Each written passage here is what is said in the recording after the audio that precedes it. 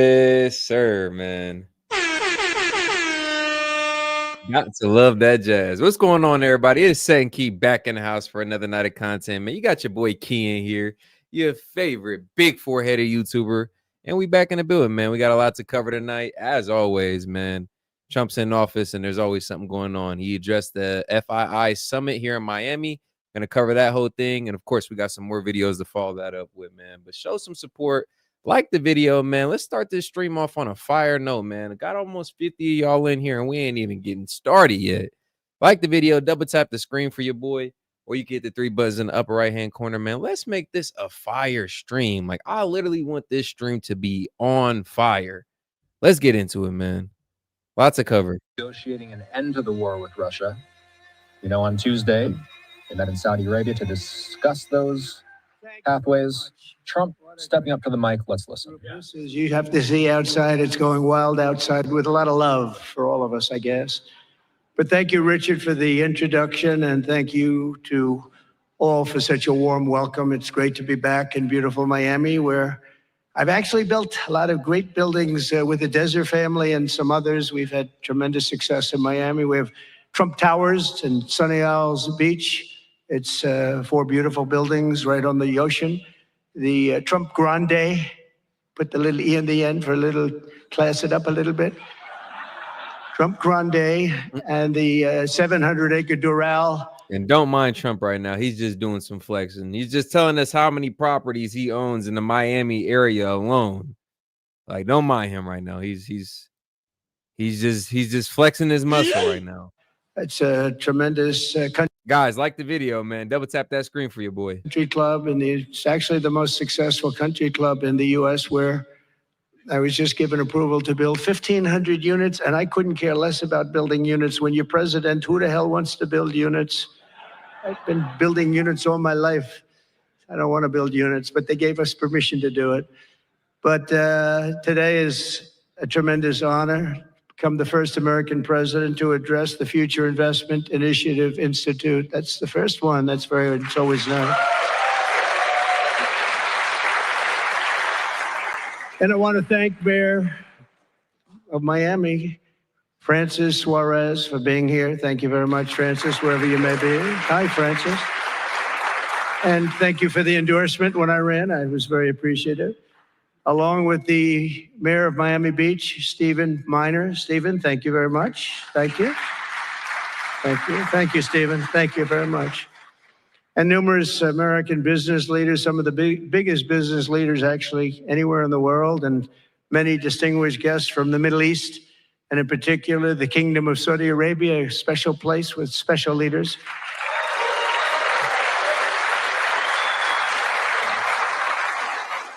And including FII Institute Chairman and Governor of the Public Investment Fund, which is a seriously big fund. Yasser, I see you there. Stand up, Yasser. Everyone knows Yasser. Thank you. Great guy, great person. And Finance Minister Mohammed, thank you very much. Thank you, thank you very much. Good to see you again. That's pretty good, Finance Minister of that. Just a quick just to add context for you guys, FII is a nonprofit global foundation that meets yearly, I think a couple times a year, to discuss forward leading innovation in tech and investment. So a meeting of the minds on the largest of scales, so to speak. So Trump is obviously here, which shows you the scale of the event. And they're really just here talking everything from future tech, again, investment, industries, to investments. So a lot to discuss, a lot that he covered, even branched outside of that and talked politics as well, geopolitics. So a lot to get into tonight, guys. Double tap that screen, man. Let's get as many people as we can in here for this one. Got a lot to say, a lot to break down. Let's make it fun. Let's make it fire. Let's have a good stream, man. That part of the world, that's not bad. Other parts of the world, not so good, but that one is good. And many other senior government leaders. I also want to recognize the kingdom's ambassador to the United States, Her Royal Highness Princess Rima. Ooh, very popular. Very popular. Wow, that's very nice. sitting next to Elon. Wow, you couldn't do better than that, huh? As well as my own special envoy to the Middle East, who's really done a fantastic job, Steve Witkoff. Thank you, Steve. He's been busy. And Michael Waltz is here. Where is Michael? Michael's been so busy. They've been going back and forth and back. And a woman who is just voted the most powerful woman anywhere in the world. No, I'm going to go with Princess Rima, but she was voted the most powerful woman anywhere in the world, Susie Wiles. Thank you. Thank you. Most powerful woman. That's pretty good. We have to talk to you about that, Susie. It's pretty good. And also, we all know Jared Kushner, a very special guy. Thank you, Jared. Thank you, Jared.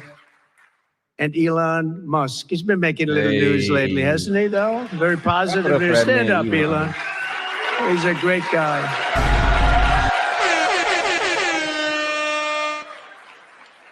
We did a little show. That man has been under fire as of late.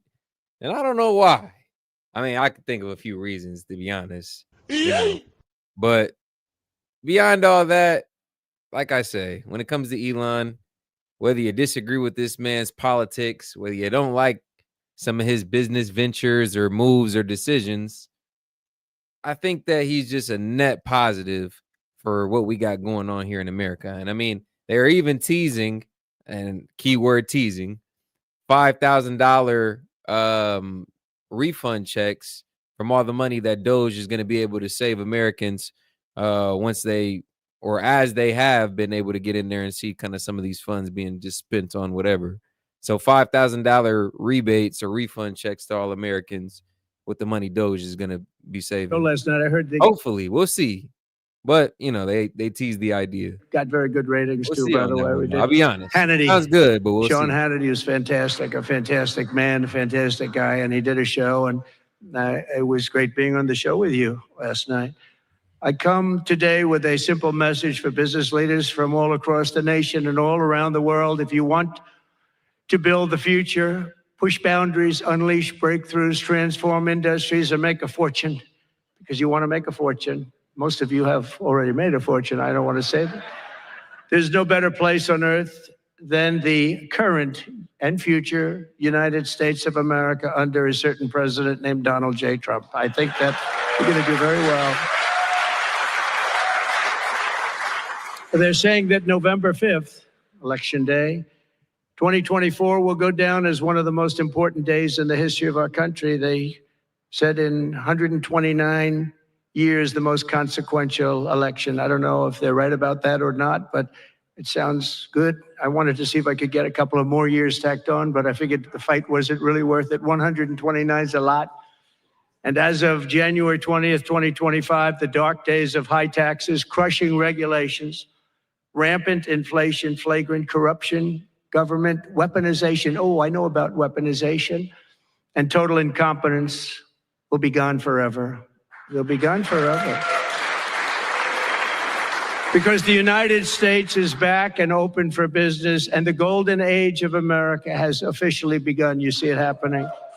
Yeah, a lot of promise. Since my election, America's economic engines have come roaring back to life in just a very short period of time. Think of it. A lot of promise back in the room. Optimism is back in the room. Is a common feeling right now.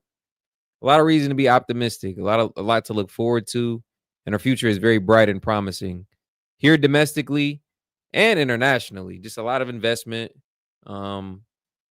It seems we're doing a lot of networking, relationship building with a lot of these foreign leaders, industries looking to invest in America and with America. Just a lot of positive outlook here in the near future and even the further distant future for all of us here in America. But guys, shout out, like the video, man. We just getting started. I'm telling you, we got a lot to cover on this one, and of course, we got some more videos to follow this up with, man. Just to kind of tease what we got in the future. Got some Piers Morgan panel. We got some 25v1 conservative. One, my man Michael Knowles. We got a lot to cover, guys. Go ahead and double tap that screen for your boy. Let's keep it going. like the video.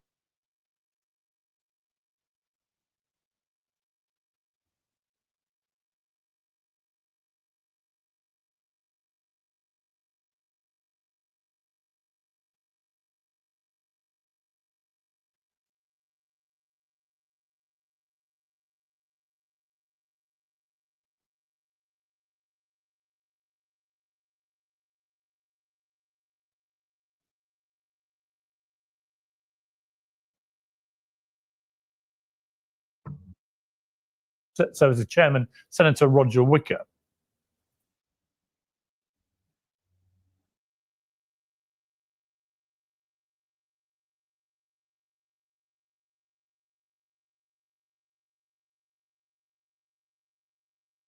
That's a lot.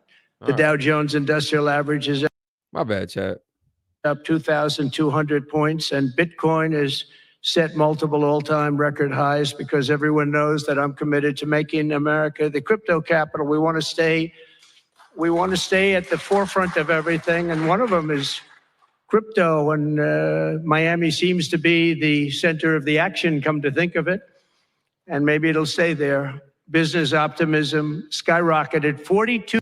Very true. Oddly enough, Miami did seem to be like the epicenter for crypto millionaires, crypto investment, and everything Web3. Funny enough. 2 points. Think of that in a single month, the most in history by Silicon Valley, no. California, Texas, no. Miami, yeah. far. That's the biggest increase in history by not even close. The ISM index of manufacturing activity surged into positive territory for the first time in many years. Amazing. And it was just announced, this is an interesting one. I didn't realize it was that bad for so long, but it was just announced by one of the nation's most historically accurate and respected pollsters, Rasmussen, that the number of Americans who believe our country is on the right track now exceeds those who think it's heading in the wrong direction for the first time in 20 years. Can you believe that? 20 years. And this is really a seismic 27-point swing from just before the election. Nobody's ever seen anything like that one yet, sir. I want to tell you, that's a big one. The best and most successful business leaders on earth are now racing to invest in the United States. Since November, DeMac has announced plans to invest $40 billion in the U.S., creating at least 10,000 jobs. SoftBank has announced investments of between $100 and $200 billion, creating at least 100,000 American jobs. Oracle and OpenAI and SoftBank are now collectively committing $500 billion to keep the United States on the cutting edge of artificial intelligence, and so many more. I mean, so many companies that want to come to the White House and have a little news conference. I don't care where you stand on AI. I don't care if you're scared of it. I don't care if you are, you're hesitant about investment. One thing you do need to know is you want America to be on the cutting edge of AI investment. Yeah, you want us to be leading the charge when it comes to AI investment and knowledge of AI. You want that to be something that we're on the cusp of, that we're on top of. You don't want it to be China. You don't want it to be Russia, or you don't want it to be any other competing country. So you may be scared of AI, but you damn well be sure, or you should damn well be sure that you want us to be on top of the AI industry. All the time. I said, why don't you just announce it? But they want to come, and I'll do that. I don't mind doing that. I say anytime they want to go 10 billion or more, I'm there. 10 billion or more. But on his recent visit to the White House, the Prime Minister of Japan announced he anticipates Japanese investment in the United States of well over $1 trillion. And we're working on an Alaska pipeline already, which is the closest point to Asia. And as you know, the ANWR, which we've started, Ronald Reagan couldn't get it approved. Nobody could get it approved for so many years. Couldn't get it approved. I got it approved. Actually, I got it approved twice. I got it approved and Biden ended it. That was a shocker. But we just got it approved again. And we're going to be, it's probably the largest deposit maybe anywhere in the world, just by itself.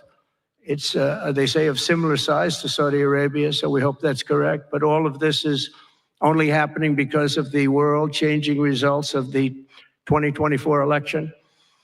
We won the House, we won the Senate, the White House, and the Electoral College, and the popular vote in a landslide. We also won all 7 swing states, and all 50 states shifted in the Republican direction for the first time ever. So every state, every single state. I ain't never seen that. Now, we expected Trump to get 3 or 4 out of those swing states, but all 7?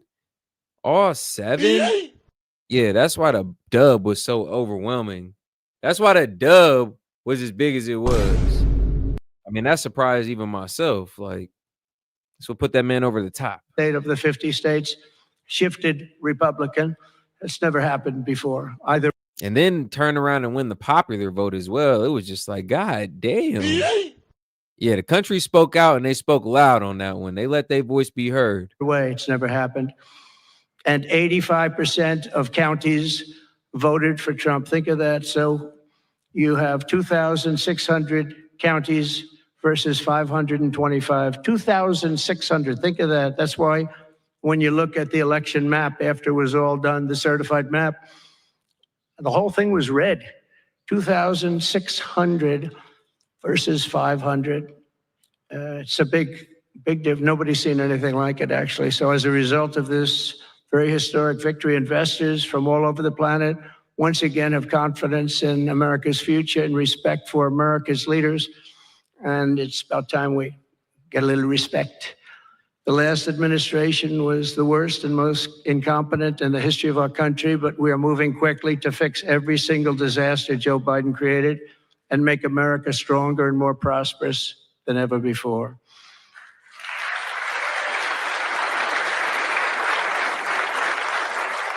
Our first and most urgent mission is to remove the criminals that Biden allowed into our country with the ridiculous and very dangerous open borders policy. They came from all over the world. They came from prisons and jails. They came from mental institutions and insane asylums. They were gang members. They were drug lords. They came from all over, and they were allowed to come into our country.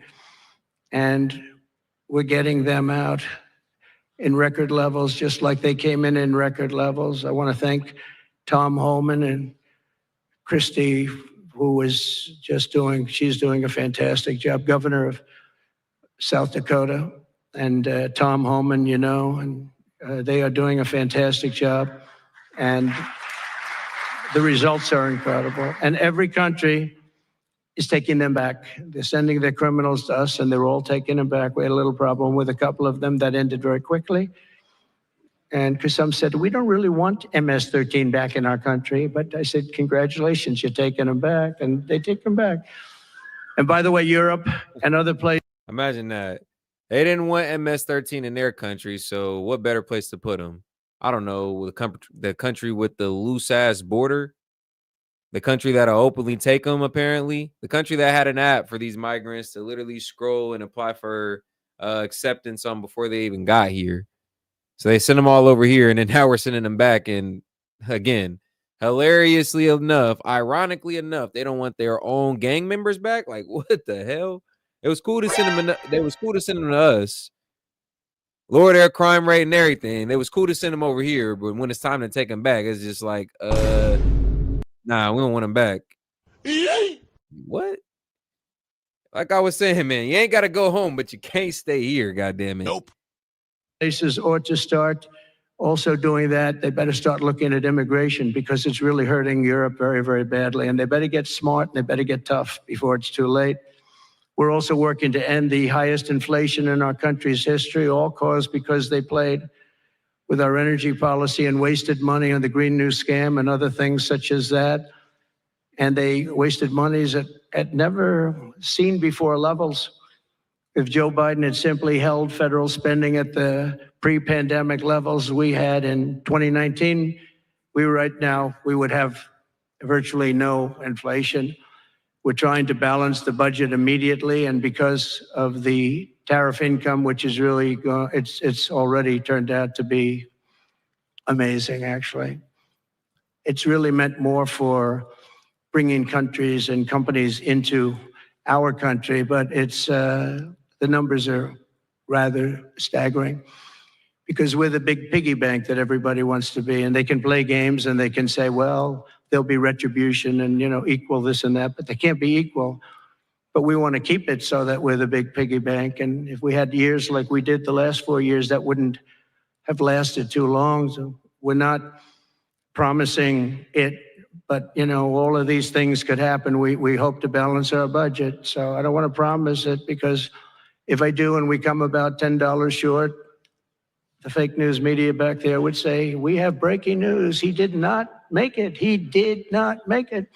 But we'll get it done very soon. It might not be this year, but it could be this. Not even just the fake news media. Everybody that watches that fake news media, everybody who consumes the fake news media, take that same narrative and run with it all the way to the bank. Oh, Trump said he was going to do this. He was going to do that. Day one, Trump said he was going to do this. It's not changed. My egg prices are still up. My groceries are still expensive. Gas is still on the rise. It's just like, okay, hold on. Calm down. Calm down.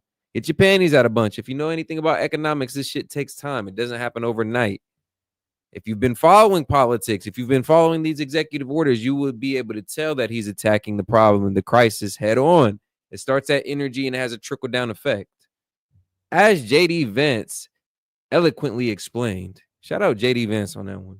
This year, actually, we have a chance at getting it even this year, which people would be shocked at, because man, to attack this whole shit, it starts at energy. We're talking about 10 years, 15 years, 20 years from now. When I took office last month, we inherited the consequences of inflation. That was more than 4 times what it was when I left 4 years ago. Think of that. I left, it was at 1.4%. And the annual government spending over $1.5 trillion more than projected in 2020 alone, 1.5 trillion.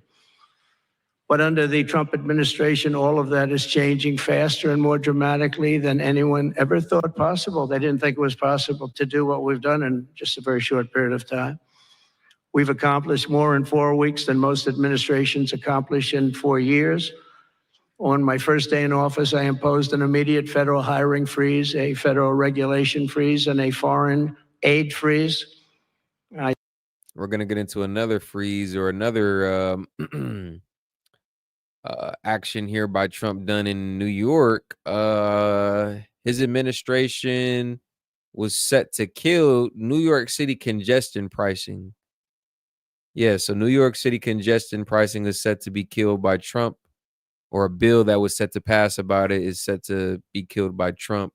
Congestion pricing in New York is, funny enough, a tax for driving in certain hours. Yeah, extra surtax, an extra fee, so to speak, for driving within certain hours. You know, New York, heavily crowded and congested city. They tax you for, I guess, driving in their busy, hot rush hours. I signed insane to think of, but yeah, that's what they do. An order creating the Department of Government Efficiency and put a man named Elon Musk in charge. Thank you, Elon, for doing it. Thank you very much. And he's doing a great job. I wish you could have seen him last night. It's really, you know, he's a very committed person. He's a very serious person.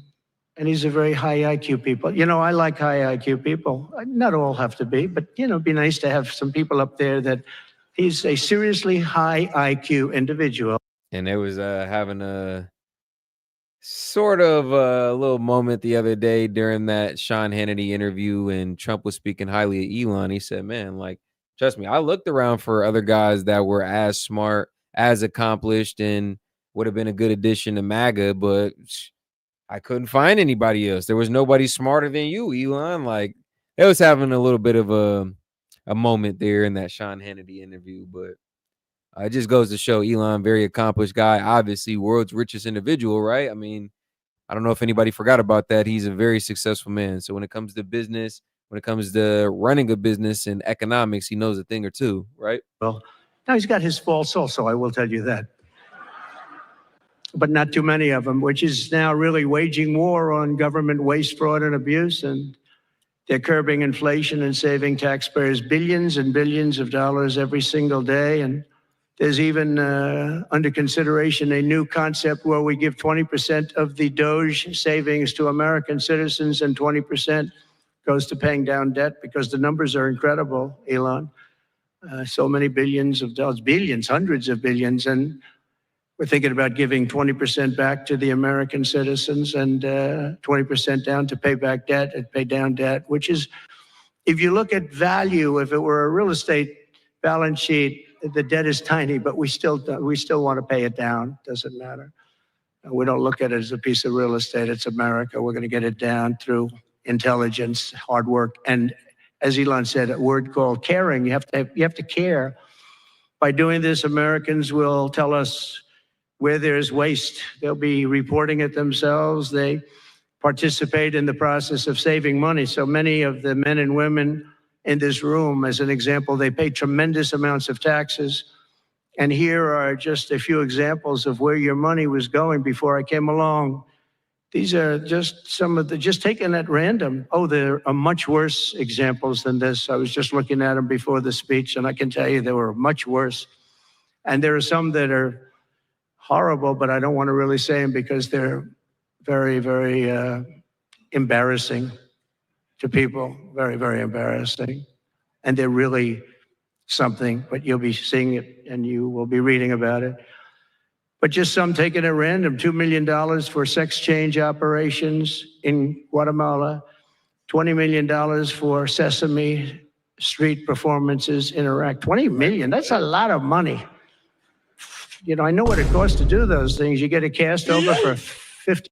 And we're about 3 weeks removed from Elon and the team over there at Doge revealing that information to us. I mean, for those of us that were trying to tell us it was publicly accessible information, it probably was, but they had to decode and decipher through a lot of legal mumbo jumbo to really let us know what the money was being spent on. Now, since this money, or since these things have been exposed to us, we're all sitting here really wondering what's the explanation or justification for spending the money on this shit. That's not what we sent USAID over there for. That's not what their move is. That's not what the initiative is.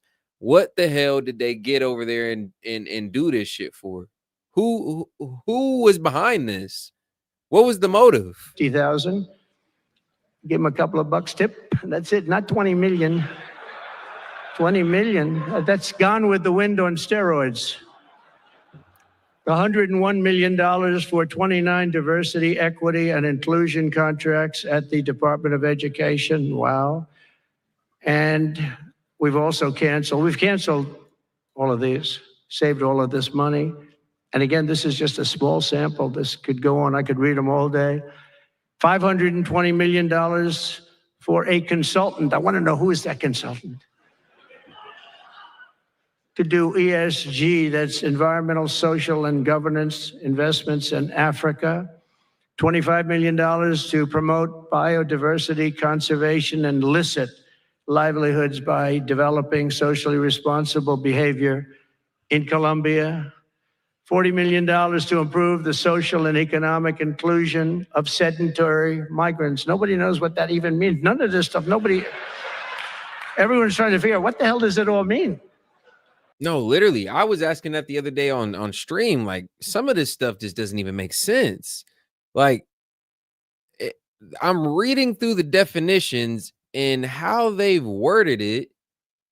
The verbiage that they used is so convoluted. It leaves one, even while analyzing it, even in full analysis, it leaves one kind of confused. Like, okay, but define that. Like, okay, but what was that truly spent on? A lot of this stuff is so convoluted, so obscure that even when you're kind of reading through it, it still doesn't make any sense. It still doesn't really truly define why the hell or what the hell the money was spent on. And shout out Fox Chase, $2, man, chiming in, first super chat of the stream, coming in and letting us know he's here. What a yo! Right back at you, G. Good to see you. $42 million for social and behavior changes in Uganda. Like social, okay, just like that alone, social and behavioral changes. Now we can make inferences on what that means. We can speculate, But what's the true definition? What did they really spend that money on for social and behavioral changes? Where did it go? Dollar by dollar, line by line. I need to know. And a lot of people, a lot of inquiring minds are behind me in that thought. We want to fucking know. 40 million is a lot of newspaper ads in Uganda. $70 million for research of evidence-based solutions for development challenges. $10 million for Mozambique medical male circumcision. What does that mean? $2.3 million for strengthening independent voices in Cambodia. $14 million for improving public procurement in Serbia. $486 million to the Consortium for Elections and Political Process Strengthening, including $22 million for inclusive, participatory political process in Moldova, and $21 million for voter turnout in India. What do we need to spend $21 million for voter turnout in India? Wow, $21 million. I guess they were trying to get somebody else elected. Well, we ought to tell the Indian government, because when we hear that Russia spent about $2 in our country, it was a big deal, right? They took some internet ads for $2,000. This is a total breakthrough. $21 million for India elections, $29 million to strengthen the political landscape in Bangladesh, $20 million for fiscal federalism, and $19 million in addition to the $21 million for bio. I've seen so many weak takes on this. I've seen so many weak takes, but I've seen no justification.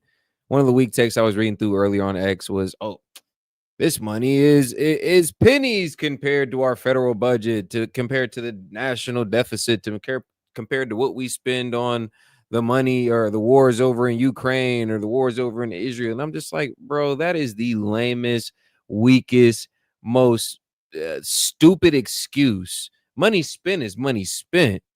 This is all money that could have been used towards something more productive, something more fruitful for Americans.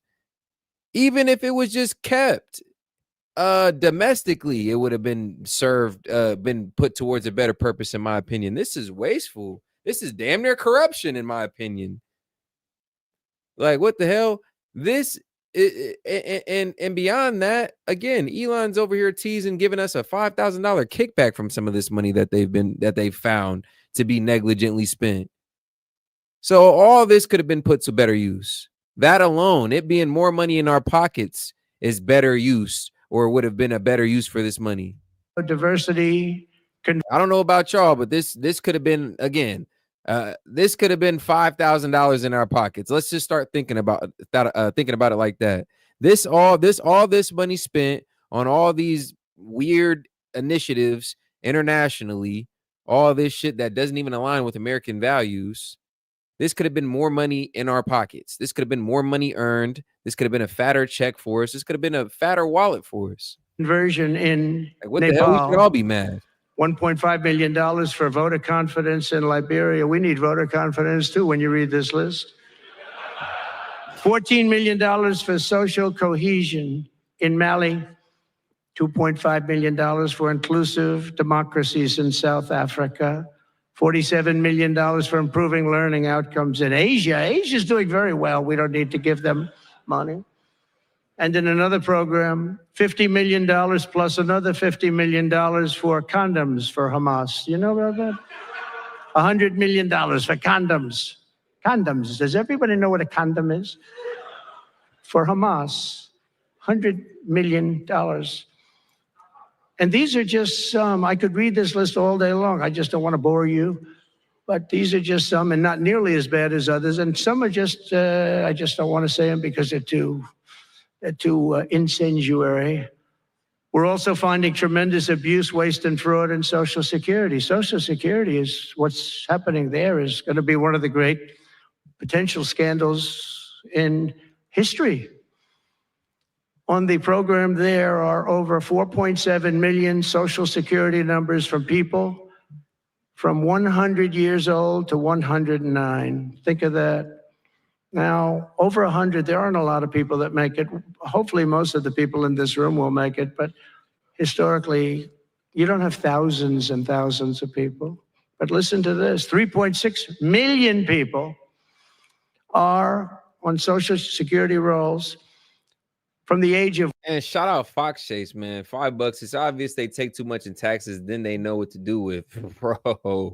Bro, and Trump said it yesterday. He made a perfect analysis. He gave a real life scenario. This happens so much. You got these government contractors who, for a lack of a better definition, essentially know that the government has a blank check, or they can write a blank check to the government when they're working on their behalf. So say the job cost $5,000 or so in labor, overhead, everything else. To pay everybody, the job costs about $5,000.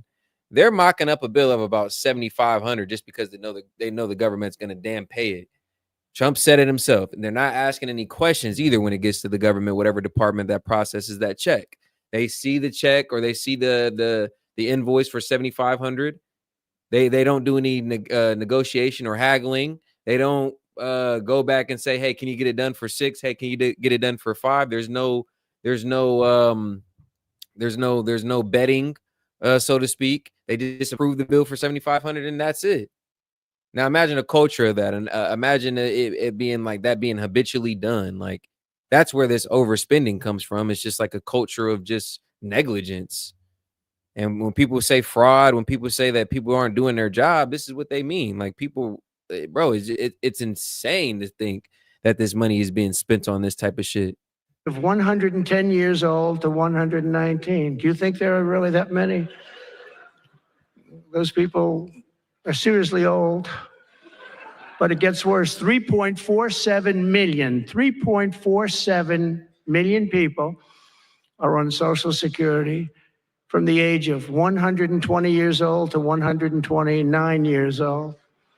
3.9 million people are on the age of Social Security from 130 years old to 139 years old.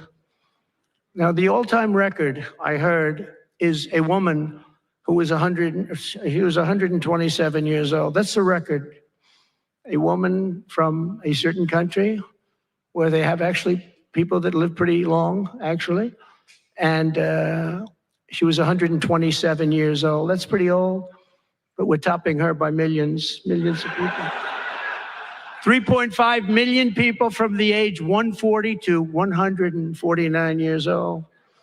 1.3 million people are on Social Security from the age 150 to 159.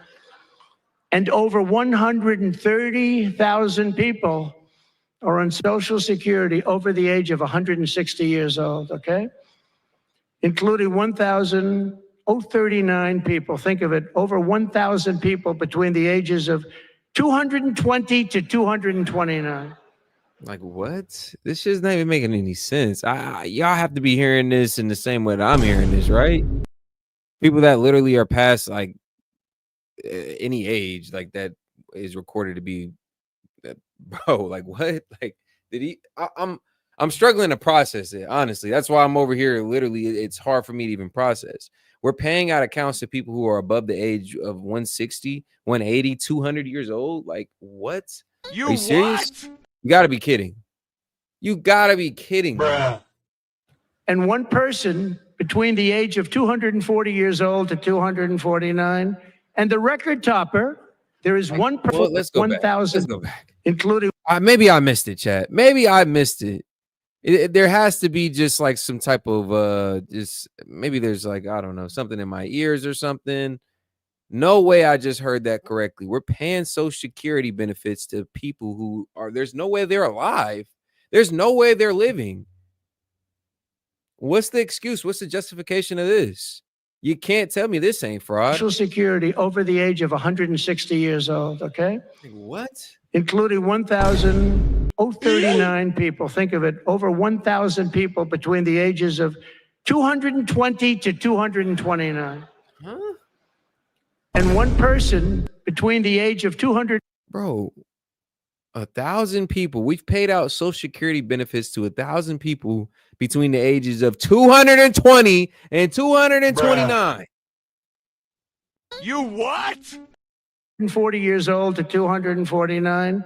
And the record topper, there is one person on Social Security who's 360 years old. Bro, that's talk about finessing the goddamn system.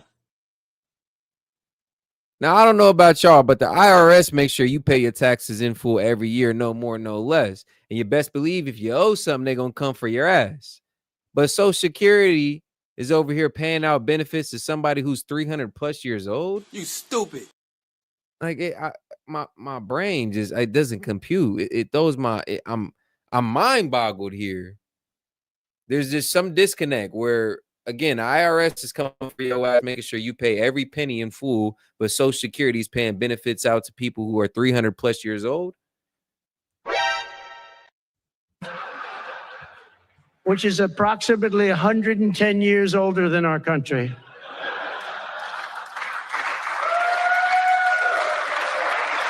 There's no way.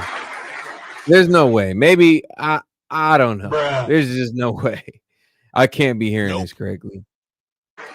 So what we're trying to find out, and How what is we that will even a find thing? out, is are people being paid from all of these, somebody pocketing 10,000 here, 10,000 there, what's going on? So we'll find that out pretty easily because we have a lot of computer geniuses. How I is said that to Elon, so who are these lost? people Like, that just that are doing this, the Doge people? lost. I said, who are they? Where do they come from? He said, well, number one, they love our country. Number two, they're really genius at computers. So nobody's going to fool. No facts, bro. Fox Chase, I'm beyond lost. I'm really sitting here trying to compute this shit, trying to process it. I'm lost. But shout out Fox Chase, $5. He says, bro, put my refund for towards putting the people responsible in prison. Nah, facts, bro. This goes beyond oversight.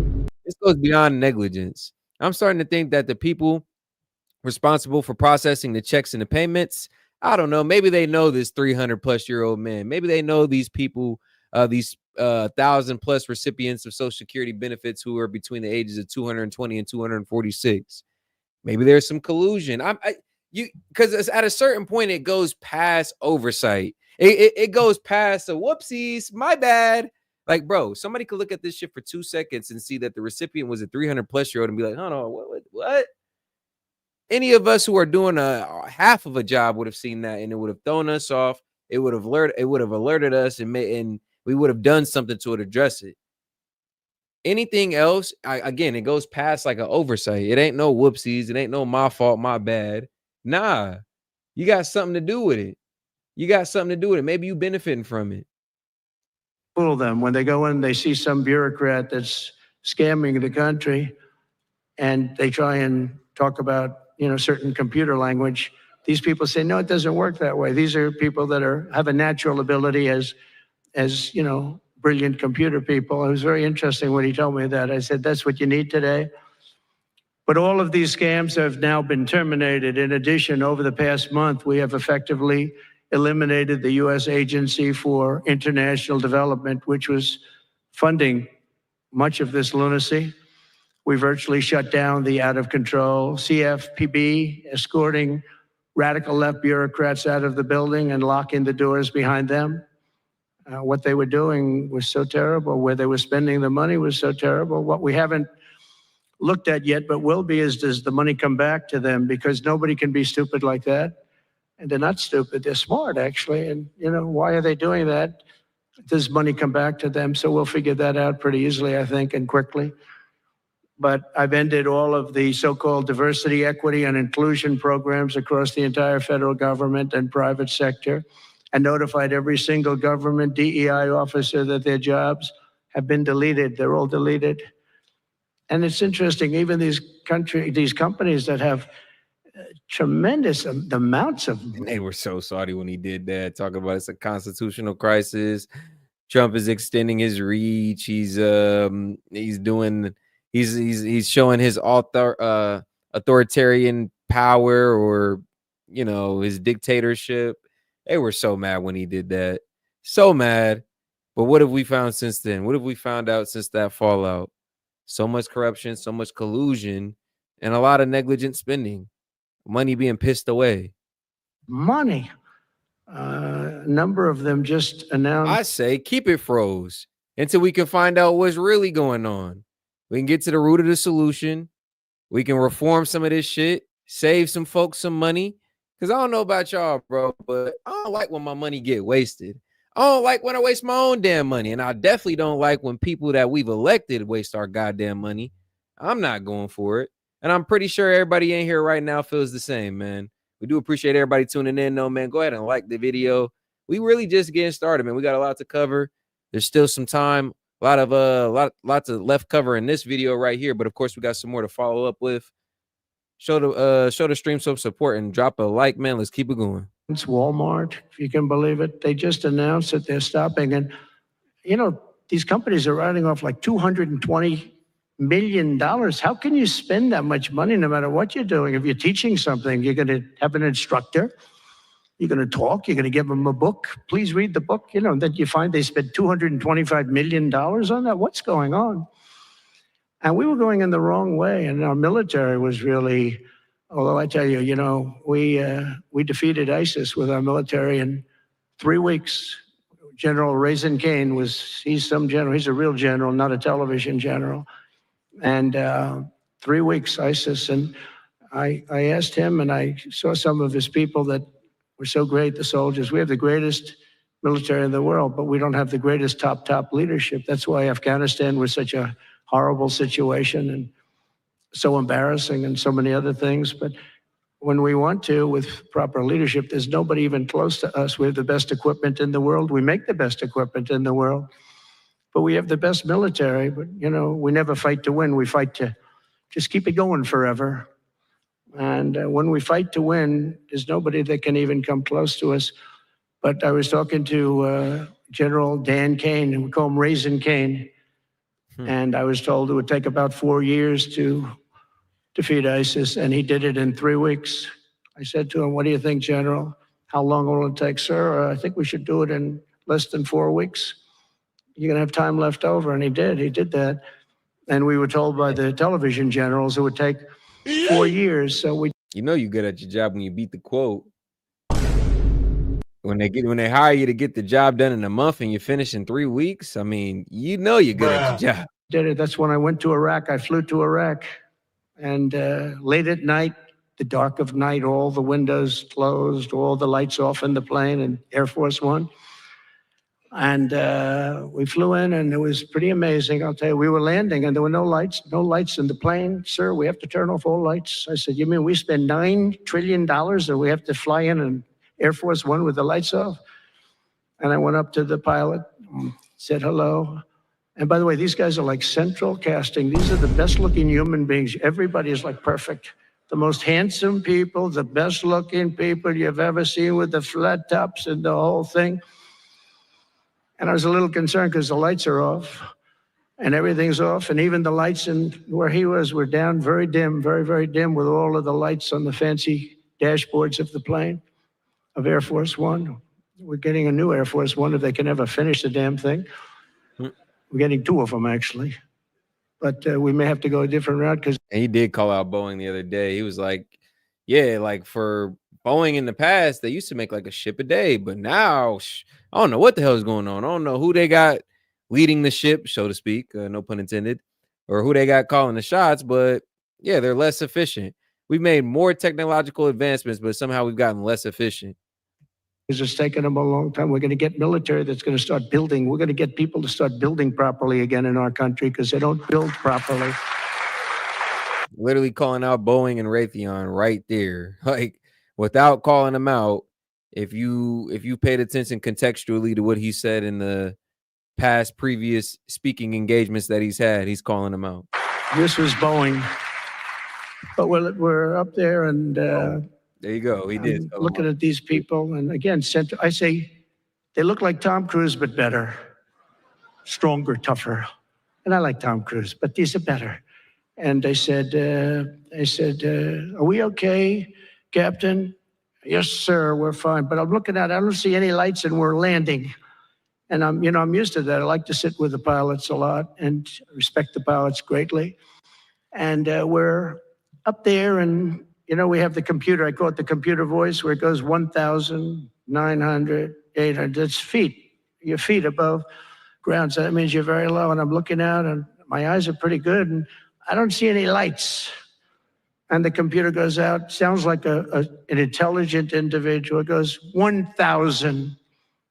We're 1,000 feet up. It's a 10-story building. There's a big plane. And then it goes 900, 800, 700. I say, Captain,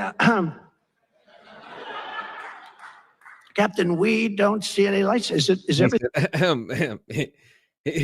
He said not to lose my cool or anything, but I don't see any lights, sir. Mr. Captain, sir. Yes, sir. Everything's fine, sir. We'll be landing in 3 minutes. And then it goes like 600, 500.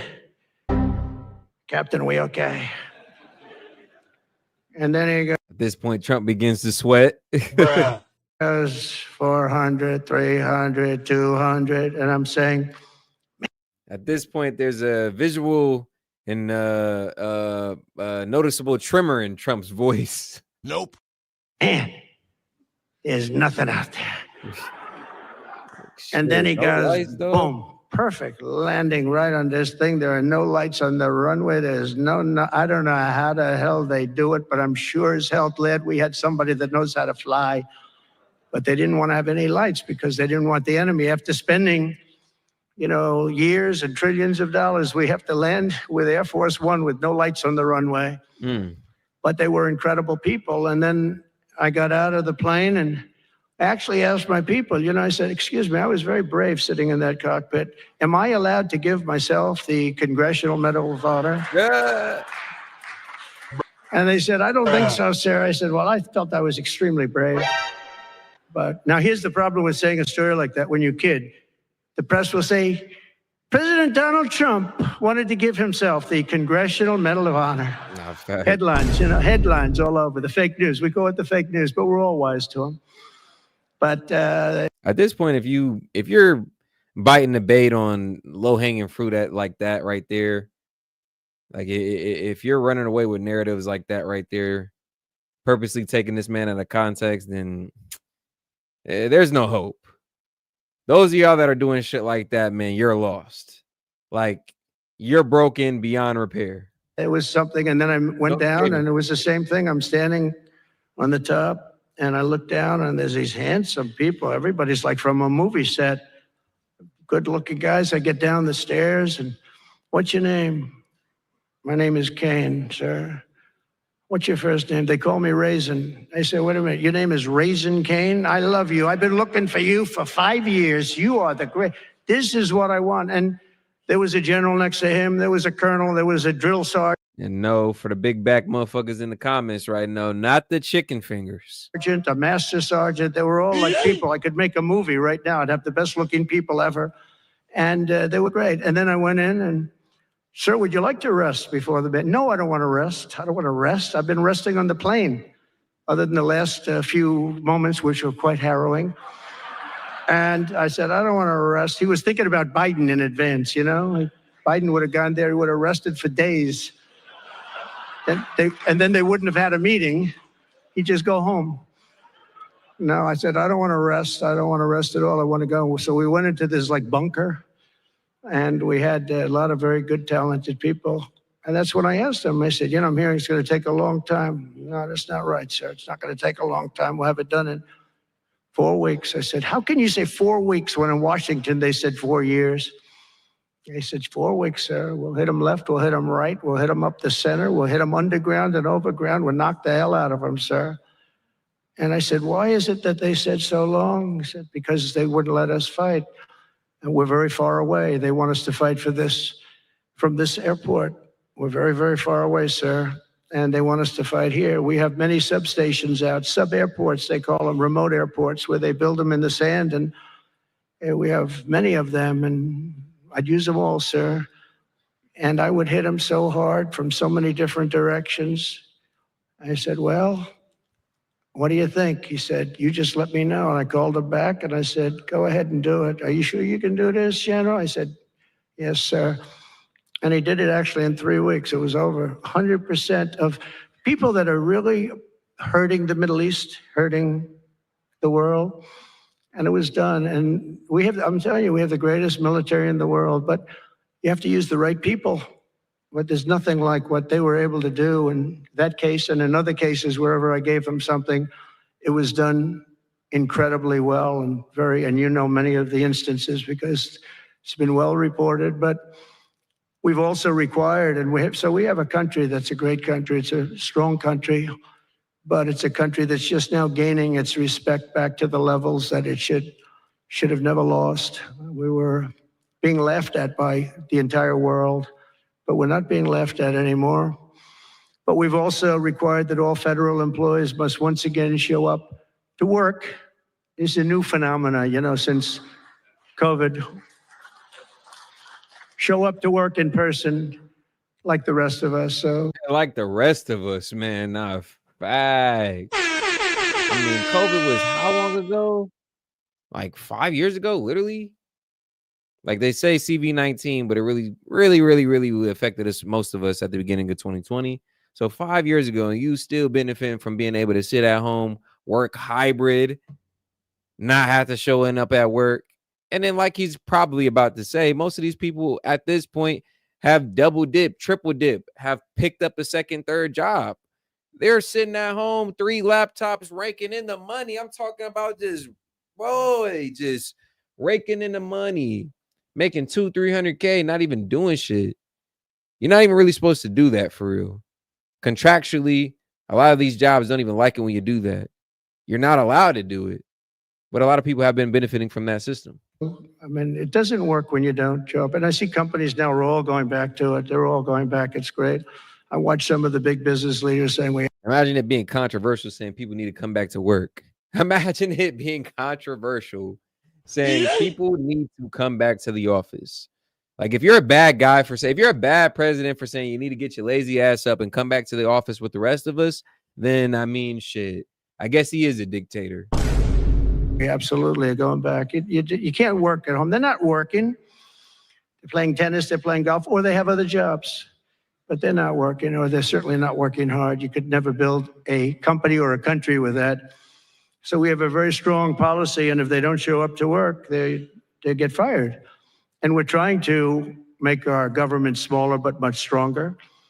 And we have tremendous bureaucracy, but it's happening. A lot of people are leaving, and in some cases, leaving with pretty good offers. You're paid 7 or 8 months and go out, find a job. But some of these people had jobs. They were actually working for us, but they also had other jobs. And those people, in theory, they have problems. I don't know if we're going to do anything about that. So we have other things to do, but they were working other jobs instead of working for us. So they were staying home working, but they were working other jobs, getting paid a lot of money, perhaps.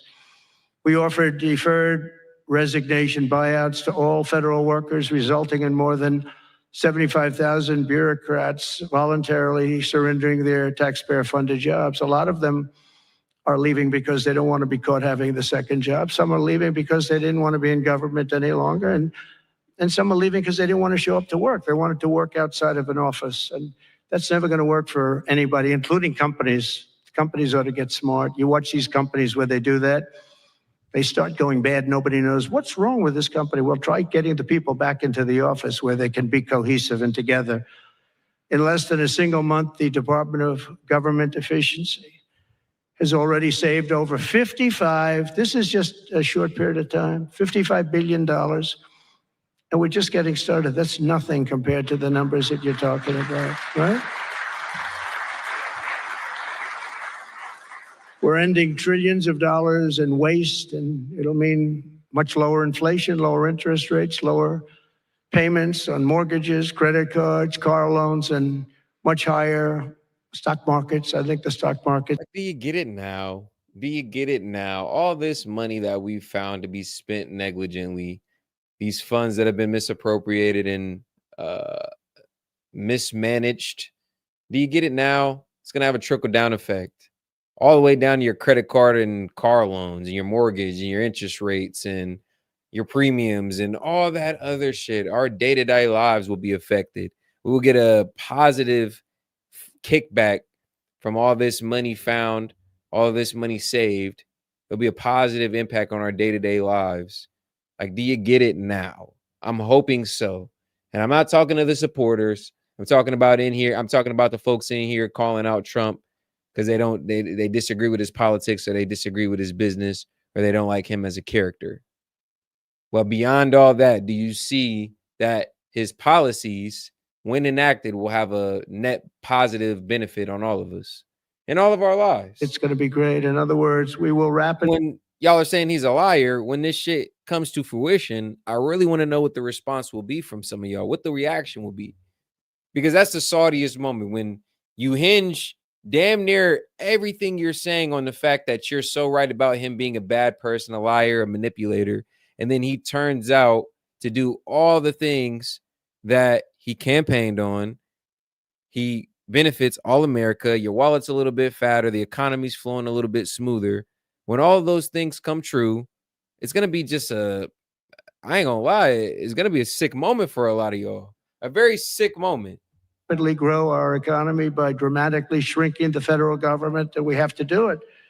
I'm also taking fast action to end the radical left's nation-wrecking crusade against oil and natural gas.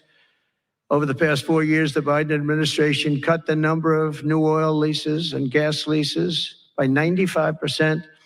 They slowed new pipeline. I mean, look at the Dakota Access, they wanted that one knocked out. The Keystone Pipeline, they wanted that one knocked out. They ended the Keystone. We got the Dakota Access done, but it wasn't easy after they tried to stop it. They slowed new oil and gas pipeline construction to virtually a halt. They shut down 38% of active oil and gas rigs in the United States, but they love the wind turbines. They go round and round and round, and if the wind doesn't blow, they got problems. They kill all the birds. They ruin the sight lines. They ruin the plains and the beautiful areas of our country, including the oceans, the lakes. They closed more than 50 power plants, all causing energy prices to skyrocket. You saw that happen. That's what caused inflation, pretty easy. These policies were so destructive that despite draining nearly 40% of U.S. strategic petroleum reserve meant for emergencies, it was meant for emergencies. It wasn't meant for getting a price of gasoline down so that you can win an election. Didn't work for winning the election. Actually, there's so many people that are driving that it's a very small number, just had a very small effect. But in the meantime, it takes it down. We'll fill it up fast, but it's at the lowest level. When we made the transition, it was at the lowest level in history ever recorded. It's the lowest level. Nobody's ever seen it that way.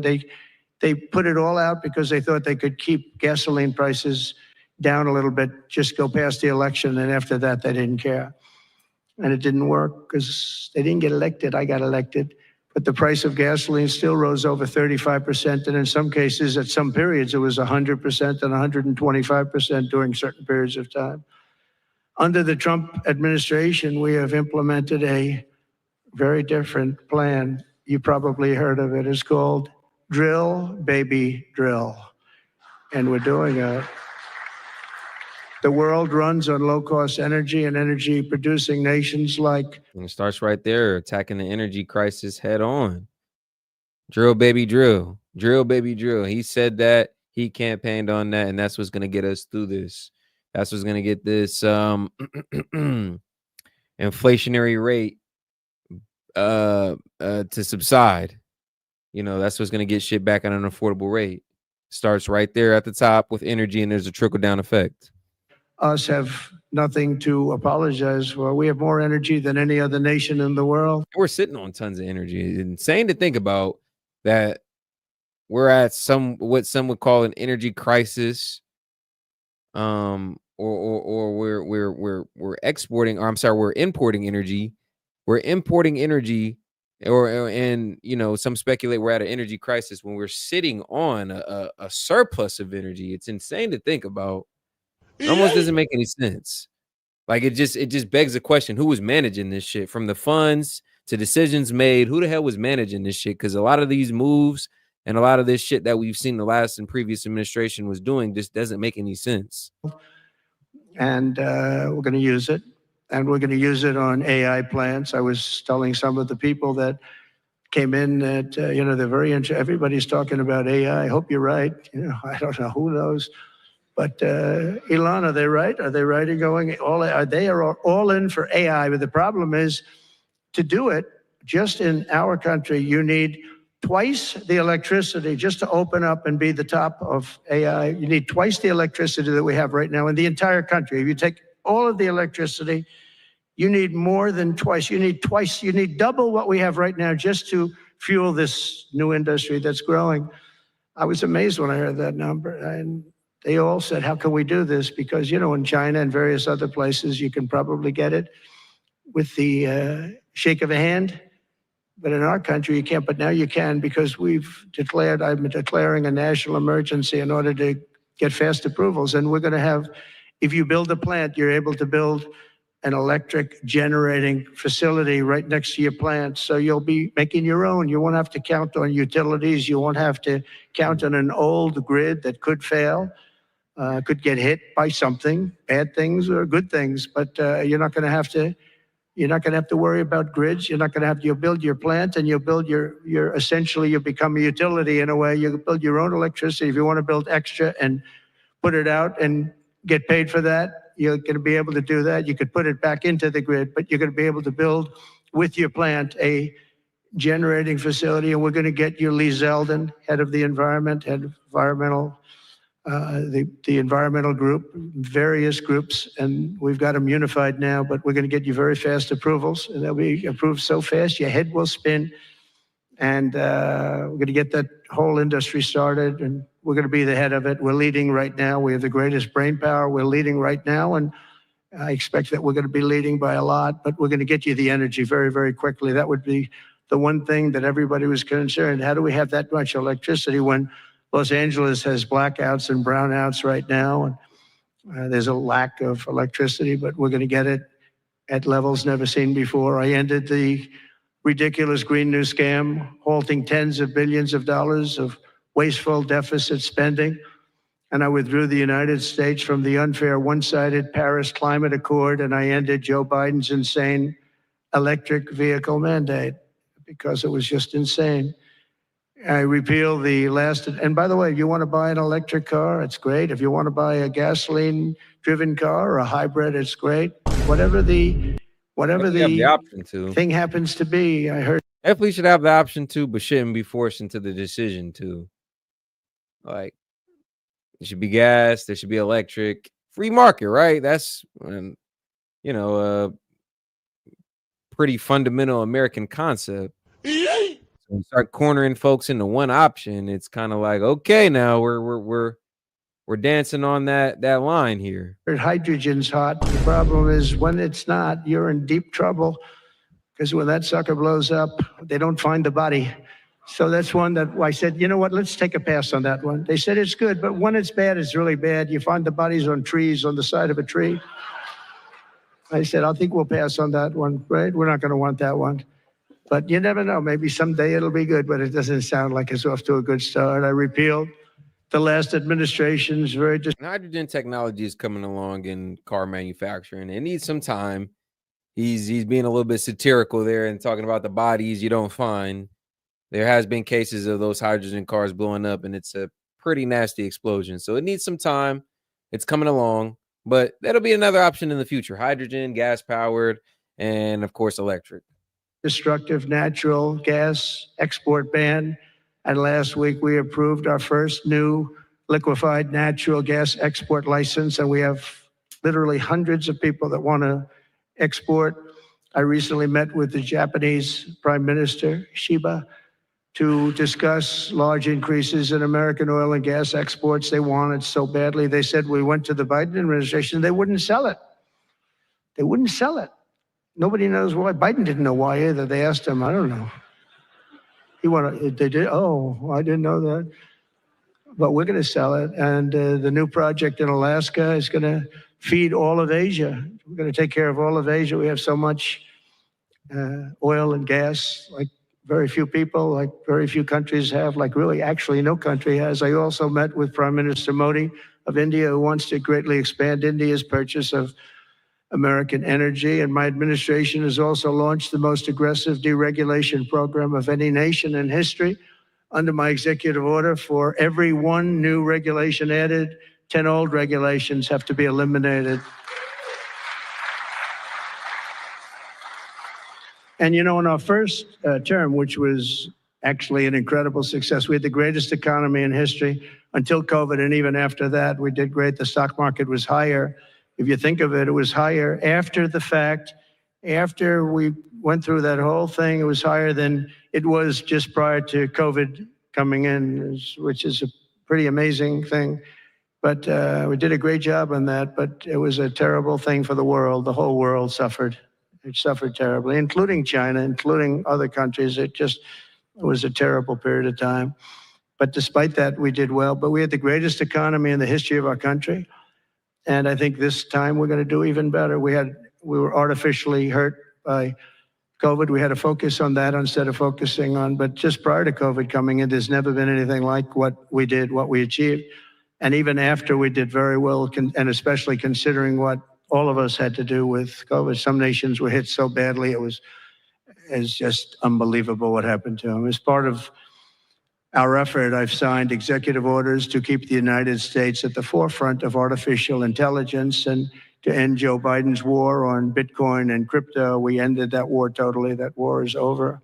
They were very hostile toward them until the very end, just because there's so many people on Bitcoin and crypto that just before the end, the S.E.T came out and they were being very nice. I was so nice to people because so many people were being indicted for no reason whatsoever. Very political group of people. That's all they did was they liked indicting people, but they were being indicted, and many of those indictments were dropped just before the election because they said, wait a minute, there's 100 million, 125 million people using this, and they didn't want to have, you know, all these people being voted against. But by the time they did that, it was too late. We had that vote entirely, I think. I think anybody was smart that believed in that, and there are a lot of people believing it. Anybody that was smart voted for Trump.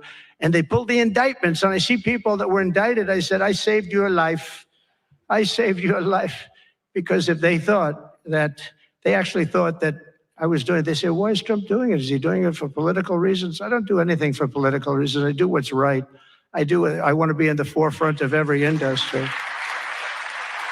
So, as we need to be. It's not about, well, it is to a sense about American imperialism, but bro, I say this as delicate as I can, and I hope that some people, everyone honestly that is listening to this message inherently knows this. We need to be on top of these industries. We need to be on top of these industries, and it's a non-negotiable when it comes to AI, when it comes to military, when it comes to anything else. We need to be the central point of these industries, and it's just best for us as a society, as an American Western society, to be at the forefront of these industries rather than China, rather than Russia, rather than any other world power. It just serves us a better. It just serves us better as being at the top um, uh, of research, of technological advancements, having our hand in the mix, so to speak. We need to be at the top of the food chain. I mean, we can't be a number one world power without being a number one world power. And that comes with being number one. I'll be working with the Republican Congress to pass the largest tax cuts in American history. And that includes, obviously, we have to extend the Trump tax cuts, which were until now the largest. We're going to dramatically cut taxes for families and for workers and for companies, including no tax on tips and hopefully no tax on Social Security and no tax on overtime. And that overtime one is a sleeper because I think a lot of people are going to be spurred on to do a lot of extra work. When they hear that, it's a lot of companies really like it. A lot of people really like it. The new It incentivizes people to work harder. It incentivizes people to work longer hours, which increases production. So it's kind of like a win-win. I hear people saying like, oh, companies aren't going to want to pay that overtime. And some might. That is a potential. But it incentivizes longer hours. It incentivizes people wanting to work over 40 hours. You got to grit your teeth more times than not to get some of these workers who work 40-hour weeks on the regular to come in for extra Saturday, to come in for an extra shift or two. Shit, to come in an extra hour or two earlier. It's like having to pull teeth from some of your workforce. So now you've incentivized them to not only come in, but even those who work a good deal of overtime know that the tax is heavy. Like, yeah, you're getting more, but shit, when you look at that pay, you're best off not looking at that paycheck because it's gonna upset you. So no tax on overtime is gonna incentivize a lot of people to, I ain't gonna lie, work harder. To work harder. And then employers will probably do something where, yeah, they might cut some overtime off, but uh it'll be something for the more accomplished workers. So if you got good tenure with your job, good attendance, that type of stuff, you're going to be able to work overtime as you want. So again, it's going to incentivize harder work and more consistent work as well. So I don't think you're about to get this. I can already foresee it. Employers aren't just going to want to give this no tax on overtime to the worker who's not showing up on time and not working hard. So I don't think you just finna slide up in here getting all this overtime and you're barely doing your job as it is. Trump tax cut. For the hard workers out there who's doing enough or who go above and beyond already, man, this is the news that we wanted to hear. This will also include 100% expensing for new factory construction in the United States and anything else that you're going to buy with capital. If you buy something that is going to be good for our country, we're going to let you expense it, 1 year expense. And I did that the first time, and everybody was saying, can you go back to that? Now you still get, I guess, 40% or whatever, but it pares down. But we're going to bring that right up to the top level. I think that had a lot to do with the success that I had during my first term. And we'll substantially cut taxes for all domestic producers of oil and gas and just about everything else that they produce. In my first term, I brought the business tax down from around 40% to 21%, which everybody said was an impossible thing to do. I cut it from 40. It actually was state and city was much higher than 40, but I got it down to 21%, and now I'm bringing it down to a goal of 15%, but only if you make your product in America. In other words, you're going to be at 21%, but if you make your product in America, you're going to go from 21 to 15. If you don't, you're going to pay 21%, which is still lower than anything. So guys like Elon are going to come and make his great cars in the United States. There are a lot of people will. What's that do again? If Elon comes and make a factory, he makes a large, 1,000,000 square foot factory that I don't know needs 1,500 employees to run it, 24-hour facility. What's that do? Oh yeah, job growth. Oh yeah, okay. What's that do? Inherently boost the economy, puts more money in people's pockets, lowers unemployment. There's so many benefits. And that's just one example from one guy from one company. You could expect other companies of the same, lesser, or maybe even bigger size to follow. We've already had multiple industries and multiple world leaders say, like, yeah, we're about to invest heavily in the United States going forward. A lot of people are calling. A lot of car companies are calling. They called me, three of the majors. They called and they said, we're looking all over the place. We want to be there. I'm going to be announcing tariffs on cars and semiconductors and chips and pharmaceuticals, drugs and pharmaceuticals and lumber probably and some other things over the next month or sooner. And it's going to have a big impact on America. We're bringing our businesses back. If they don't make their product in America, then they have to pay a tariff. But if they do make their product in America, they don't have to pay any tariff, which it's all going to bring trillions of dollars into our treasury, or it's going to mean that there won't be any taxes because we want to have a fair base. If they don't have it, we don't have it. If they don't pay, if they don't charge us, we don't charge them. It's pretty simple. The Republican Party is once again the party of common sense. We're a party of common sense. We want strong borders. We don't want men playing in women's sports. We don't want to have transgender for everybody. We're the party of common sense. That's how we want. I mean, goddamn, like, can he get a Don DeMarco for that? I ain't got too much to say. He stole my comment. The party of common sense. Like, it just makes sense. It's just straightforward politics. Like, I seen Bill Maher say the other day, I was a clip, and he said, we need that conservative dad back. Not that you always loved him, not that he always did the best, not that he was just the most kind, but it was what you needed. It was what you needed. Don't talk while the adults are talking. Apologize to your mother now. Go to bed. You have school in the morning. You have sports in the morning. Don't bring home any bad grades, or you know what. Like it's just if you guys follow my track of thinking, it's just like we need that common sense, straightforward approach back. No bullshit, no glitz and glamour.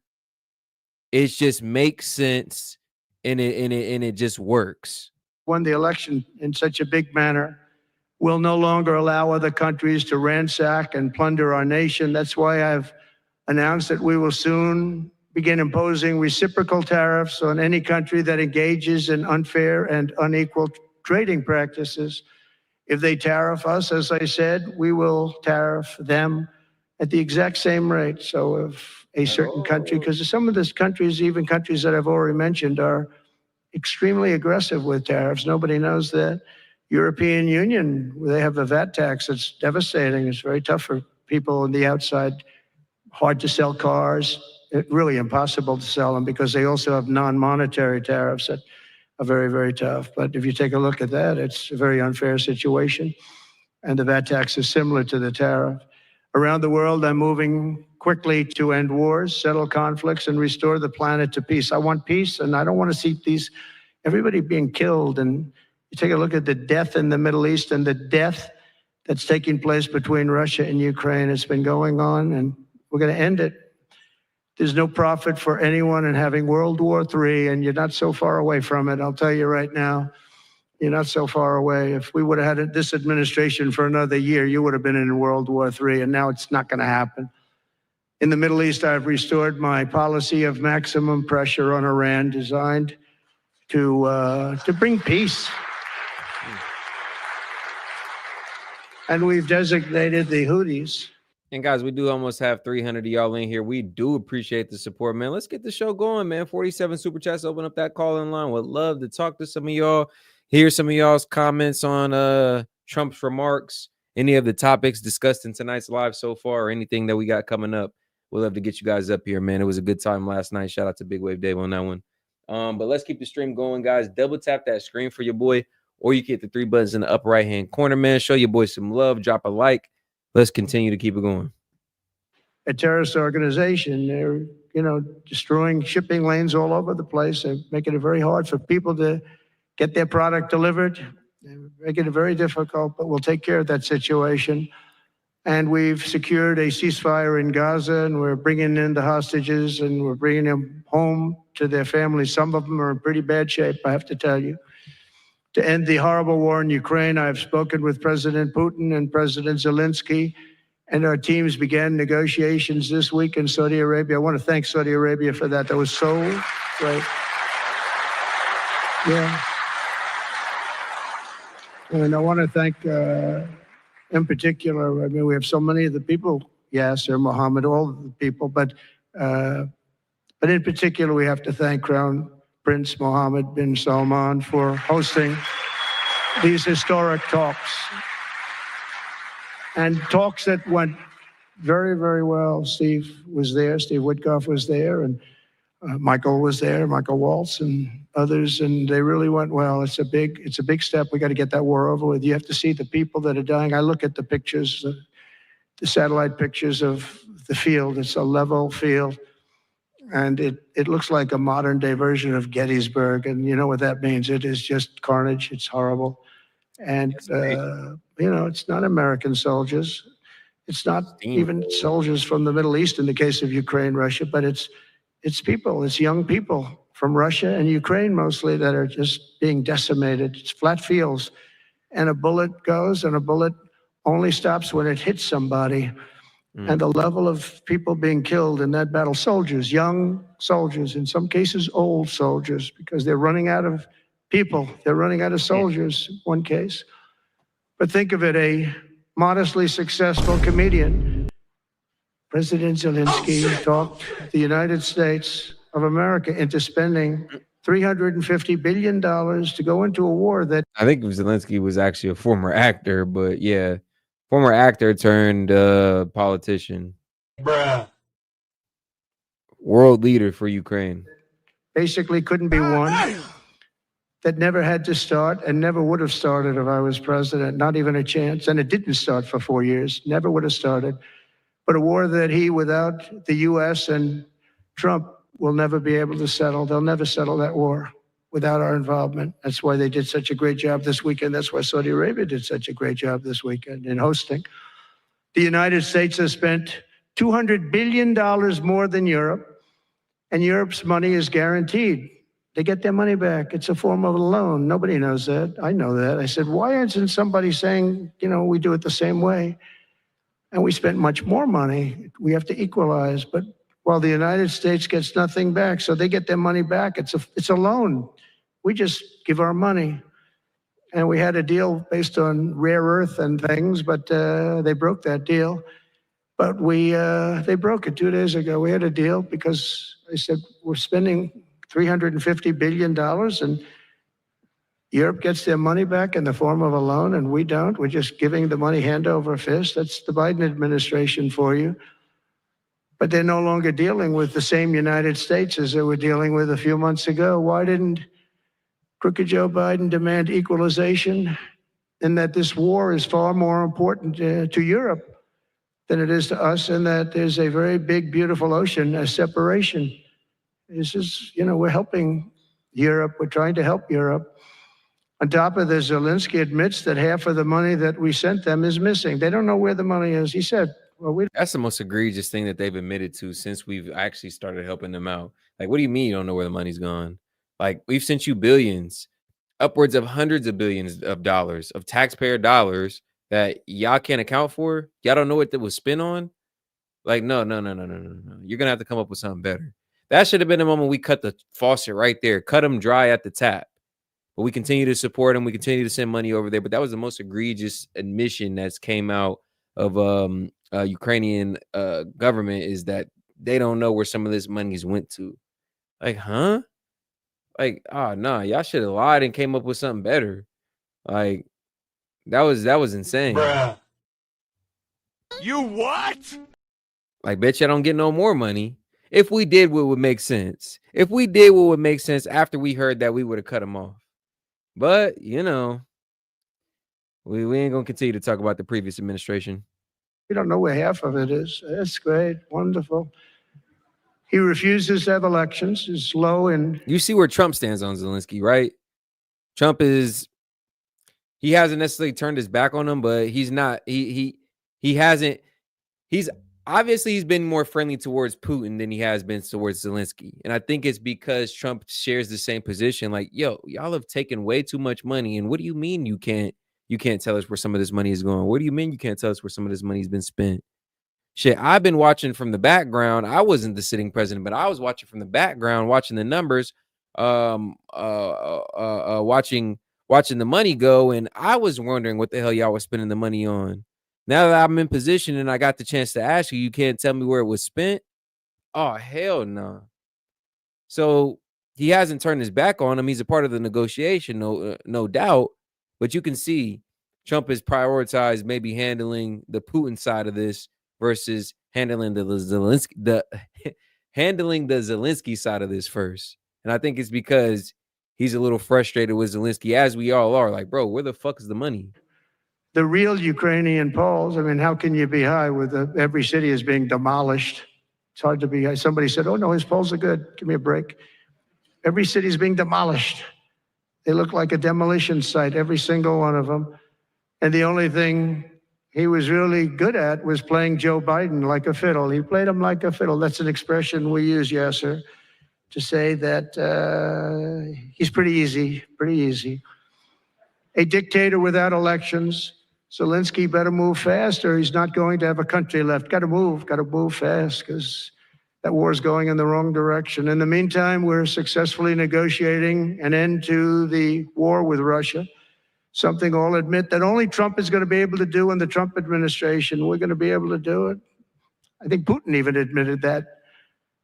Biden never tried. Europe has failed to bring peace, and Zelensky probably wants to keep the gravy train going. I don't know what's the problem, but he hasn't been able. He's very upset that he wasn't invited. He could have come if he wanted to, but that he wasn't invited to Saudi Arabia. But He's been working for 3 years. There's never been even meetings or phone calls to stop this war. It's a horrible thing. I figure Russia's lost 900,000 soldiers. I think that Ukraine's lost probably 700,000. And it's a terrible thing. You'll see bodies and body parts all over the field, all over. We see them very accurately through satellites. I love Ukraine, but Zelensky has done a terrible job. His country is shattered, and millions of people have unnecessarily died. And you can't bring a war to an end if you don't talk to both sides. You got to talk. They haven't been talking for three. Whoa. I hate to make this relation. I might be Wilt Chamberlain reaching, as we like to say here on this channel, but Trump just admitted right there you can't have a negotiation without all sides being represented, essentially. So I beg the question why that same strategy or outlook wasn't applied to this whole Israel-Palestine. Now, I get it. Hamas is the governing body, but America and our intelligence agencies have built up USA friendly regimes and countries before. There's no reason why we couldn't have gave them some representation. That's one of my main criticisms here. I hate to kind of relate that back to that, but Trump makes the perfect point because it is true. You can't have a negotiation between two sides without both sides being represented. Years.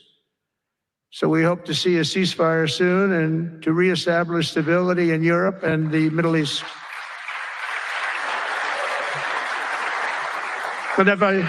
Thank you very much. And as I've said before, it's my hope that my greatest legacy will be as a peacemaker and a unifier. That would be a great legacy. So in conclusion, the golden age of America is upon us, and I'm inviting everyone here today and every citizen across our land to take part in the most extraordinary period of peace, prosperity, growth, innovation, wealth creation, and expansion the world has ever seen. We're on our way. I mean, everyone's talking about us. 3 weeks. We're in there for a couple of days, more than 3 weeks. And everyone's talking about it. You have to see the crowds of people outside. It's pretty amazing what's happening. We're on the verge of soaring markets, surging incomes, booming production, groundbreaking technologies, thrilling discoveries, and a quantum leap in the quality of life. Absolutely a quantum leap. One day, very soon, our country will have the greatest economy in the history of the world because we once again have a president who puts America first, and we put America first, and your country should put your country first. But in the end, we want America first. And when it's all beautiful, which is going to be pretty soon, we want to help other countries, and you want to help other countries. But I tell your leaders, and some of the leaders are in this room right now, you got to put your country first, whether it's Saudi Arabia, whether it's something else, you got to put your country first. But we're going to have plenty left over to help others also. As long as you invest in Put your country first, but yes, having networks and relationships with other countries is very important. It's integral. We can't have a flowing, prosperous society if we're not benefiting and helping others and having good relationship with our neighboring countries as well, not just our neighboring countries abroad. So that's very important, and I think that Trump being in office, it stands better for our relationships with these foreign countries. Kamala, for example, I don't know if you guys caught this on debate night. She was asked if she had talked to Putin. She said she had talked to Zelensky several times, but had alluded that she hadn't talked to Putin since the start of the war. Trump's been in office, and as we've seen, he's been talked to damn near every foreign leader. So having good relationships with these foreign countries is essential. Some people might say like, oh, he's best friends with some of these dictators, and I lean on the side of I'd rather him have a diplomatic relationship with these foreign leaders, maybe even appear to be friendly, maybe even appear to be super cordial, rather than them being enemies. We don't want him being enemies with some of these folks. It's just not pragmatic. America, build in America, and hire in America. That means that I'm fighting for you. I am fighting very hard for you. Together, we're going to make the United States of America bigger, better, bolder, richer, and greater than ever before. It's going to be stronger than ever before. We're going to be a peacemaker and a peacekeeper. We're going to stop people from these stupid, never-ending wars. We're not going to partake in them ourselves, but we'll be stronger and more powerful than anybody by far. And if it ever came to war, there is nobody that will be able to come close to us, but we don't think that's going to ever happen. So I want to thank you all very much. It's a great honor to be here. And I think somebody said they're going to ask questions, and I didn't say, gee, what is Some of our favorite parts right here when the reporters get to ask Trump questions and we see that man in full character. Bruh. Let's do it. the questions like Biden does? I say, just ask. It doesn't matter. You ask a question and I give an answer. So I think, Richard, you're going to come up and you're going to give me some questions. Thank you very much. Thank you. Thank you very much, Mr. President. Please, a round of applause for the President of the United States of America. Thank you.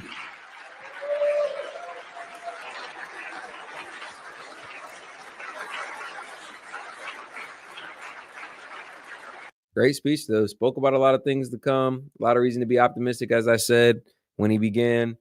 Yeah, just a lot of things to look forward to, man. Great speech. Mr. President, thank you for accepting to take a few questions. 20 years ago, I don't know if you were... Our biggest takeaway was he's cognizant of the fact that media and onlookers are watching his every move, waiting to detract or make a criticism. So he knows the implications of everything he's doing. He's got great direction, great guidance here in the first month, and hopefully that carries onward throughout his presidency. Remember, we were under the same roof in Orlando, and you were delivering an amazing speech in front of 3,000 sales reps, giving him the best advice to be successful. So what is the best piece of advice that you have ever received? Well, I think it was watching my father. You know, my father was a very hard worker, and he just worked hard. And he was very smart. He had good genetics. His brother was the longest-serving professor in the history of MIT, Dr. John Trump. And my father was every bit as smart, but my father had to work. He was older, and he put his brother through school. In fact, he once said, boy, I put him through so much school. He had 3 different degrees, and they asked him to stay on at MIT, but my father was the same ilk. And I noticed that my father was a happy man. And what he did is he worked. That's how it was done in the olden days. The oldest worked, helped the family with income, maybe put a younger sibling through school or a trade. That second sibling in turn went to school, and it kind of went on like that. That's how it worked in the olden days. Very team oriented. Each one teach one, helping the next family member out kind of thing. I don't know how we got away from that. He just worked all the time. You know, foreigners still kind of use that that outlook. Foreigners, when that I've talked to, even when they get to America, they still kind of have the same strategy or policy or maybe even culture. He worked, and he loved it. And really, I think the best piece of advice I got from that is you have to love what you do. And if you love what you do, you're going to have a happy life. If you don't, I mean, I see so many people, they're in businesses that they don't want to be in. They're in businesses that, you know, they're bored in or they're not good at. They don't have a natural ability at it. There is such a thing as natural ability, whether it's sports or acting or anything else. I mean, some people have an ability for something. Try and find that ability, but you have to love what you do. If you love what you do, you're going to be, at least you have a good chance of being successful. Mr. President, it's almost time for an early dinner. So if you are throwing a dinner party and you can invite 3 fascinating guests, living or dead, who would you bring? Well, they're all sitting right in the front row. Yes, sir. Are you ready? Mohammed, are you ready? Steve Witkoff, and we have the most important person, at least until the World Cup is over, is here. Johnny, stand up. He gave the United States the World Cup. Johnny, thank you very much. I didn't know you were here. That's very good. He's the king of soccer. That's not bad. And you've done a fantastic job. You know, but it's very interesting. When I was president, I got the World Cup, and I got all of the, you know, we have the 250 anniversary. So that fell in this administration. That's a big deal, 250 years. But we have all of these things happening, and I also got the Olympics. And I was called by the mayor of Los Angeles, sir, would you call up the Olympic Committee, because it was at that time President Obama will not take their phone call, and we're going to get the Olympics in Los Angeles. And by the way, they've recommitted to Los Angeles at a level that, you know, I was very worried about that. And they've the opposite. You know, somebody could have said, well, we're going to do it someplace else, until they have actually recommitted. They're going to make it bigger and better than ever. So I want to let you know that. But I had the Olympics. So I got the Olympics, I got the World Cup, and I said, and the 250, but that one I didn't get. But it was there. It was in this term. And I ran an election, and we did fantastic in 2016. We did much better, millions and millions, tens of millions, but millions and millions of votes better. And bad things happened, and I didn't get that one. And I said, you know, when I originally signed the Olympics, I said, I won't be able to even be president. And I got the Olympics, because if I didn't, when I spoke with the people, the organizing committee and the people in different parts of the world, they asked me to do it because the president wouldn't do it. I was president-elect, and I gave them a talk. I couldn't get them off the phone. They were starving for love.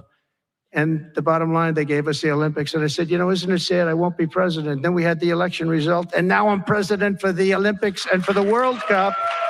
So I'm very happy about that, Johnny. Thank you very much. Thank you. I'll be there. I promise I'll be there. And by the way, Mr. President, backstage, you have a gift. And guys, feel free to interact with the stream and share a thought, question, comment, anything you guys want to get off your chest. I see some good discourse in the chat going on right now. Let your voice be heard with the super chat. Super chat in $2 or more. We'll go ahead and give you a shout out for supporting the channel.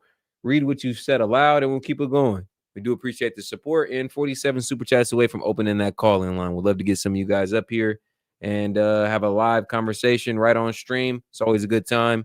Let's keep the support going, and let's keep the stream going as well. It's from Johnny.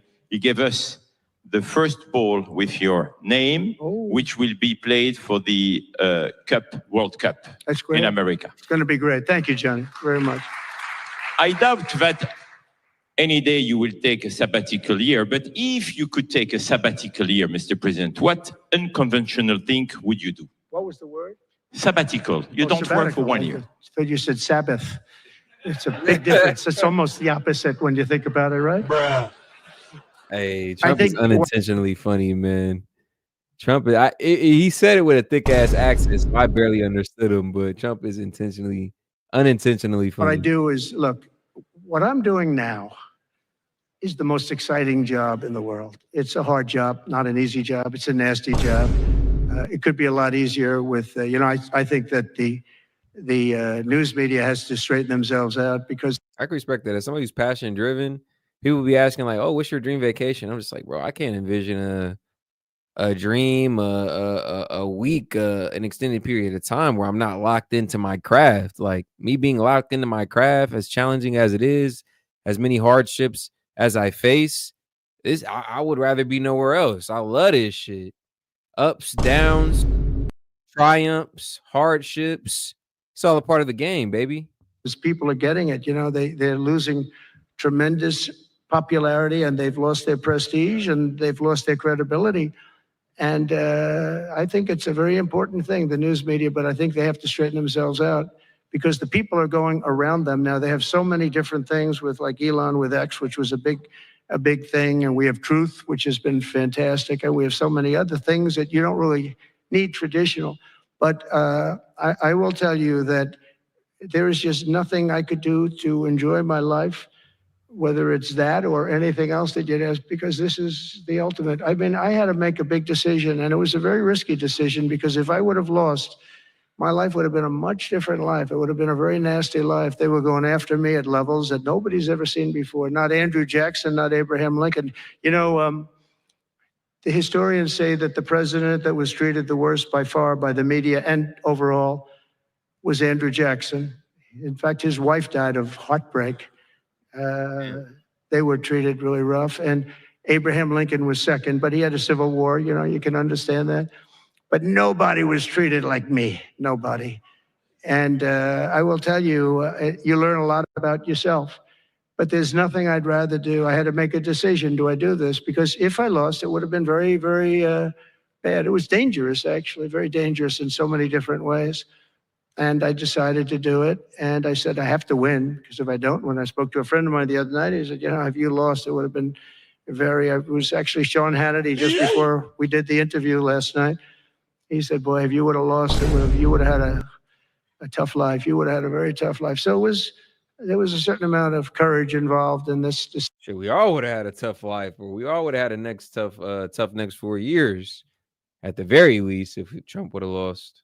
Decision to run, and it's a great honor to win by this much, to win all 7 swing states, the popular vote. Popular vote doesn't get won that much by Republicans for whatever reason. I think that's changing because, again, we're the party of common sense and they're the party of some real bad things. And I think they'll change. I think they have to change. It would be wonderful. I'm going to be having lunch with some of the Democrats next week, and it would be wonderful if we could work together. I think working together would be great.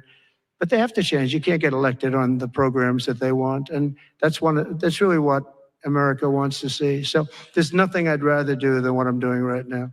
Yeah. When we started this conference, Mr. President, when we started this conference, Yasser and I, His Royal Highness the Crown Prince told us, I want that to be the place where people will come to understand where to invest in terms of geographies and sector. So what is the best investment you have made in your personal growth, Mr. President? Well, I was involved in real estate from, most of my life, and was, guys like Witkoff will tell you I was really good at it, and I was successful at it, very successful at it. You was. I've been involved in things. I mean, if you don't know, that's where we all know Trump from. Before he was an entertainer, before he was a celebrity, before he was a TV host, he was a very, very successful entrepreneur and real estate developer coming out of New York. Made his name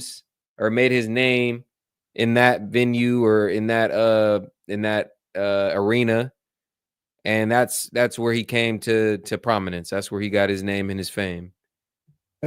Beyond successful entrepreneur and real estate developer. Prior to being president, but during the last 4 years, I followed sort of the trends, and I've made a lot of money with following some of these trends. And it's again, it's something that you do. I really believe that some people have instinct. I think I've always had an instinct for making money. I make money. And I went into show business. I had one of the most successful shows on television. I wrote books, and they were all bestsellers. Virtually every book was a big bestseller, some really big bestsellers. And so I don't know. It's whatever I do, I just want to make it successful. It's very important to me. There are many ways to make money. You can be in many different fields. And a lot of them is being in the right country. If you're in a certain country, our country, you were born into the wrong. I'm sorry. I just love that. He said, I've always had a know-how to making money. I just love that. I just love when our president talks like that. Like, you wouldn't expect a traditional politician to say something like that, and for good reason. I love that he's not a traditional politician. I love that his approach is a little bit unorthodox. I love that he's not necessarily even 8 years into this shit. He's not necessarily media trained. He still doesn't give the politically correct response sometimes. Bro just went on a tangent about how he knows how to make some goddamn money, and I love it. That's what we need. We need somebody who's good with money, good with economics, knows their way around the dollar to fix this ship, to turn the ship around. A very dangerous place, actually. Bad things were happening. But if you're in a certain country, you have a chance to do well. And no matter how good you are, if you were born into the wrong country, you're not going to make money. Now, you can do other things. You can attain power, I guess. Maybe it's the wrong kind of power, but it's power. But being in the right country, where you have the right incentives and, entrepreneurship, et cetera, and America has always been sort of at the top, or one of the top, but always pretty much at the top. But it was losing that position, and I think losing it rapidly. This last administration, look, I don't want to be, I wish I could say, I wouldn't have run. If I thought Biden was doing a good job, if I thought I wouldn't have run.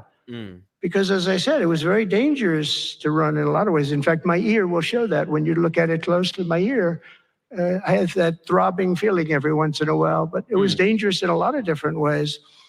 But he was so bad that I had no choice but to do it. If I thought he was doing a great job, I wouldn't have run, and I would be very happy I actually wanted him to do a good job. I was saying, do this, do that. I'm telling them, do things. They should have done what I said. And but I would have been very happy not to have run, and frankly, to have seen somebody do a good job. But our country was going to hell, and I really sort of had to run. Had no choice. If you were a historical ruler, would you prefer to rule during war or peace? Well, I want to be, again, a peacemaker, and I want to keep us out of war. But sometimes to do that, you have to have a very strong country. You have to have a very strong military. And as I said, we have a much stronger military than anyone would know. We have the best equipment. And I bought a lot of it. I rebuilt our military in the first 4 years. I rebuilt it. We gave a lot of it away to Afghanistan, to the Taliban, stupidly, but that's a very small amount relative. It was billions and billions, but it's still a very small amount relatively to what we built. But I largely rebuilt our military. Now I'm going to have to do it again because so much has been given away. So much has been treated so badly. But to keep peace, you really have to. I have a thing: strength through, and I mean it. You really have it. You have strength, and you need the strength. But it's really peace through strength, because without the strength, it's going to be very hard to have peace, because you're going to be taken over. Bad things are going to happen. So you really want to have peace through strength, and that's where I've done it. Having strength, having power in that sense to protect yourself and your people is a very important thing. So I'm just asking a general question here. And again, this is somebody who analyzes damn near every Trump speaking engagement. Peace through strength, increasing our military production, prowess, strength. How does that align with denuclearization? Hopefully you don't have to use that power. I would tell you, I was dealing with President Putin very successfully on denuclearization. We were talking about it very seriously. And then COVID came and lots of things came. And we had also talked to China about it. Now, Russia and us have the biggest nuclear by far. China is not close, but they will be close. In 3 or 4 years or 5 years, they'll be equal. But we were going to talk to China, and I spoke to President Xi about it very successfully. I think we were going to denuclearize it. We would have had to get the smaller nuclear powers, of which there are 4, 3 maybe, but 4 probably, to do something. We would have been able to do that. But I was having very strong talks with President Putin about denuclearization. And, you know, if you're president, you get presentations about what we're building, what we're having, the power of weapons, the power of many things besides weapons per se. When I saw the power of nuclear weapons, and we can never let that happen. If that happens, the ball game will be, the world will be destroyed. The power is so enormous. You look at Hiroshima, you look at Nagasaki, multiply that times 500 times, and the world would be destroyed. So you want somebody as your president, or you want somebody as your leader that understands that. We just can't let that happen. We can't let other countries get nuclear weapons. Not only Iran. Iran is a good example and maybe the one that people think about, but we can't let that happen. The power of weaponry today is so enormous that the world would disintegrate. So we can't let it happen. He's not Mr. lying. President, if you had to describe United States of America Last in thing we just want right now is a goddamn nuclear war, and that's where we were on the brink of. It felt like all the trajectory was almost headed towards that. While Biden was still in office, due to certain decisions or lack thereof. I mean, long-range missile approval, just so much little minor shit that almost put us on the brink of a nuclear war, it seemed. But now that we got Trump in office, it seems like this stuff is all kind of getting regulated. Hopefully so. Ceasefire in Israel. Maybe we'll get a negotiation between Ukraine and Russia here soon. It's all good news. All good news for somebody who doesn't want to see a nuclear war on our doorstep. 3 words, what would they be? In 3 words? 3 words. Love, respect, and strength. That's a tough question. That might be my best answer, Yasser. That reminds me of high school, that one, but that may have been the toughest question, actually. Do you think Joe Biden could have done that? I don't think so. I don't think so. We're almost at the end, Mr. President, but talking about United States of America, what is one cultural habit in the US business that the rest of the world could learn from? What is the best practice that Well, I think we love our families, but I think a lot of the world loves their families. I was speaking to the head of Mexico because I complain constantly about people pouring in. Now our border is the strongest border we've ever had. We've gone from the worst border ever in history to the strongest border. But I was speaking to the president of Mexico, a very wonderful woman, actually. And I said, we were talking about drugs. You can't let people come through your country and come into the country. I was not that nice, but they understood what I was saying. And she said something that really got me. I said, you're not a big drug taking nation? And she said, no, we are not a consumer. And I said, a consumer, what an interesting word. We're not a consumer nation. We're not a consumer of drugs. I said, what an interesting, and why is that? She said, well, we have very strong family values. I said, but we do too. We do too. We have very strong, our families are devastated by what's happening with fentanyl, and China will not be we're going to make a deal with China. They were not letting that happen anymore. And I had a deal, by the way, before I left. I had a deal with President Xi where they were going to give the maximum penalty to anybody making fentanyl and sending it into the United States. And their maximum penalty is the death penalty, and it would have stopped. But when the election turned out to be a rigged election, but that's okay. When an election turned out to be, it was an election that shouldn't have happened. All the things that happened. I'll give you an example. We wouldn't have had October 7th, Israel attack. We wouldn't have had Ukraine and Russia fighting. We wouldn't have had inflation. We wouldn't have had all of these things that, happened. But in speaking with her, she said about family values, I said, well, you're not really saying anything there because we have great families too. We have great family values. She said, plus we advertise a lot. I said, ooh, you mean you advertise about how bad drugs are? Yes, we do. We spend a lot of money on advertising. And I said, unbelievable. That was such a great conversation because we're going to spend hundreds of millions of dollars advertising how bad drugs are so that kids don't use them, that they chew up your brain, they destroy your teeth, your skin, your everything. And I thanked her for that. I make so many calls and I never learn anything from anybody. I know everything and I never learn anything from anybody. And I spoke to this woman. As soon as she said it, she didn't have to say exactly what. I said, exactly. What a great idea. And I think we're going to have, and I saw pieces of it, we're going to go in with $100 million and then another $100 million initially. But I saw some of the ads and they are really violent. I said, you have to make them strong. Your skin practically comes off after a period of time. You lose your hearing. You lose your teeth. It is terrible. And we show this happening to people. And I think we're going to, we did very well with, we had blue ribbon committees headed up by the First Lady of the United States and a lot of other people that, they have no idea the viciousness of these cartels and these people. And they're smarts. They're very smart, tough people. Making a fortune, by the way, an absolute fortune. But we got it down 18%, which was a record.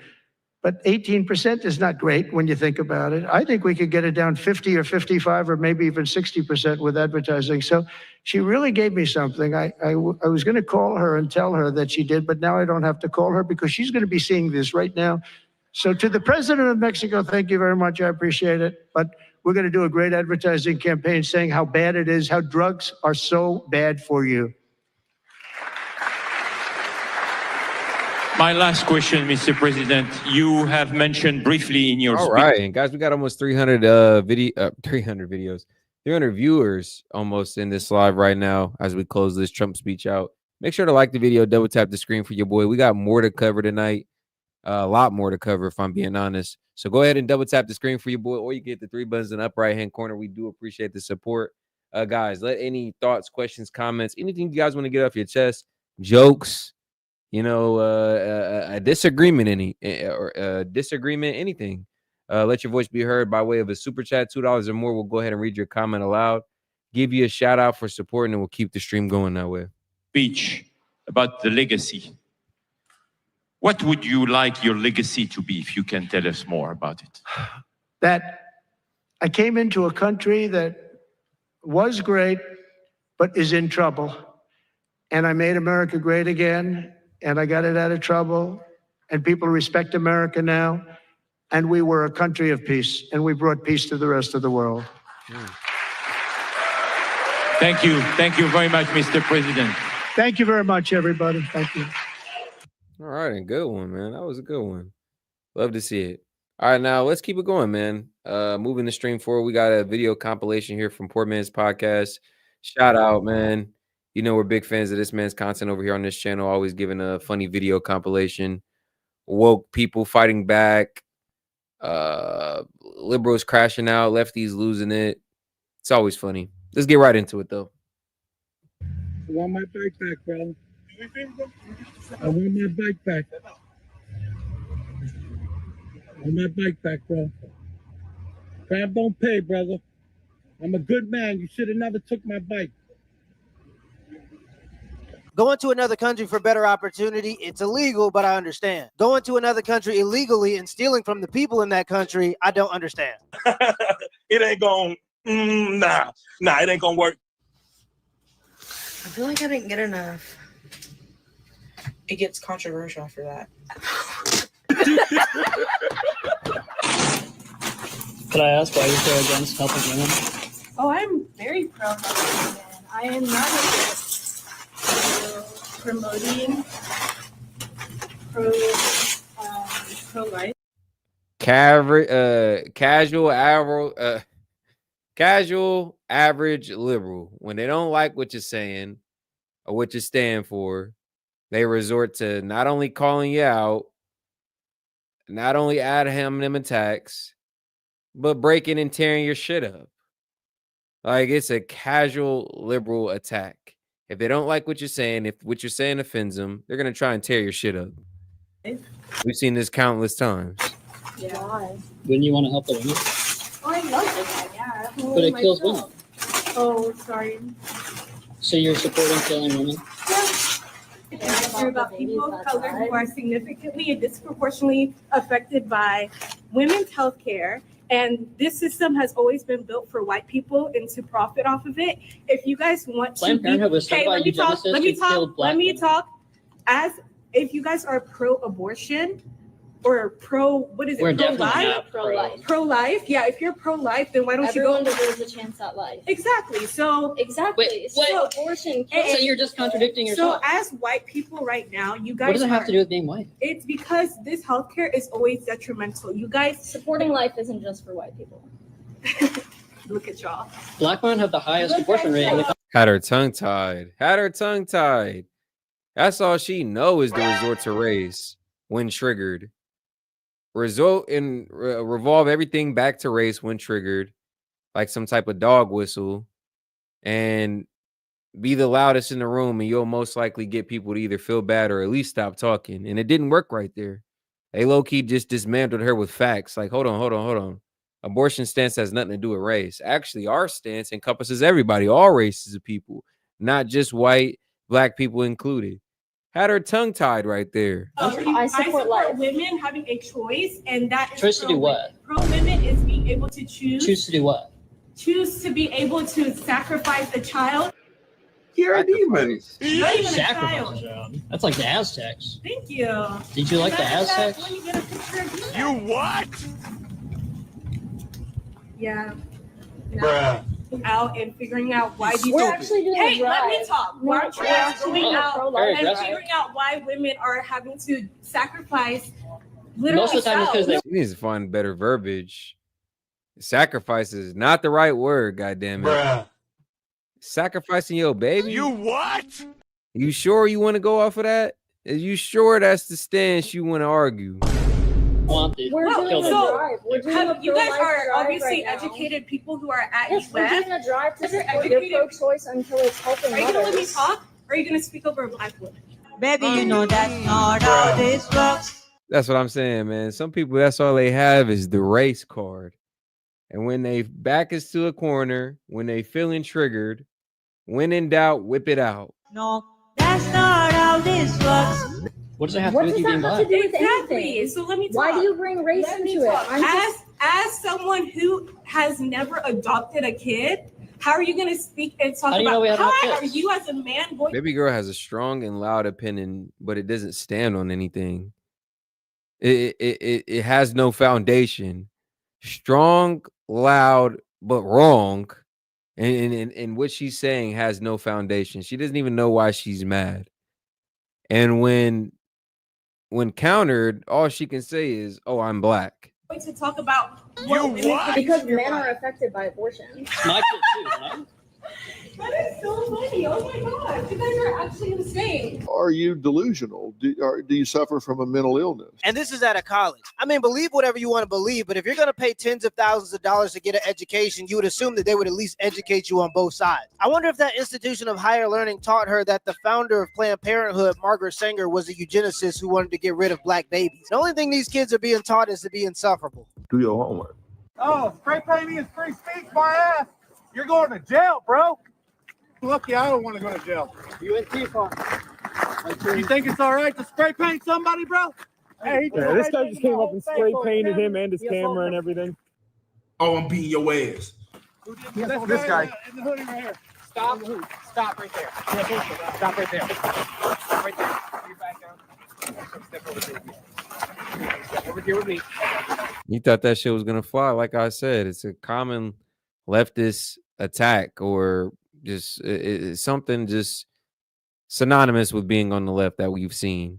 Just a theme. Whenever they're mad, whenever they want to lash out, they try and damage your property. It escalates from calling you out, calling you a bigot, calling you a racist, yelling at you, screaming at you, making a fool of themselves, and it ultimately ends with them trying to damage or tear up your shit. Put the bag down. You sent to a search. Put the bag down. Right back to the bag. So you guys phone? You get on recording? I was pointed away from him, but it's all over my phone, all over my glasses. You have it on you? I have it on my video.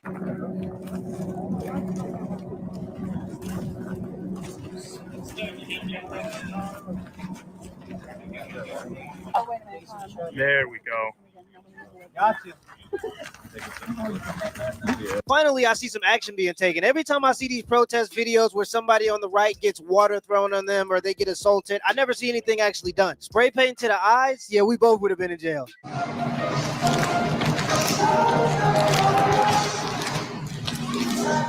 Are you aware of what's in gluten-free products? Girl, no, what the hell?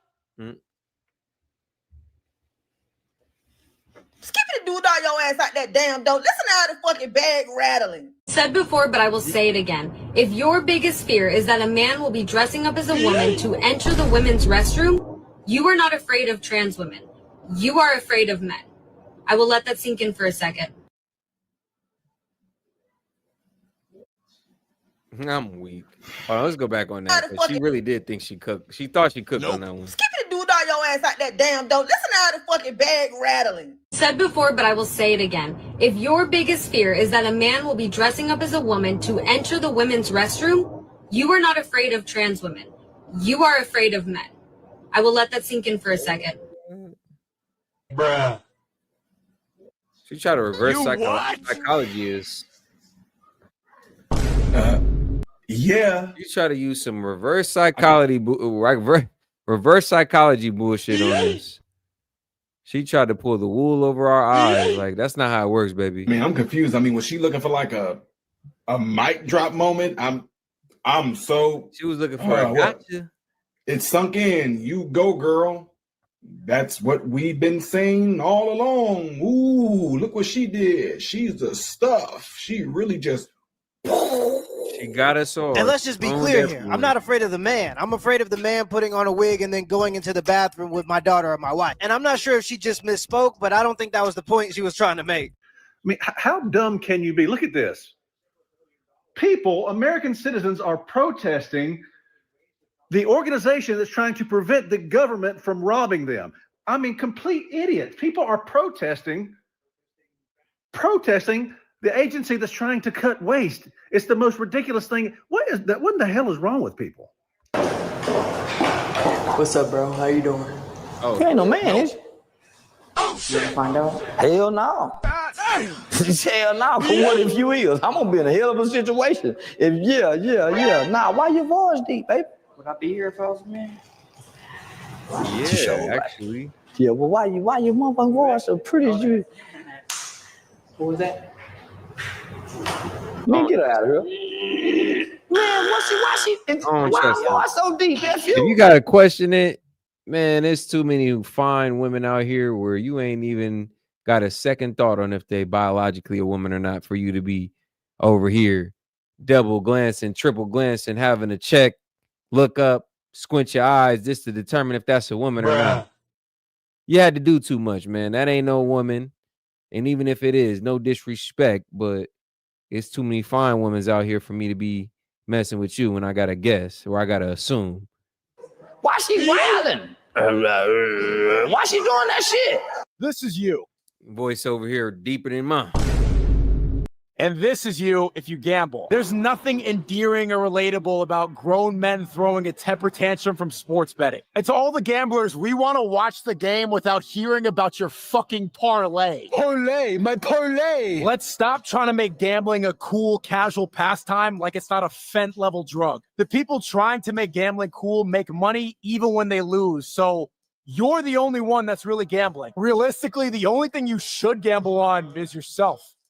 Gambling is undeniably fun, just like any other vice out there. The trick is how they're trying to categorize gambling into a different kind of vice, like it's not online heroin. When I used to gamble, I'd play a couple $100 on blackjack and have some drinks. The first time I did this, I went back to the hotel room, looked in the mirror, and saw bags under my eyes that made me look like a bloodhound dog. The casino was so addicting, not just because of the way it's designed like a maze so you get lost there forever, but because of how it satisfies our biological need to risk everything. Success doesn't satisfy without an equal amount of risk. That's why rich kids born into wealth get high and drive father's Porsche into the Hollywood Hills. We inherently feel like nothing good is deserved without risk. Gambling serves that function. We play because of the risk. It's so much fun when you win, only because you're more than likely going to lose. The reason people never quit gambling, even when they're winning, is because it was never about winning. It was always about scratching the risk itch that we all have.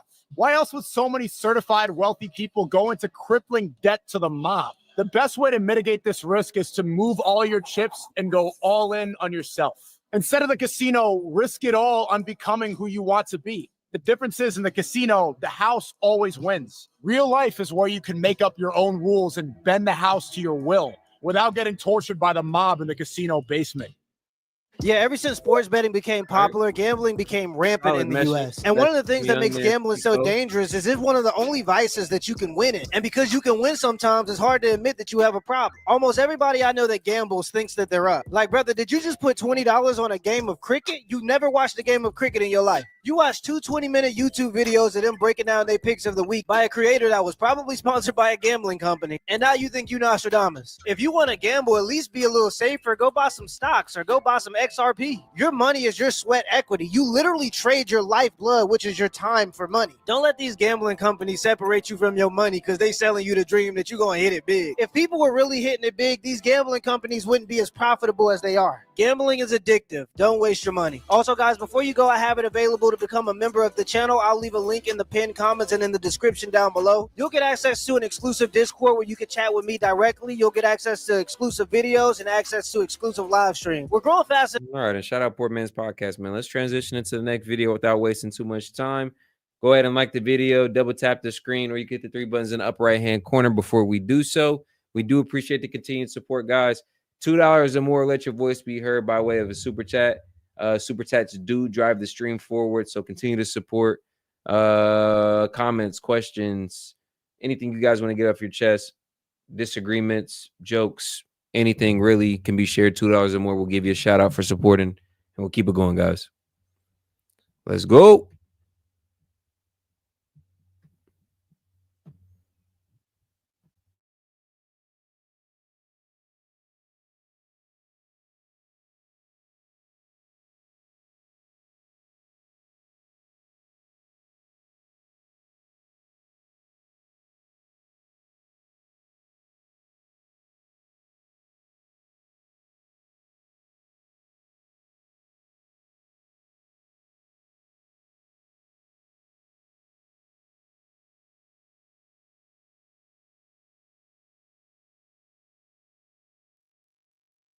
because of your period? Still using pads? Tampons can change. Does your life change once a month because of your period? Still using pads? Tampons can change the way you feel without your period. Tampons tampons protect internally, so you feel cleaner. No pad can do that. Feeling cleaner is more comfortable. Plus, more women use Tampons than any other tampon or pad. Now that's something. Remember, there's a feeling with Tampons. It can actually change the way you feel about your period. What's up, guys? It's Benny. I got a question for you. Who hosts the NBC News Nightly Show? Go. No name? No one comes to mind?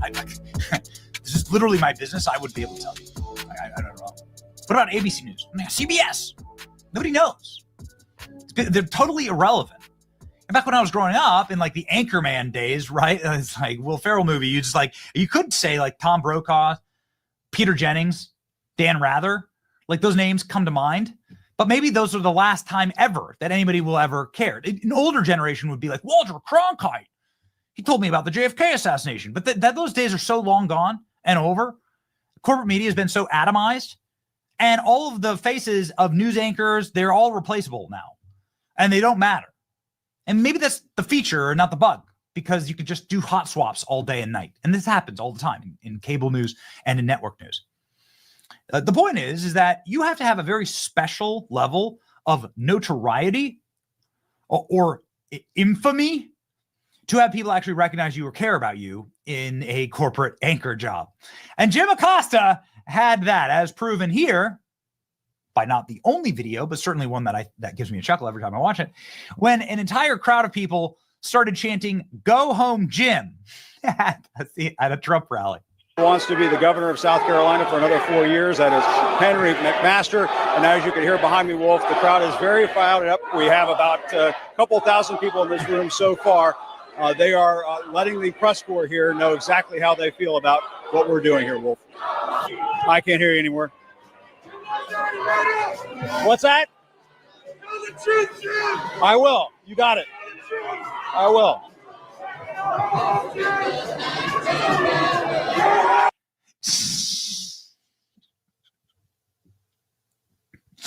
Imagine being so hated that you have entire stadiums of people chanting that you need to go home and stop being fake news. And Jim Acosta did, in fact, go home when he was fired by CNN a week ago. Jim Acosta left CNN in spite of having a show that had good ratings. He left because CNN got rid of him in the Trump era. They didn't need another blowhard jackwagon sitting there, like making the news all about himself. Some of the memes of Jim Acosta's tear-filled resignation are glorious. A good time to bow down to a tyrant. I've always believed it's the job of the press to hold power to account. I've always tried to do that here at CNN. And I hold power to account. How will anyone ever know what's true? How will anybody ever?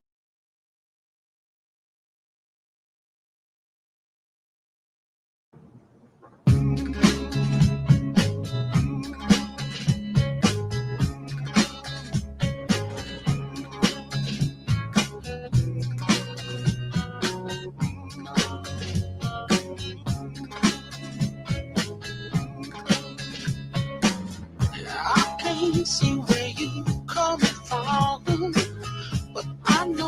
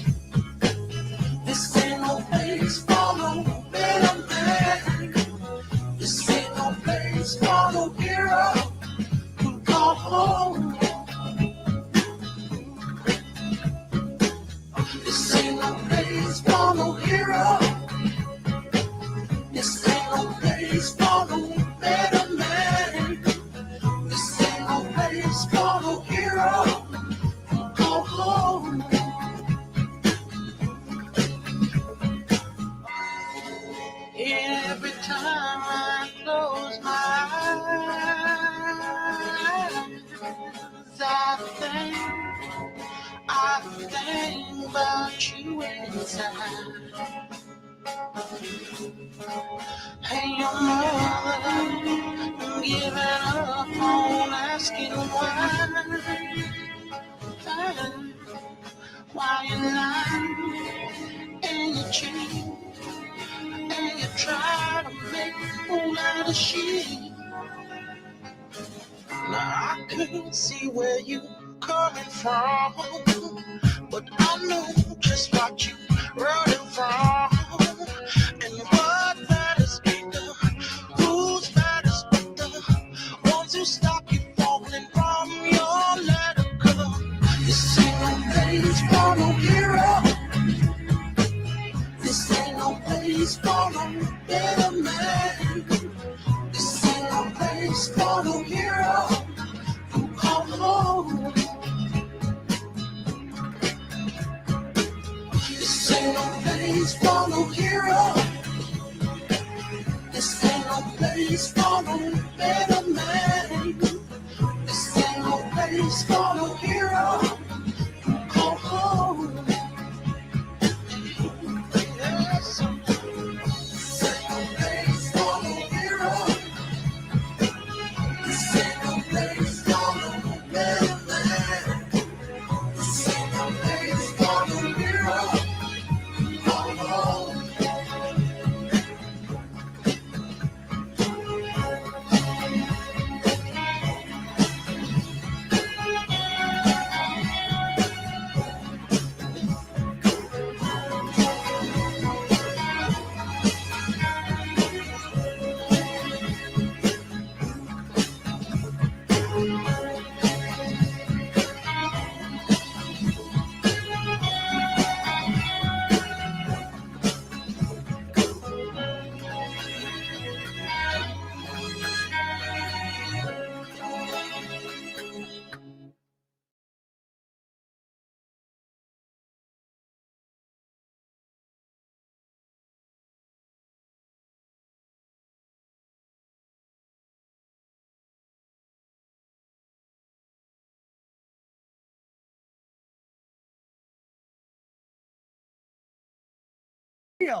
Fox congressman, you can't just spin a tail and pull the wool over people's eyes. Yeah. This is CNN. This is the news.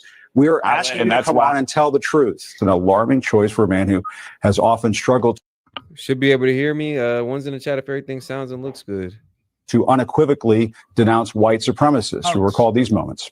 But you also had people that were very fine people on both sides. Those words have power. They have meaning. And when Donald Trump speaks, the world listens. Neo-Nazis and white supremacists certainly listen. So why can't he denounce them? Why can't he reject their support? And you had people, and I'm not talking about the neo-Nazis and the white nationalists, because they should be condemned totally. What's your response to Donald Trump saying she should be fired, that Liz Cheney should be fired upon? He keeps speaking in these very extreme terms about the potential dangers to the country if he doesn't win in November. He's used words like bloodbath. Hoax, hoax, hoax, hoax.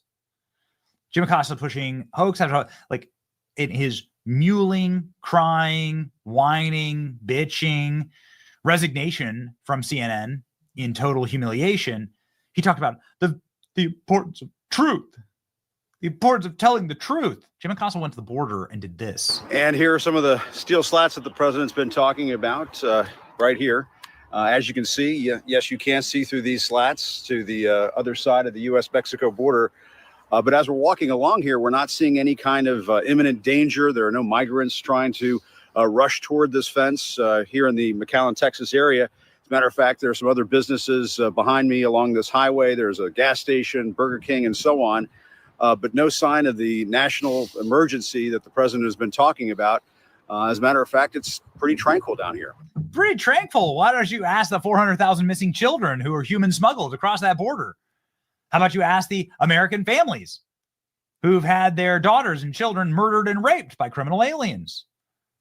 How about you ask the Tren de Aragua or MS-13 members who've committed unspeakable crimes against humanity on that border? But because Jim Acosta didn't see them with his own two eyes on a sunny afternoon with a congressional delegation that he was with, It's peaceful. It's beautiful. Literally a propagandist for the cartels. Okay, so here we go. Propaganda gonna propaganda. Jim Acosta urges all media to boycott Trump administration. Oh, okay. News organization and First Amendment advocacy groups have raised alarm bells. The Trump journalistic access. Now, CNN broadcaster, former, is urging the media to stand up to Trump and his administration for barring an Associated Press journalist from the White House, even though they were liars, dirty liars. Last week, Trump officials raised alarm bells with First Amendment advocates when it prevented an AP reporter from joining briefings because they wouldn't say Gulf of Mexico. Well, that's just hilarious and good. Keep going. Jim Acosta, who butted heads with the Trump administration, said that this needs to be a rally to the cause, using whatever means necessary. News outlets must rally to the cause by offering supportive statements to the court hearing case, the AP, and if necessary, refusing to cover presidential movements in solidarity until Trump backs down, he said on his Substack, The Jim Acosta Show. Jim Acosta still using his CNN headshot. Oh my gosh. Oh, it's so sad. So incredibly. What happened? What happened there, Jim? Why do you still have your CNN headshot? Good job, Jim. So now that Jim Acosta has been banned from the White House and he's getting fired from his job, now he calls for a full boycott of every other media outlet for the Trump administration, which is the only way that media outlets are going to save their dying brands is cover Donald Trump. Obviously, everyone knows this. Jim Acosta should know this more than anyone. Calling on the media to boycott Trump. Yeah, because he's feeling left out because he doesn't get to do this. He doesn't get to stand up and showboat any longer and assault staff at the White House. How about we boycott Jim Acosta? This is an idiotic non-issue. I've been denied credentials countless times, never whined about it. What a bunch of babies. Nobody owes you a credential, says Matt Taibbi. That's right. Jim, there's a brilliant idea. Go for it. I'm sure it will be a huge boost to citizen journalists and producers of alternative media. Yeah, what you going to cover, Jim, exactly? To be fair, if you were going to seek advice from anybody on how to cover the actual topics Americans want to watch, Jim Acosta is your guy. That's right. I'm sure that 33 people that watch Jim Acosta will be heavily upset. Jim Acosta calls for the media to shed their pretend veneer of pretend journalism and openly act like partisan activists that they are. Isn't it kind of amazing that Jim Acosta sort of exposed what actually goes on here by saying that the media must all unite together and do a thing as one in lockstep, speaking very much like CIA Operation Mockingbird, where all the large media companies in this country are run by intel operatives, which they are, and that they all cover the same thing. And there's a reason why all the news sounds the same, because it's all funded by USAID. That's right. And they all have the same directives. Oh, wow. All leads back to what? None other than USAID. The money funneling, none other than the money funneling bureaucratic agency themselves. Caitlin Collins branded female Jim Acosta for ranting about Donald Trump's mugshot. So they actually were able to gender swap Jim Acosta in the White House. The new Jim Acosta has received massive backlash herself. Jim Acosta actually reposted this. Jim Acosta has called for reporters to band together against Trump administration and to stop covering them. Stop reporting on them. We're about news and truth and honesty. Stop reporting on the most important thing in America. Yeah, CNN's gender swapped Jim Acosta. Have we never had a U.S. president with a mugshot? I'm not sure we've ever had a mugshot hanging outside of the Oval Office. The hardest shit ever. I was joking earlier with Seth, like, yo, that should have been in the Oval Office more than just once. He should have it in every corner, on every wall, a couple posters, a couple pictures of it on every wall, like the most defining moment of his career, maybe even of his life. If it wouldn't have been for that moment, arguably he wouldn't even be here. right? Like that should be everywhere in the White House, not just the Oval Office. It should be all in the hallways, in the bathrooms, in the meeting rooms. It should be every goddamn where. Office before. But that is where President Trump has placed his from when he was indicted in Fulton County, Georgia, for his efforts to overturn the election. We learned a few days ago he is a framed cover of the New York Post with his mugshot just outside the Oval Office in what is known as the Outer Oval. Now they gasped and screamed and raged about Donald Trump being a felon. And now that Donald Trump's proud of it and hangs that image in the Oval Office, now they're crying and screaming and raging about that. It's really Jim Acosta with a wig. Or Scott Pressler, who wouldn't need a wig, actually. Same hair. Man. Either way, it's really funny. Go for it. I beg of you. Go for it. Stop covering Trump. We cover Trump like 24 hours a day, 7 days a week. So it'll be great for our business. All right? Do it. That's what I know. Like, share, and subscribe. All right. Benny Johnson, like that guy's channel. Always gives a good video. Let's transition into the next video, guys. Shifting a little bit from the political topic to, I guess, more social topic. We got 25v1 versus my man Michael Knowles, LGBTQ activist versus one conservative. This was a good one. You probably seen some clips across social media. Let's get into the full thing here, man. Like the video. It's gonna be a good one, guys. Oh, why was that his example? Like, why was that the first thing that popped into his mind? All right, Michael Knowles, I'm watching you, goddamn it. Oh shit! Again, when we get into this Aristotelian view, the first thing that popped in my man's mind. That was the first example he thought of. Like, you son of a. I hate when they come up here with these weird ass arguments, like how they try to frame these arguments, disingenuous as hell. Like, oh, do you have a birth certificate? Like, bro, what's your stance? What's your argument? What are we debating? What's the topic here? Like, this is the most disingenuous introduction to any type of conversation that there could be. Like, I can tell that this argument or this debate isn't going to be held in good faith just by how you. Yo, you're wild, James. Shout out though, $2. He said, "Look, is gay wave day." Oh my god, Dave's not in here right now, but that is goddamn funny. For a gotcha moment, for some ha-has, for some laughs, a viral clip. You coming up here to actually have a debate. State your issue, hear mine out, disprove mine, maybe learn something. Or maybe you will win the debate if you argue with any integrity. But when you try and come up here and you try and disrespect the conversation we're having by throwing ad hominems or, just disingenuously having this conversation with me, it shows more of your character than anything. Like, low character. That's some low character shit. You get your opportunity to come up here and debate me. You have the opportunity to come up here with a stronger point than mine, disprove me in front of everybody, and really win the whole conversation. But because you have no argument or your argument is weak, all you could do is say obscenities or ad hominems or try and detract. Call me Mindy. Ask me for my birth certificate.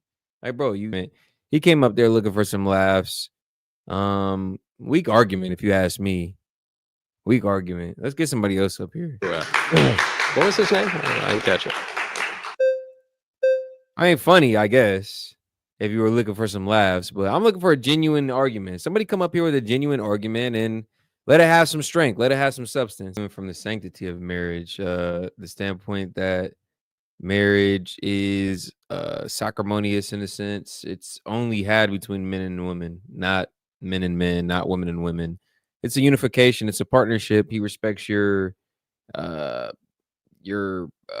freedom as an American to practice those things. But as far as acknowledging the marriage on a spiritual level, on a spiritual binding level, no. That's his argument, at least.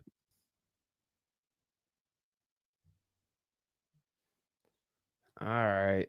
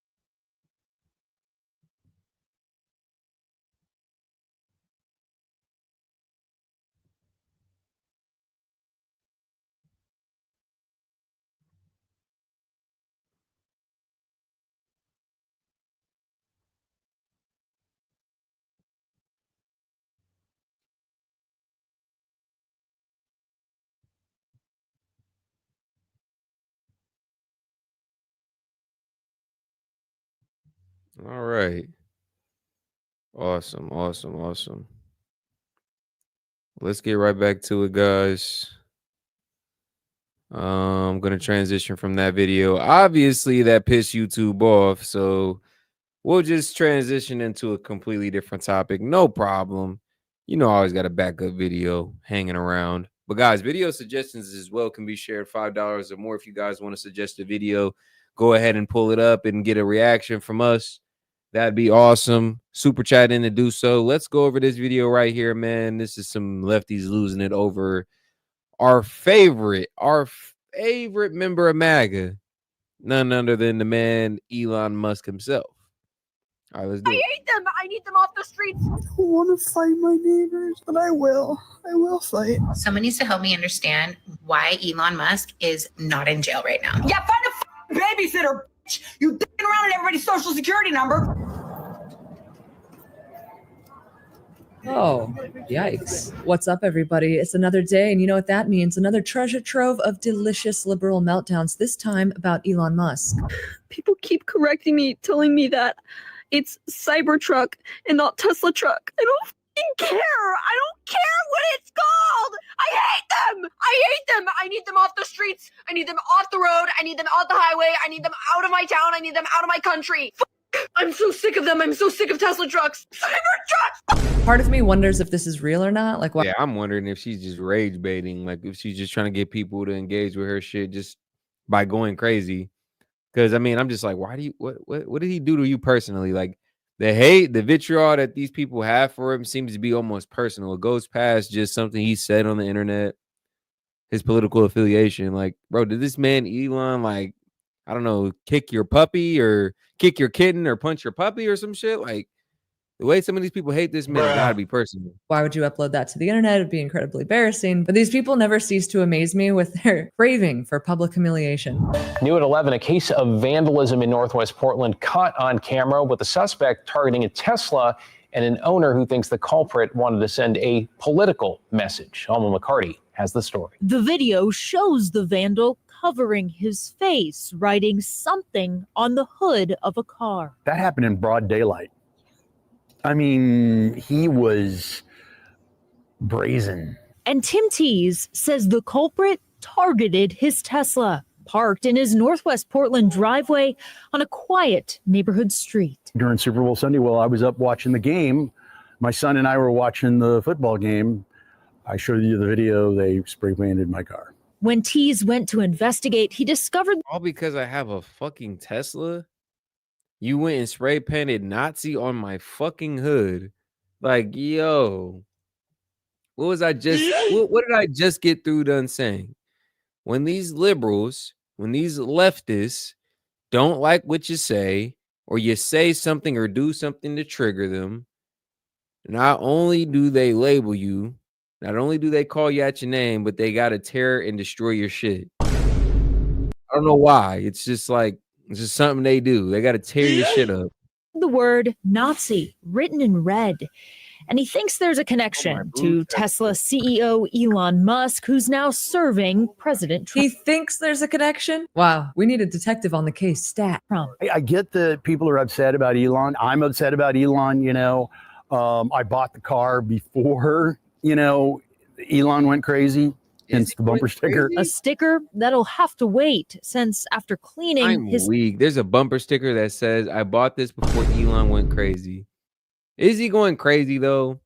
I mean, if you're a fan of Elon, if you know Elon as a businessman, he's only doing what he's done that's made him so successful. I mean, think about it. The same strategy he's applying to the government right now is the same strategy he applied a year or two ago to X. And it's one of the most profitable, one of the most successful social media companies out there right now. When he bought it, they were failing at the moment. That's why they were selling it. It wasn't, Twitter wasn't doing so hot. Jack Dorsey was trying to find somebody to sell it to because they weren't doing so hot.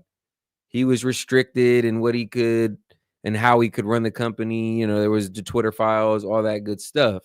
He turned the company around, cut the workforce in damn near half, and they're operating better than ever. So for those of us who are just like, oh my God, Elon's going crazy. I'm just like, is he though? He's doing the shit that made him successful.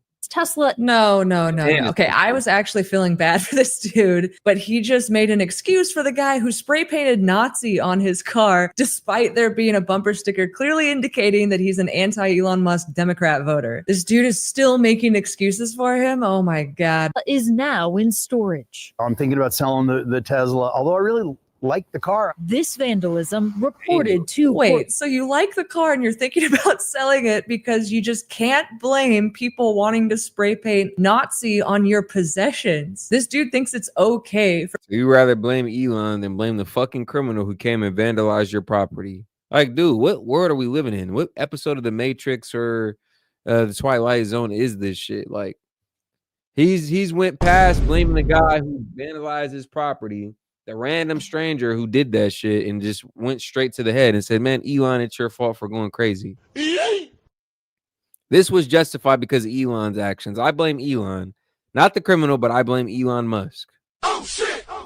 for people to vandalize his personal property just because they don't like Elon Musk. You know what? I used to feel bad for this dude. He deserved it. Okay? Hot take. He deserved it. Why do you pronounce words fucking stupid? Why do you pronounce word fucking stupid? No, I'm not talking about your accent. I have heard you. He says this. He says campaign. The campaign. Say pain. Campaign. Wait, you're complaining about how someone talks and you say he says. He says this. He says campaign. On the campaign. We're doing major overhauls. What kind? Major, perhaps? Major overhauls? Major overhauls. Why do you do that? Just one of the many, like, why do you piss me off with everything you do? And then brings fucking Y equals MX plus B on his shoulders to make himself look humane every time. And always tries to draw attention as if we don't see the little boy on top of his bomba clawed head. He's like, sorry. Okay, I'm not gonna lie. Calling the kid I was about to say the same thing. I think Olga was about to say. She's a little bit funny. I can respect some comedy.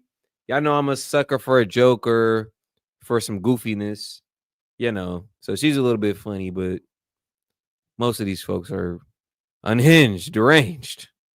Oh, girl, right here, I guess I'll crack a smile. Y equals MX plus B, the slope equation, is a pretty fire joke. The kid's name is like X-A12 or some weird nerd shit. I don't know, honestly, what it means, but it's pronounced X, apparently. So, okay, she made a funny joke. It's kind of hard to focus right now. Yeah, find a fucking babysitter, bitch. You dicking around at everybody's social security number.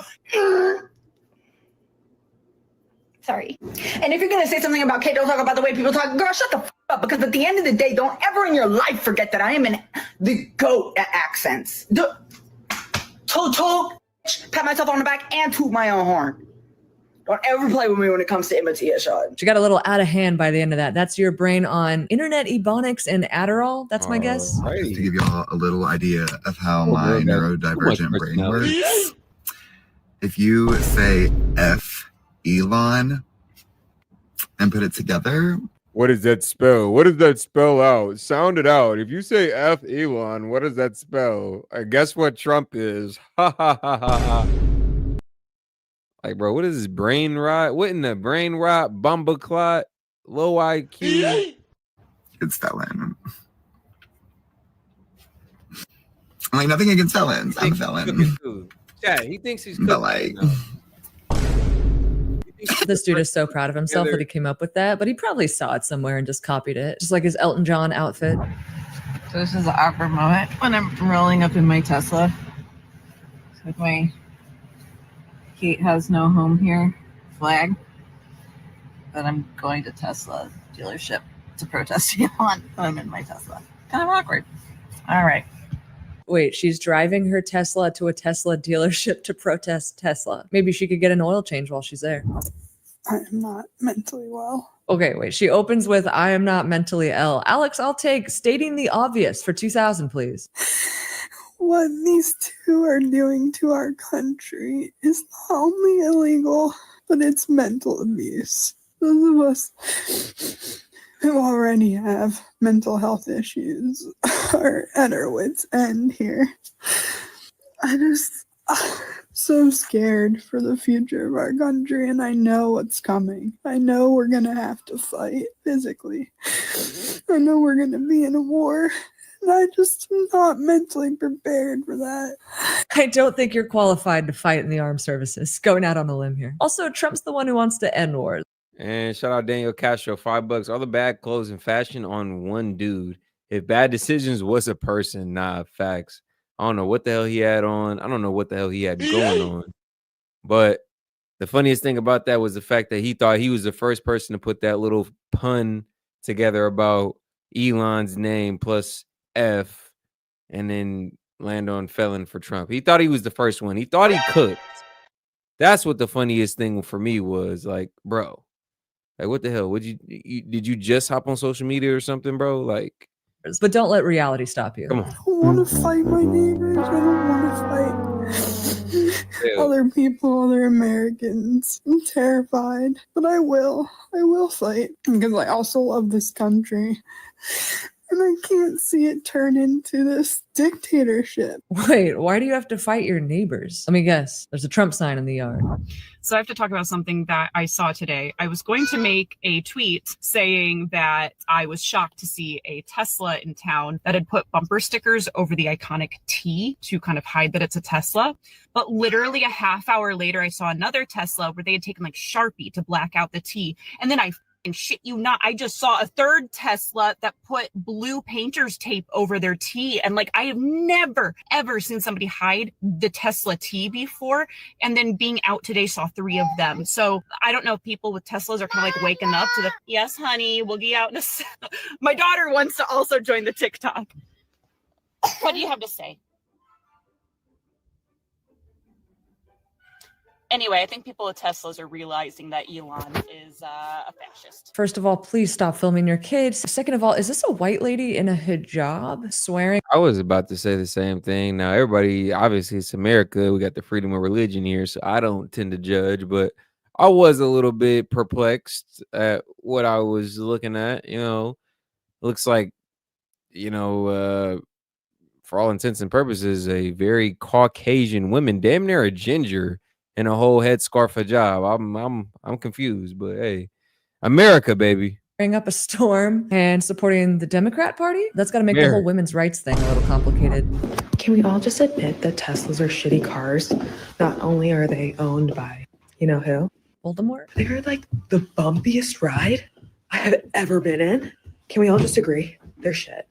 The bumpiest ride ever? What if she was just in a school zone and those were children? You! Wait, this guy knows that Elon Musk isn't actually inside the dealership, right? These are just people who need jobs.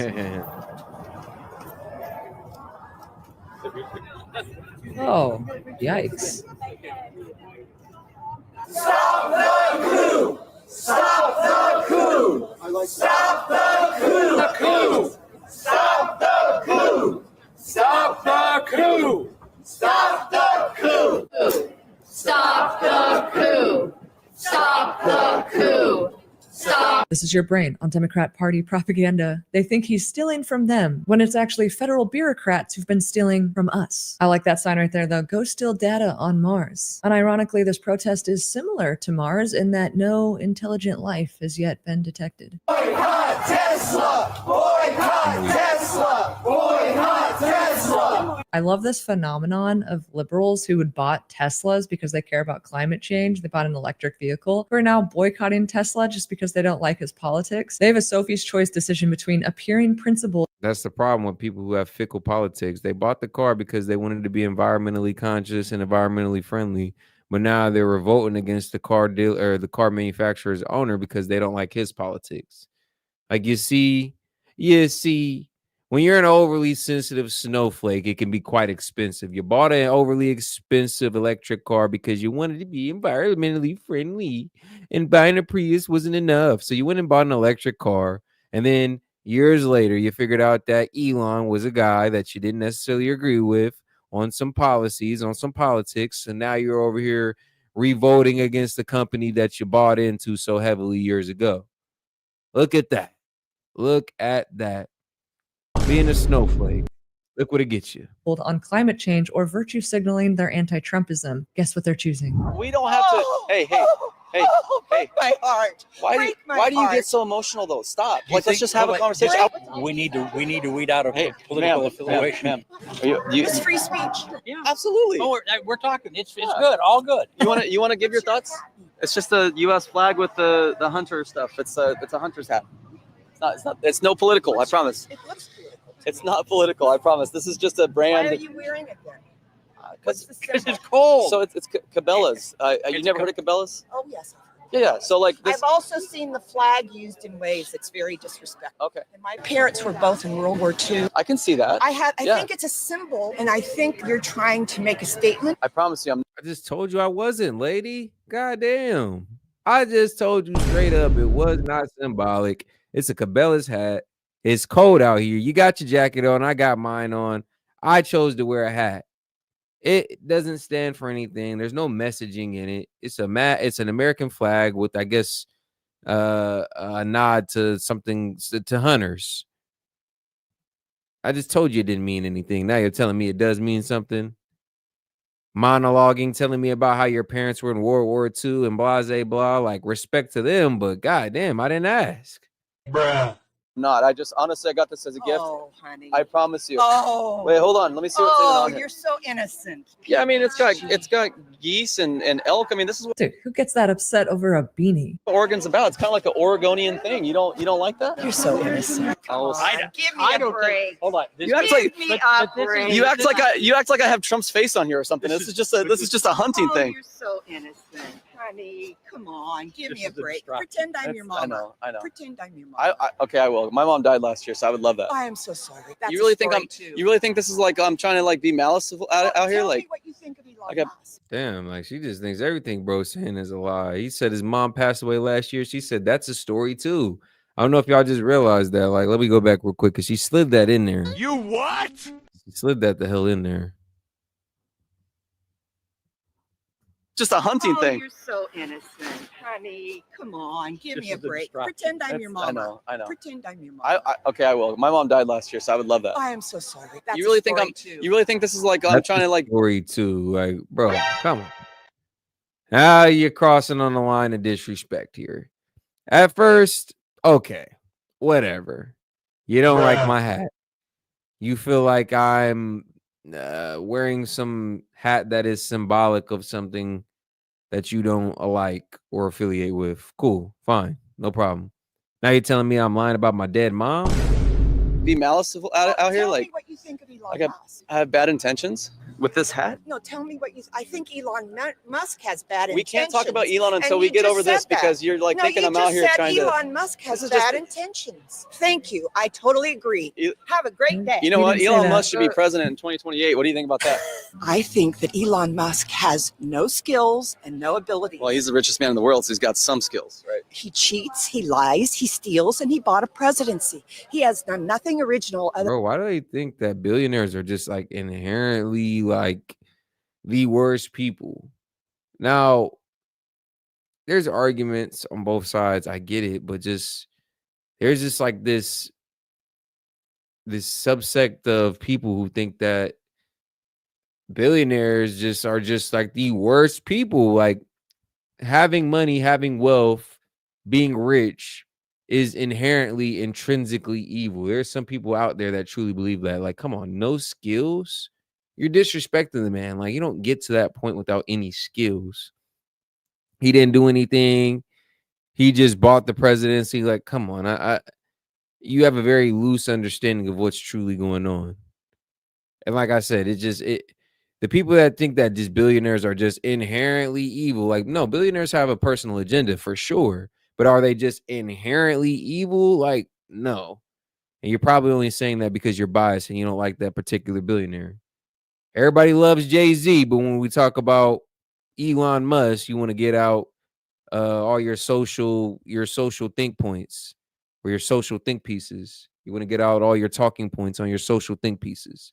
But everybody loves and plays Jay-Z's music. rather than to create things off of other. Yeah, Elon Musk's money is the first billionaire weighing in on US politics. You know what's so funny? They are flipping out. I just have to say this. They're flipping out about Elon Musk when billionaires like Bill Gates, George Soros have had a completely undemocratic influence in US politics for decades. But because they've mainly coordinated with the Democrat Party voters don't care. At least Doge is fully transparent and posts everything online. This is just rank partisanship. They're not even trying to be consistent. Oh, and by the way, bought a presidency. The Democrats outspent Trump 2-1 in the last election. So if you want money out of politics, start with your own party. Things off of other people's ideas. You think that Elon Musk is Honey, Tesla and SpaceX? Hold on, we don't have to. Hey, break my heart. Why do you get so emotional though? Stop. Let's just have a conversation. I want to hear what you think, man. Hold on, I have a. Hey, ma'am. Oh, your mom. Wait, is this her husband? Oh my God. Imagine going home to this every I was about to say, imagine what he deals with at home. Like, she's acting like this with a complete stranger. Don't know this man from a can of paint. Imagine what her husband deals with at home when they're going through an argument. Break my heart. Like, Karen, calm down. Sit the hell down. Have some lunch. You're not yourself when you're hungry. You're acting out right now. This is somebody's grandma, by the way. every day. Mama died last year. Ma'am, Sorry. Ma'am, it's okay. Have a good day. Listen, ma'am, if you're that upset though. Don't call me ma'am. Okay. Don't call me ma'am. Sir. Call me sweetheart. Sweetheart. Okay, whatever you want to be called. Whatever you want to be called. Why are you so upset? Why are you letting politics get you so upset? Like, don't you see that we're just human beings? Seriously, you think completely different from me. I don't think ill of you. You've treated me so disrespectfully right here, and I still don't think less of you. Don't point your finger. I'm sorry. In my face. I didn't mean this. You did certainly mean that. No, I didn't mean that in a disrespectful way. You want Trump. You want Elon Musk Trump to be the president. So just because I have certain, and like this is what I say. This is why it's so dangerous to think that MAGA or Trump supporters are a monolith, because like there's people out there who just have hatred for us as a group. If you voted for Trump, you might not necessarily even be a Trump fanatic. You just thought he was the better option of the two. There's people out there that hate you for that decision. Yes. People like this young lady here, this sweetheart, not ma'am, not young lady, not woman, but this sweetheart right here have this belief that all Trump supporters are just like racists or just bigots. And she doesn't like any of us for all the same reasons, even though we all come in different shapes, sizes, and shades. Being a Trump supporter isn't a monolith. There's not just there's not a template. There isn't one look. There isn't a template for being a Trump supporter. So sometimes we, as a community of Trump supporters, we disagree on issues. It's happened before right here in this chat. So there's people that are walking around though, and this is why I say it's so dangerous to have that belief that being a Trump supporter is a monolith, because there's people that are walking around that will just purely judge you based off of preconceived notions about Trump supporters. Certain political beliefs. You think you're going to treat me like that? Is what you're saying? Okay, that's insane to me. At least she admitted it. She's like, yes, I'm going to be nuts. I'm going to have a shout out Couture Leotards coming in with $5. Those husbands are a part of Milgram experiments. Oh man. Like I said, I'm wondering what he's dealing with at home. I'm not gonna lie. Mental health incident on you, to your face. Someone needs to help me understand why Elon Musk is not in jail right now. What happened to checks and balances? Why is an unelected official? He's unelected. He's not an official. Pass a background check, who didn't get security clearance, looking into the systems with 5 barely out of high school boys. Maybe because the government's such a steaming pile of corrupt shit that it takes someone from the private sector using their own funds to clean it up. It's actually really sad if you think about it. Access to all of our social security numbers and payments that are going out of that system. You've got to be kidding me. Everyone's like, oh, this is happening. And I'm like, yeah, what, are we really that easy to like infiltrate?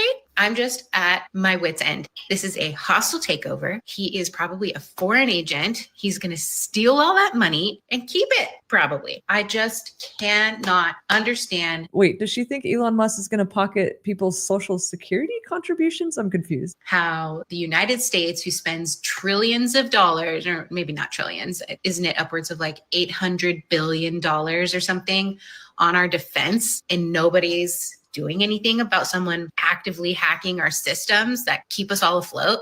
I just He's don't not hacking them.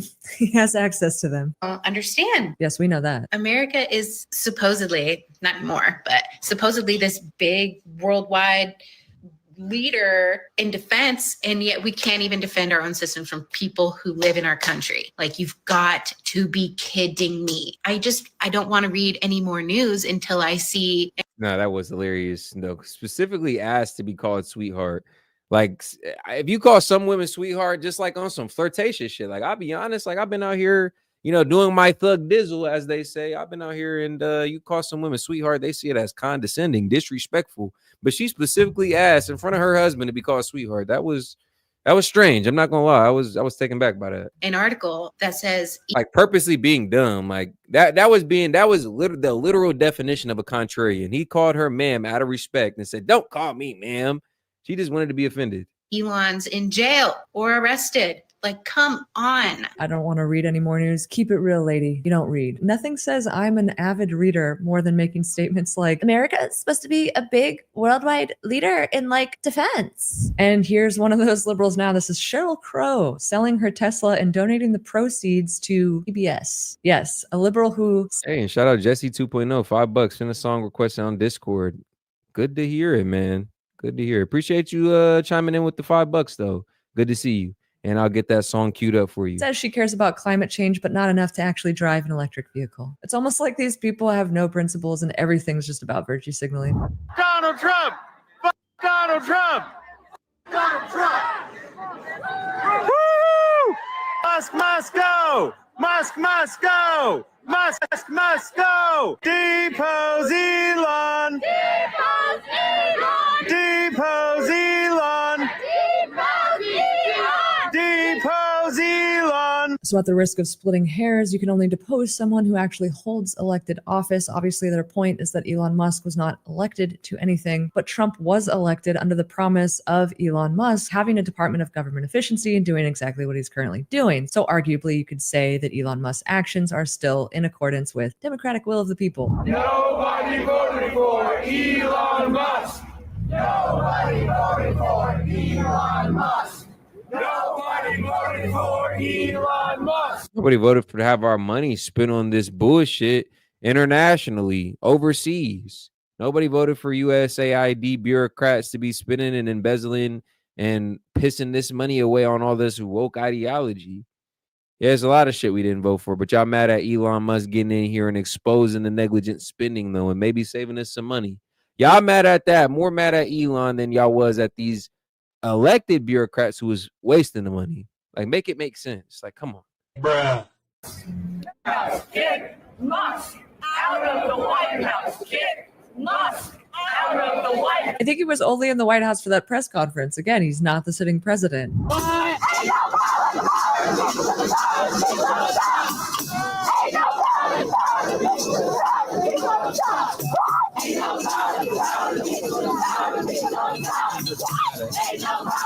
I like the what?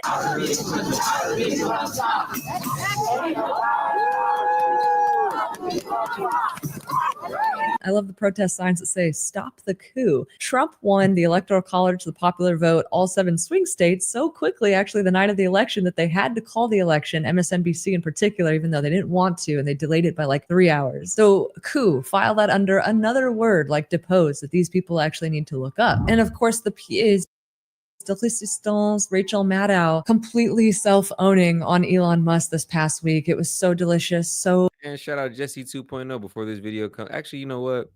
juicy, so mouth-watering. Elon Musk has apparently somehow convinced the United States government, specifically the United States Department of State, that the taxpayers of the United States of America should spend $400 million buying, quote, armored Tesla production units. Isn't it great and definitely not at all illegal or profoundly corrupt? Definitely not ripping us all off to pay themselves, right? There's only one problem with that. Donald Trump didn't give that contract to Elon Musk. Joe Biden gave it to him. Ah, too good. All that hate, all that anger directed in the wrong spot. Love to see it. But let's transition into a quick musical interlude, man. Shout out Jesse 2.0 for this song suggestion. Let's get right into it, man. Back to the stream after this. Let's do it.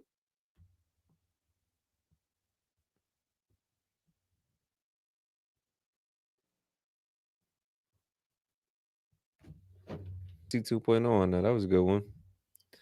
That was a good one. That was a good one. All right, let's transition back to the show because I had another video I wanted to share with you guys. Let's get into where we at. Like the video. Matter of fact, like the video if you haven't already, guys. Still got over 100 of y'all in here. We do appreciate the support. Guys, you can still super chat into the stream via super chat. Thoughts, questions, comments, anything you guys want to get off your chest can be shared with the chat. Let's get into this Piers Morgan panel. Russia started the war by invading Ukraine days after. You need a deal that seems good to the West and to Ukrainians, but also that seems good enough to Putin that he goes home and propagandizes to his own people and says he won.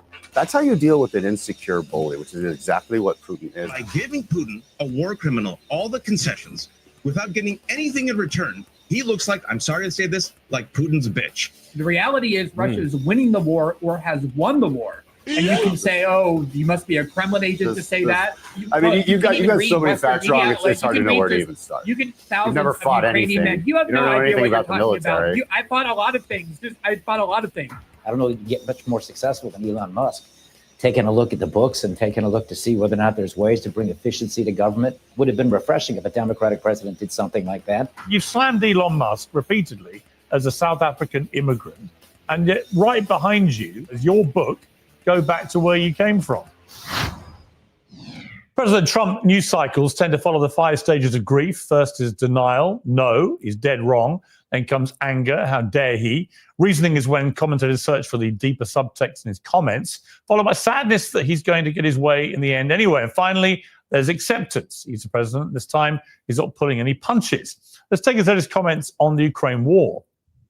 Today I heard, oh, well, we weren't invited. Well, you've been there for 3 years. You should have ended it 3 years. You should have never started it. You could have made a deal. I could have made a deal for Ukraine that would have given them almost all of the land, everything, almost all of the land, and no people would have been killed, and no city would have been demolished, and not one dome would have been knocked down. But they chose not to do it that way. And President Biden, in all fairness, he doesn't have a clue. What he was so bad. Well, I have minutes, not months, so we'll get through the stages quickly. First, he's wrong. Russia started the war by invading Ukraine days after saying all talk of an invasion was hysteria. Ukraine and its allies would have every right to be angry if that was the president's honestly held view. But here's the reasoning. Trump shoots from the hip. He blames the whole Western foreign policy apparatus for projecting weakness that Putin went on to exploit. And he's long made clear his view that the war wouldn't have started on his watch. It's incredibly sad that Ukraine will have to give up territory to end this war. It's incredibly sad that the price of peace is bringing Putin in from the cold with no retribution for the atrocities and war crimes he's inflicted on Ukraine. This was Republican Senate Armed Services Chairman, Senator Roger Wicker. Putin is a war criminal and should be in jail for the rest of his life, if not executed, to violate the rule of law. I think that's what we can trust the Russians to do, is to do anything to their advantage. To take temporary steps. But Vladimir Putin has violated every tenet of international law. Well, he's right, isn't he? But acceptance is admitting that the war must end, and there is no diplomatic norm that Trump won't bulldoze to do exactly what he said he would do, end the killing. Well, to debate all this and more, I'm joined by Rod Blagojevich, the former Democrat governor of Illinois, recently pardoned by President Trump, the host of Democracy-ish, Wajahat Ali, the host of System Update on Rumble, Glenn Greenwald, and I'll start with my special guest in the Uncensored studio, Republican Congressman Dan Crenshaw. Dan, we've never actually met, so it's great to see you. Thanks for coming in. You're in London at the moment. This man is a menace, by the way. He's a menace. I mean, if the iPads didn't tell you that, just listen to what this man is probably about to say. Donald Trump, as we literally have sat down, he's just come out and got into a war of words with Zelensky, who had accused Trump of being trapped in a disinformation bubble when he said that Ukraine had effectively started this war and should have stopped it. Trump has responded by calling Zelensky a dictator without elections and says he better move fast or he's not going to have a country left, saying he's very unpopular, his country is in ruins, etc. He says at the end, Trump, I love Ukraine, but Zelensky's done a terrible job. His country's shattered. Millions have unnecessarily died. And so it continues. He called Zelensky a moderately successful comedian and said he better move fast, like I said, or he won't have a country left.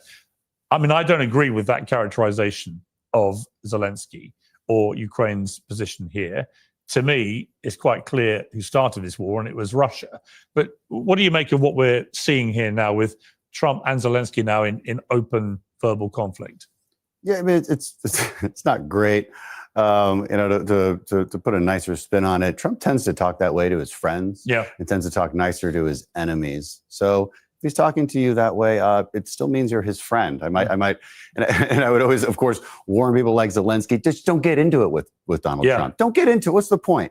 What's the point? We've been backing you this whole time. We will continue to back you, but there must be a paradigm shift, and that's what President Trump brings to the table here is a paradigm shift. That's what they're attempting to do. There's been a lot of criticism over it. There's been a lot of hand wringing. Oh my God, are we going to give this away? Are you going to be too nice to Putin? We don't know yet. That first meeting in Saudi Arabia was designed to just have more meetings, to see if we could have more meetings. I think that's necessary for the Ukrainian people. I don't think from a human perspective, this war can continue on Ukraine's terms. So something has to change. Look, I want to be optimistic, and I'm going to fully back the president on this right now. Because if I don't, I mean, what choice do we have? If we start undermining him right now, well, then it's definitely doomed to fail. And you'll definitely have to revert to fighting and then have that question again about how much longer do we keep supporting the fighting, when I think there's a better path forward where you come to some kind of agreement. What that looks like is still pretty far off. We have yet to figure that out. So let's let this play out. I mean, I've talked to President Trump privately about this situation, and he conceded that it's very complicated, certainly not possible to deal with in one day, as he kept saying. The difficulty, I suspect, in his head is he will not want to give Vladimir Putin a big win. He's not going to want to see Putin declaring victory parade, and so on. The question is, how do you avoid him doing that and resolve this and bring the war to an end? I mean, do you see, with your military hat on, do you see an easy way to resolve this? It's extremely difficult because, first of all, a good deal is a subjective term. You need a deal that seems good to the West and to Ukrainians, but also that seems good enough to Putin that he goes home and propagandizes to his own people and says he won. So you're going to have to deal with that fact that he goes back home and propagandizes to his own people no matter what. So that's something we have to deal with ahead of time. But he says something very important, and this is one reason I still have faith in the Trump team. Trump does not like being taken advantage of. He does not want to be perceived as being taken advantage of. And I don't think that's on their agenda right now. But the first thing they have to do is get Putin to the table. And what I would remind everyone is, I think, look, again, I'm putting an optimistic view on this because we have to. What choice do we have? But the optimistic view on this is that Trump is treating Putin exactly like he deserves to be treated, which is a second-rate former superpower who has insecurity issues. You know how you get them to the table? You flatter them. You tell them, oh, you're right. Well, listen, oh, yes, all of your tit for tat, all of your historical nonsense that our team has to deal with when they listen to the Russians about who started what. Fine, you're right. Just come to the table. That's how you deal with an insecure bully, which is exactly what Putin is. And I would remind the Ukrainians that you're not the insecure bully in this. You're not. You are the ones who above all, who against all odds actually defied, again, a former superpower. And so let Trump carry this out. Let's support him in it instead of fighting along the way, which will make the outcome more difficult. Trump has made it clear he thinks Europe has not stepped up big enough here. And you can certainly see that argument. I mean, the Americans have paid way more for this to Ukraine in terms of military hardware and so on than the Europeans have. And many European countries are still not paying their NATO dues, which is incomprehensible to me. Trump is completely right about that. What should Europe be doing? Yeah, well, he's completely right about that. And then the Europeans would counter and say, no, it's about equal. And I say, well, let's assume that those numbers are correct. It's a little difficult to calculate. but the entirety of European support is about equal to the entirety of American support. My message to Europeans is, why should it be? It should be double. It should be triple. It's your continent. Not only that, but we should be holding you back. Like, here's how this negotiation should go. And I want Europeans to imagine a scenario where shout out Coach Shirley Leotards, gives them the 5 memberships. That is a major dub. Let me go ahead and give a shout out to the newest 5. Got me feeling like I need a match. Shout out Mr. Tyler Lang. I'm pretty sure he's been a member before. Stan Autry, Dolly Holiday, John Mack, Anna P. I'm pretty sure I've seen Anna as well. And again, another shout out to Coach Shirley Leotards. That is definitely a major dub. Appreciate the support. Maybe it's General Kellogg. Shout out to the newest members, man. Y'all go ahead and hit us in the email to join that Discord. Who's the lead negotiator here. Imagine he's in the room with the Russians, and behind him, the Europeans have decided to create the European army that Zelensky had mentioned. I would agree with that, by the way, and that they're amassing troops because they're so sick of this idea that the Russians might invade Europe. Now, what does that do? That all of a sudden gives the Americans the ability to, one, play good cop, and also have a ton more leverage in that negotiation and have a ton more leverage on behalf of Ukrainians. That's what Europeans need to do. They need to be uncomfortably aggressive. And I've said this many times. I think that's what the You likened it to a barroom brawl scenario. Explain that. Well, international conflict in politics is the same as barroom conflict in politics, right? You have to win in escalation. And I felt like I had to, Coach Shirley Leotards. Appreciate you getting that chain started. Maybe somebody else will follow. Shout out to the newest members, Philip Margrove, Chris, Rex Baba. I like it. Charles Haas and DeFields. Shout out to the newest members of Set and Key Media membership. Y'all go ahead and hit us in the email for access. And it's always a good time for the members. Priority on the call-in shows that we host weekly. Access to the Discord, as I've said, and membership exclusive videos posted right here to the channel. And a lot of membership announcements coming up soon, guys. We got a lot of interesting, exciting stuff coming up for the members, man. We're adding value. We're trying to add value to that every day. So stay tuned for that. And let's keep it going. Like the video, though, guys. If you haven't already, we do appreciate the continued support. Dominance. You have to out crazy the guy who's coming after you. And I would liken the Russians to someone, and this is actually how they are in real life. If you've ever gotten to a bar fight with a random Russian, they're kind of skinny fat. You know, they're not really in shape. But they act like they are. They act like they're really tough guys, and so you should treat them that way. They're their former superpower. They're insecure, and let them have their bluster. Let them have their bluffs. But in the end, Europe alone, if they really wanted to, could easily win this. And I think Europeans need to remember that. Europeans need to remember that they alone could win this if they wanted to. They don't always need us to lead them everywhere. In fact, they should be leading us. That would be a nice change. And so I would go a step further than say, hey, pay your dues to NATO. Because look, Germany, if you increase your defense spending as a percent of GDP by 2%, that's a 10-year investment. All right, that has no effect on the next couple of years, and it certainly has no effect on what we're going to see in Ukraine here in the next year. And you need to be uncomfortably aggressive. And again, I agree with you. And I could use an extreme example of, like, you start amassing troops. That's an extreme hypothetical. Don't get me wrong. Piers Morgan Uncensored is proudly independent. Our sponsors help us to bring back they bring armor. Piers, it's Piers. Now, on with the show. You know the problem with that, though? The problem with that is that the UK Prime Minister Keir Starmer has come out and said, yeah, we're going to put British troops in Ukraine as part of this. But we only have 72,000 troops left in our entire army. Ukraine had nearly 1 million, right? And they've already been, beaten up pretty comprehensively by Russia. I don't think we can even spare a few thousand troops in the way that he's talking without further diminishing our defenses. What we need to do is very rapidly, massively increase our defense spending so we can do things like this. We've been caught napping, as most European countries have. And a lot of it is what you said. It's that reliance on America. Oh, well, America will always come and help us and take charge and bail everybody out. To which, if I'm an American, I'm like, well, why should we have to all the time? I totally get that, particularly if you're not spending even what you should do on your NATO dues. This is what you get. You get these conversations. You get these uncomfortable conversations when you don't prepare ahead of time. Now, but I would also remind the British, you don't have 70,000 troops. You have the entirety of Europe. This does need to be a European-led issue. And again, it's a lot more than defense spending. It's it's being uncomfortably aggressive. And I'm not going to define that term. Again, you can go to a hypothetical of putting troops right there on the border, but that's, and there's a lot in between doing nothing and doing that.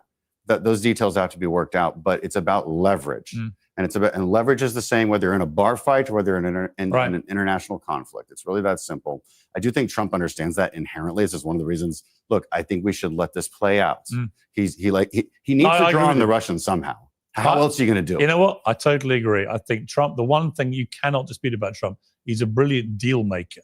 Whether he can pull off a good deal here where, as you say, both sides go away and don't feel that Ukraine's been completely destroyed and lost everything and Russia's won victory, or that Russia is in some way treated as having lost it, which may in itself be an inducement to them That's to do how more World War II aggressive started, things. right? Exactly. A feeling of Germans feeling like they lost too much. It's got to be skillfully handled. Let's bring in the rest of the panel now. Glenn Greenwald, great to have you back on Uncensored. What do you make of this? I mean, Trump, at the very least, what he's done is immediately re-establish diplomatic ties with Russia. Do you think that's a good move? I actually do think it's good for the two countries with the world's largest nuclear stockpiles that have come close to nuclear Armageddon in the past to actually speak to one another.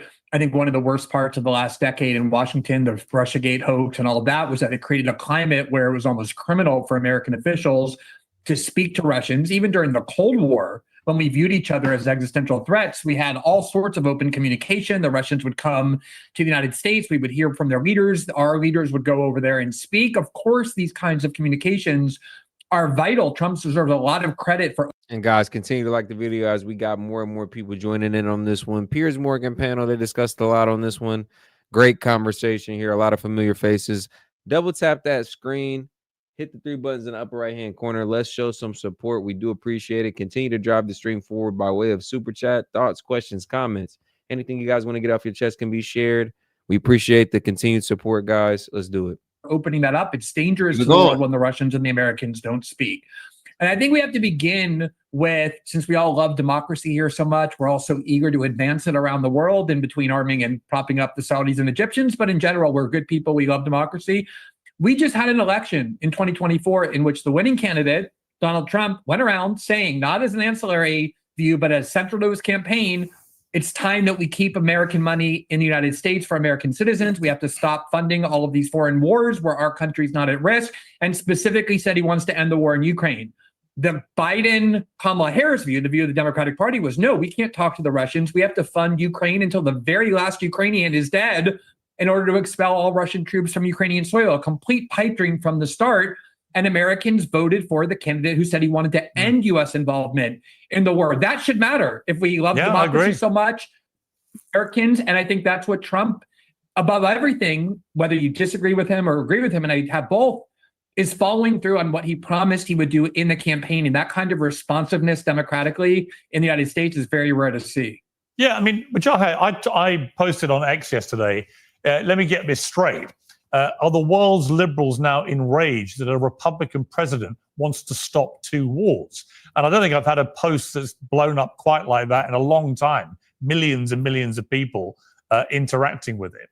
Because it is a weird situation where historically, in the last 50, 60 years, the liberal positions have been, can Republican presidents please stop going to war everywhere?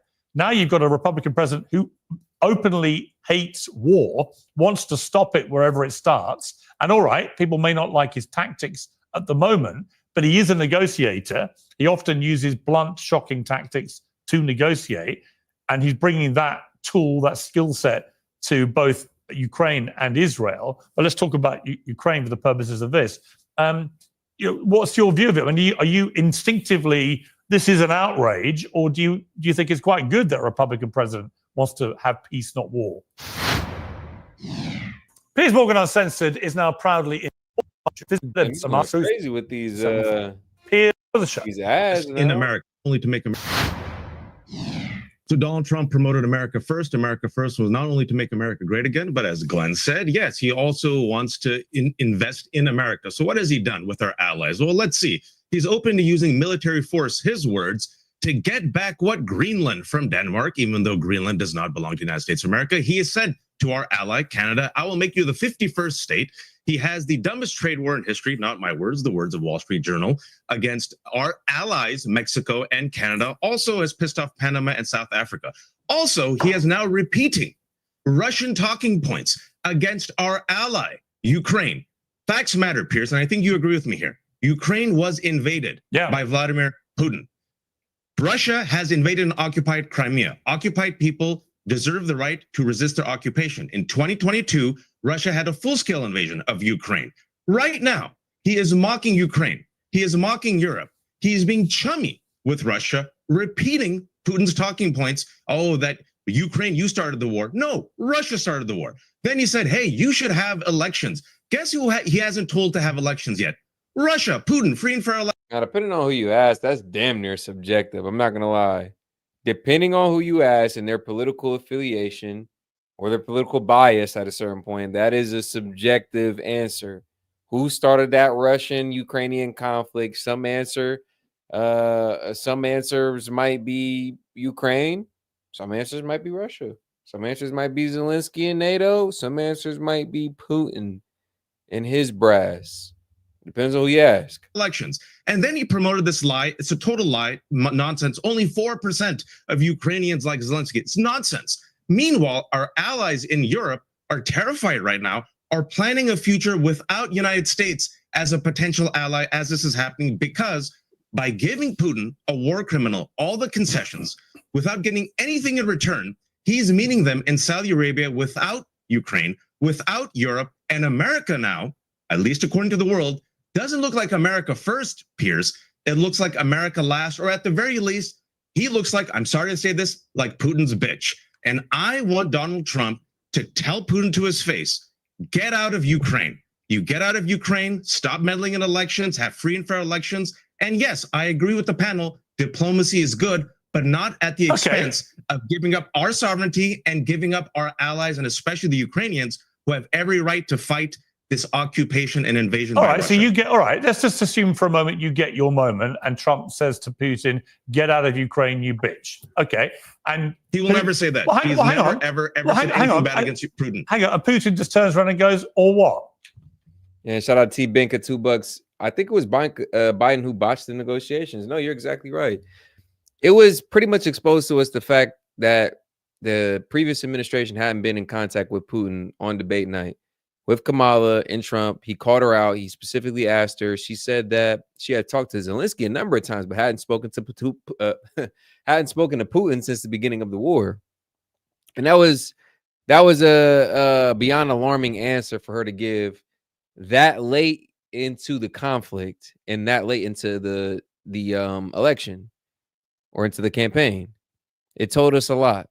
Like, how are you one half of the current administration, but you haven't spoken to one half of the current conflict?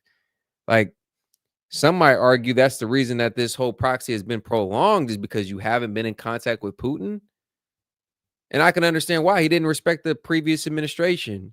Maybe they did reach out. Maybe they did try and contact Putin, but it was clear he had no respect for the previous administration. As soon as Trump was the president-elect, he came out in public and said, like, I'll even host a conversation. I'm more than willing to host a conversation with Trump now that he's won, now that he's the new leader. I'll even call him. I will call him and host the conversation about getting this war to end. So Putin wasn't in communication with our previous administration, and I'm pretty much positive they botched it. Fell through the cracks, and it was another one of those situations they mismanaged. Shout out Daniel Castro, $5. Video request. Dems doing the Elon salute to end the troll blicky. All right. Shout out. I'll get it pulled up. What are you going to do about it? What is America going to do about it? This is the art of the deal. Both you and Dan said this is a brilliant deal maker. I don't think he's a brilliant deal maker. This is the art of the deal, folks. He is the most powerful man on earth. Who? Donald Trump, with the most powerful military. He has allies, European allies. The last thing I would do is what Secretary of Defense Pete Hegseth said, which he had to walk back. Remember that? Give Russia all of its concessions. What did Hegseth say? Well, I don't think Ukraine will ever be a part of NATO. Why are you conceding already? Stop conceding. Stop repeating Russian talking points. Make the threat. make the bluster. As you said, I think Dan said this. I agree. Russia's actually much weaker than it actually performs, right? Europe is against Russia, and if the United States flexes just a little bit, if Donald Trump flexes just a little bit, Putin might actually think twice about continuing this occupation and this invasion, which is also bleeding Putin and Ukraine. What you don't do in a deal is concede without getting anything in return and throw your allies under the bus. Okay. Come on, Pierce. I think you agree with me here. Well, He's gone too far. actually, it's interesting because, like on the NATO point, obviously the whole point from Russia's point of view that Putin has said to them why he's been doing this is because he wanted to resist NATO encroachment. So the last thing, obviously, he's going to want to do is allow Ukraine to now, after 3 years with Russia effectively slowly winning this war, to then become a full member of NATO. So in a way... But now you know why Ukraine wants to become a member of NATO, right? Because they're saying, oh, wow, look, we did nothing. Russia invaded. No, I get it. We did a full-scale invasion. You and I agree about this. Shout out to Benka, $2. I think Biden did it on purpose. Yeah, that's a fair argument as well. It was a lot of moves that Biden did towards the end of his campaign or the end of his presidency that seemed like he was just trying to exacerbate the issue. Like the approval of the long-range missiles like a month or so before he got out of office. It was just like, hold on, wait a second. We're talking about trying to end the world. We're trying to end the war, pushing forward on peace negotiations, and you're over here doing shit like this. Like it's like everybody's moving in this direction, and you're over here pulling back, retracting, and trying to push us in the other direction.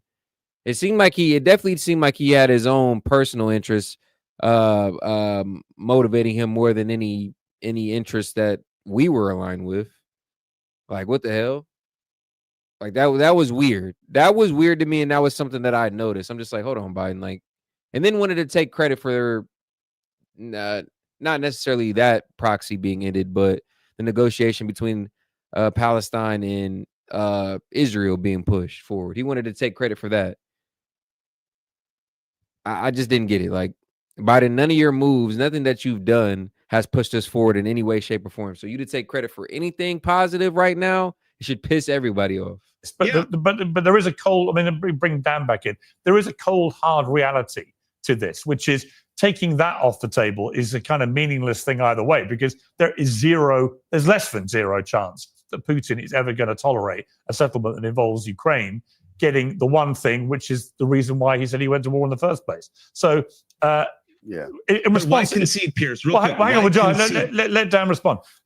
Just on one thing that's really important is there's no concessions that have been given yet. Yes, we had one meeting, which was an agreement to have more meetings.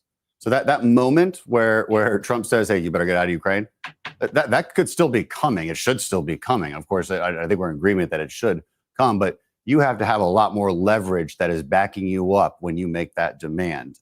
And that's part of those talks. This is going to be a long process. And I think that oftentimes there's going to be moments where they just walk out of it and there's no deal. But that's possible as well. But to say that there's been concessions already, that's just not factual. And it's also not factual to say Ukrainians have been left out of it. Now, I met with Zelensky in Munich right after he'd met with our higher level officials. I think a lot of the heartache and heartburn that you're seeing publicly from a lot of world leaders, I don't see that privately. I think Ukrainians understand, and what they definitely want more than anything else is security guarantees. That doesn't necessarily mean NATO membership. Now, should we be talking about all this openly, right before a negotiation? You can debate whether that's a good idea or not. But as Pierce said, it is pretty far-fetched. What is not far-fetched is the idea of security guarantees. That's going to be a key demand of Ukraine. And Ukraine is at the table. General Kellogg said this at the Munich Security Conference when he was asked point blank, who's going to have a seat at the table? Are the Ukrainians going to have a... Oh, and going all the way back, it looks like I missed a super chat from Zoloff, man. Shout out Zoloff, $5. These people hopefully are still around, bro. My bad. These people should be forced to watch films of the Holocaust and their handiwork. Oof. Oof. Ugh. I mean, that's it's quite the suggestion. A seat at the table? Is the EU going to have a seat at the table? He said yes and no.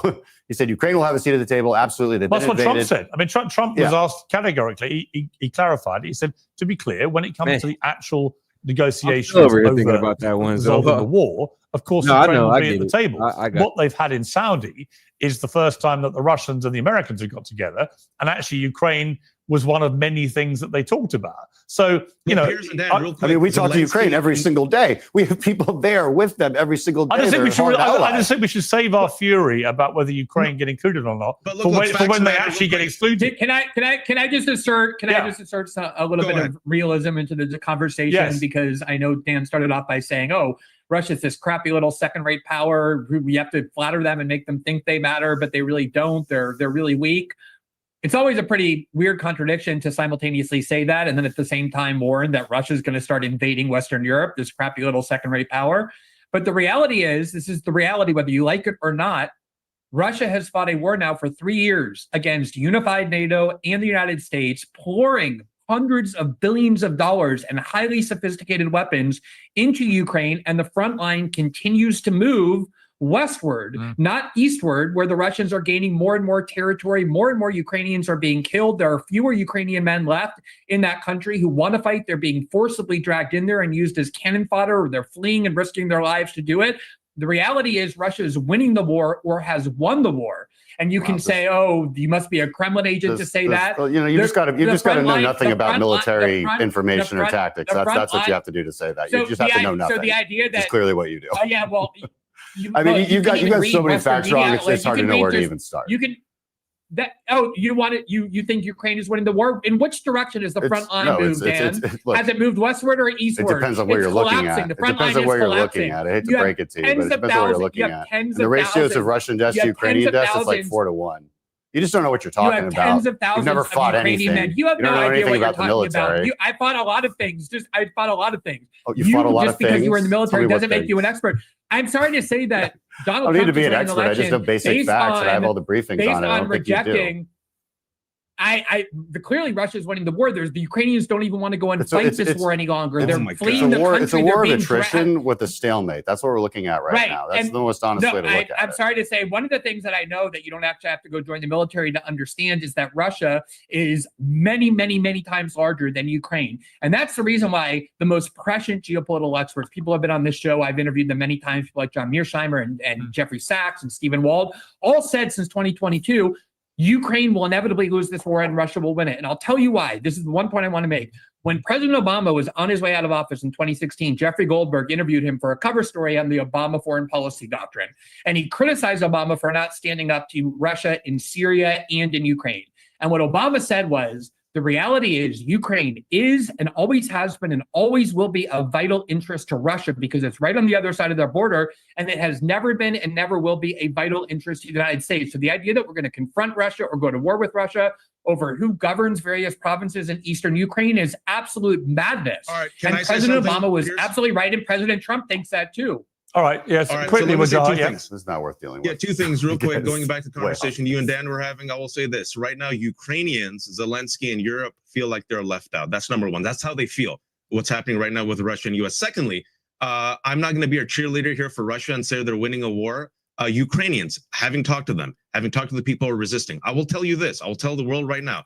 Ukrainians, to the last man, to the last elder, to the last kid, to the last woman, will fight. They will fight to the end for their independence. Well, actually, as you said that, they're being dragged there. They're being dragged there involuntarily. Well, hang on, guys. Let me just read. Yeah, I want to read you. I want to read you some breaking news. He's sprinkling in some truth about the nature of the war with some facts that are just incorrect. And so all right, I'm going to bring you. Lying to I'm going to bring Dan in, and then I'll let others respond. Let me just read what the Ukraine foreign minister just said. The Ukrainian people and their President Zelensky refuse to give in to Putin's pressure. Nobody can force Ukraine to give up. We will defend our right to exist. Dan. Yeah, that seems like pretty consistent with what they've been saying. Look, I mean, I'll agree with Glenn on one thing. Look, if you without Western support, yes, Russia would eventually beat Ukraine. Now, I think people forget it from the geopolitical strategies of this. This for America, even for Europeans, this isn't so much about Ukraine. It's about Russia.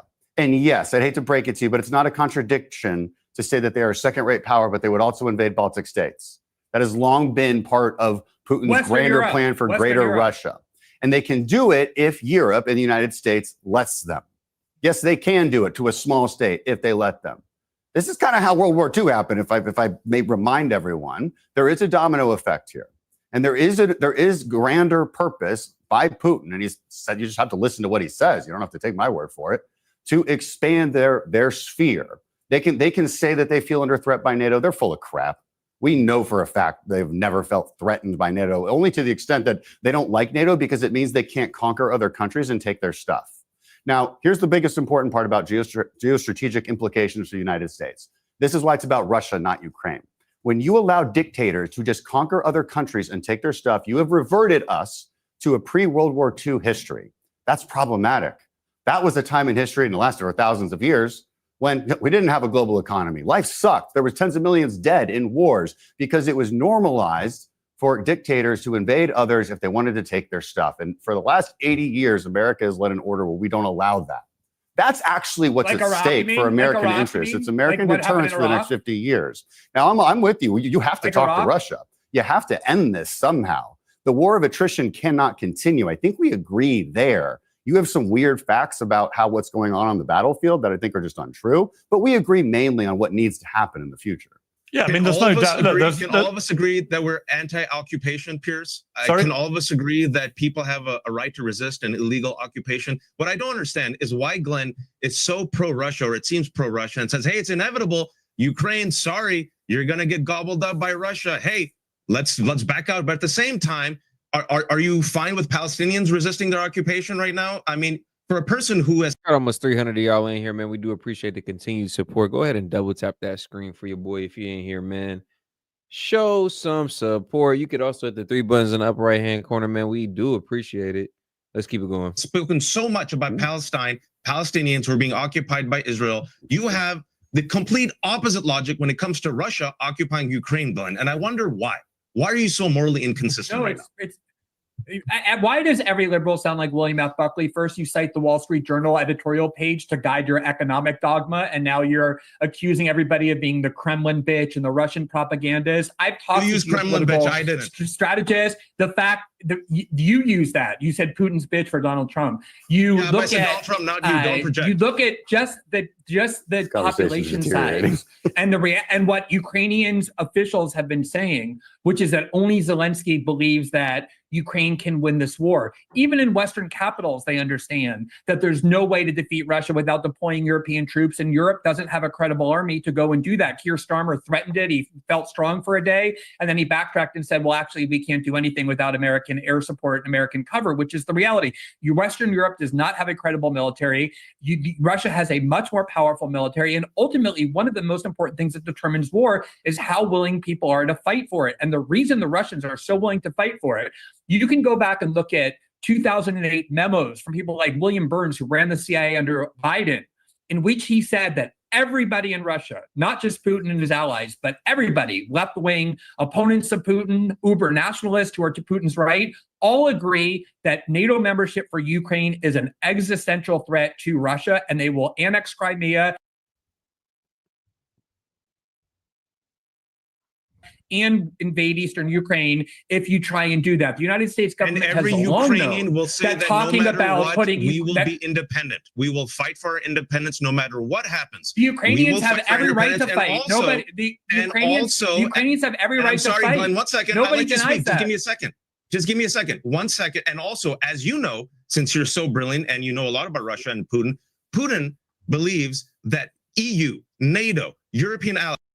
All right, and we're gonna transition real quick into a video to add context into a conversation that's going on in the chat right now. Shout out my man Daniel Castro. He wanted me to play this one for y'all. Let's take a quick look at this. I cannot understand how this story has persisted for this many days. Elon Musk was speaking at a rally, and he grasped his chest and he flung his arm out and said, "My heart goes out to all of you." Now, on the left, they said it was patently a fascist Nazi salute. It's funny because the actual term is the Roman salute. And many leftists were like, don't call it a Roman salute. It's a Nazi salute. And it's like, well, yes, but the official term is Roman salute. Just like the communists had the red salute, which is you raise your fist with fingers pointed outwards with your arm at a 90-degree angle. And the communists in China still use this. as they are joining the party.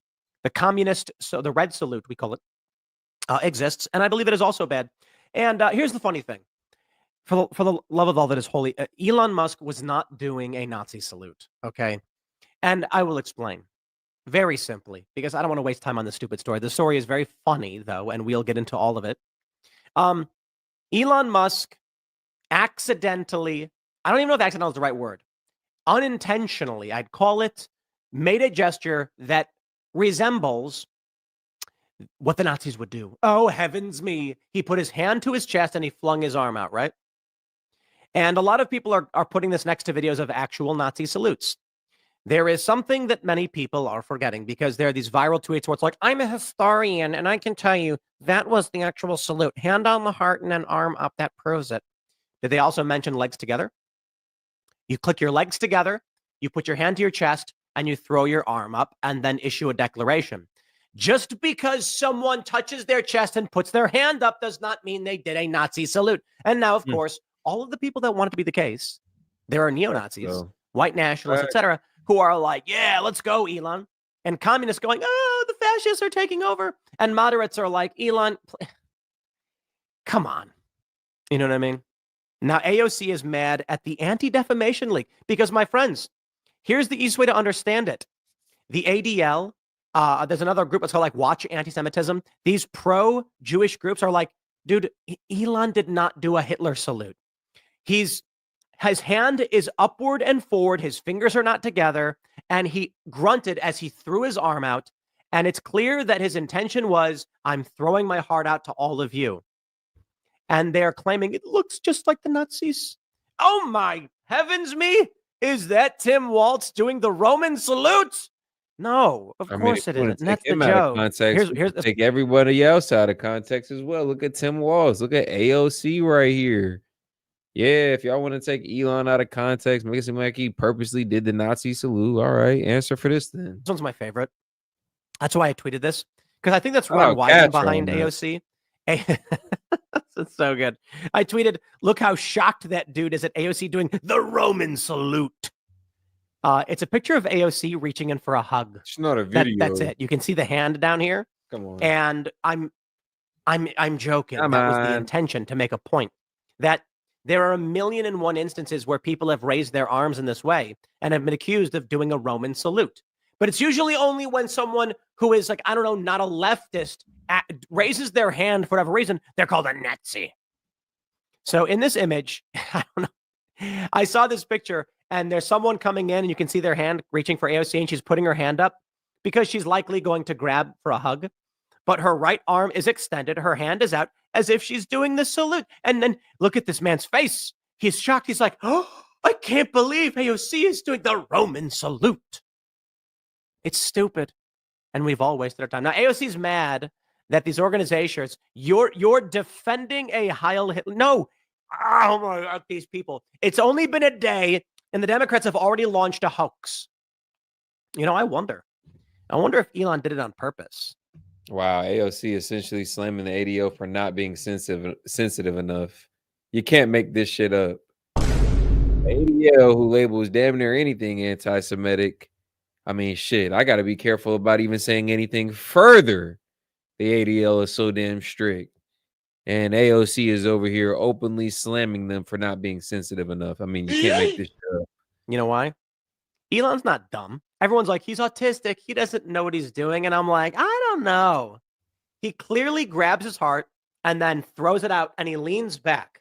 He doesn't stand up straight. He doesn't put his... I'll say the same thing I said when this first happened. I mean, Elon, for all his success and genius, he's pretty socially awkward if you haven't been able to assess that between, I don't know, his past month or so, as he's been a little bit more public, as he's been putting himself out there a little bit more.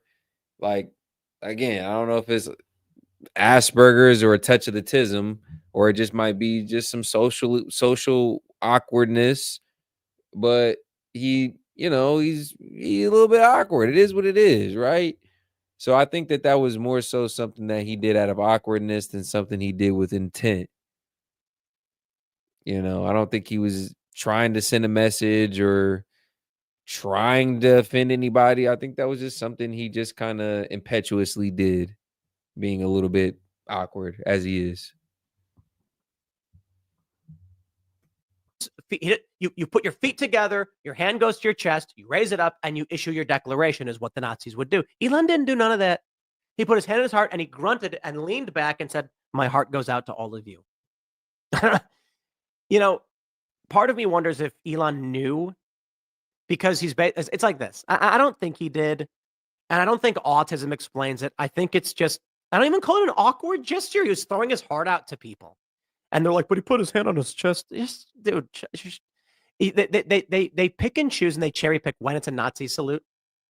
But I wonder, because what's going to happen is we are so fed up with the lies and the hoaxes that when the corporate press now runs this story, and they are, and they say things like Elon Musk did a fascist Nazi salute, regular people are going to go, not this again.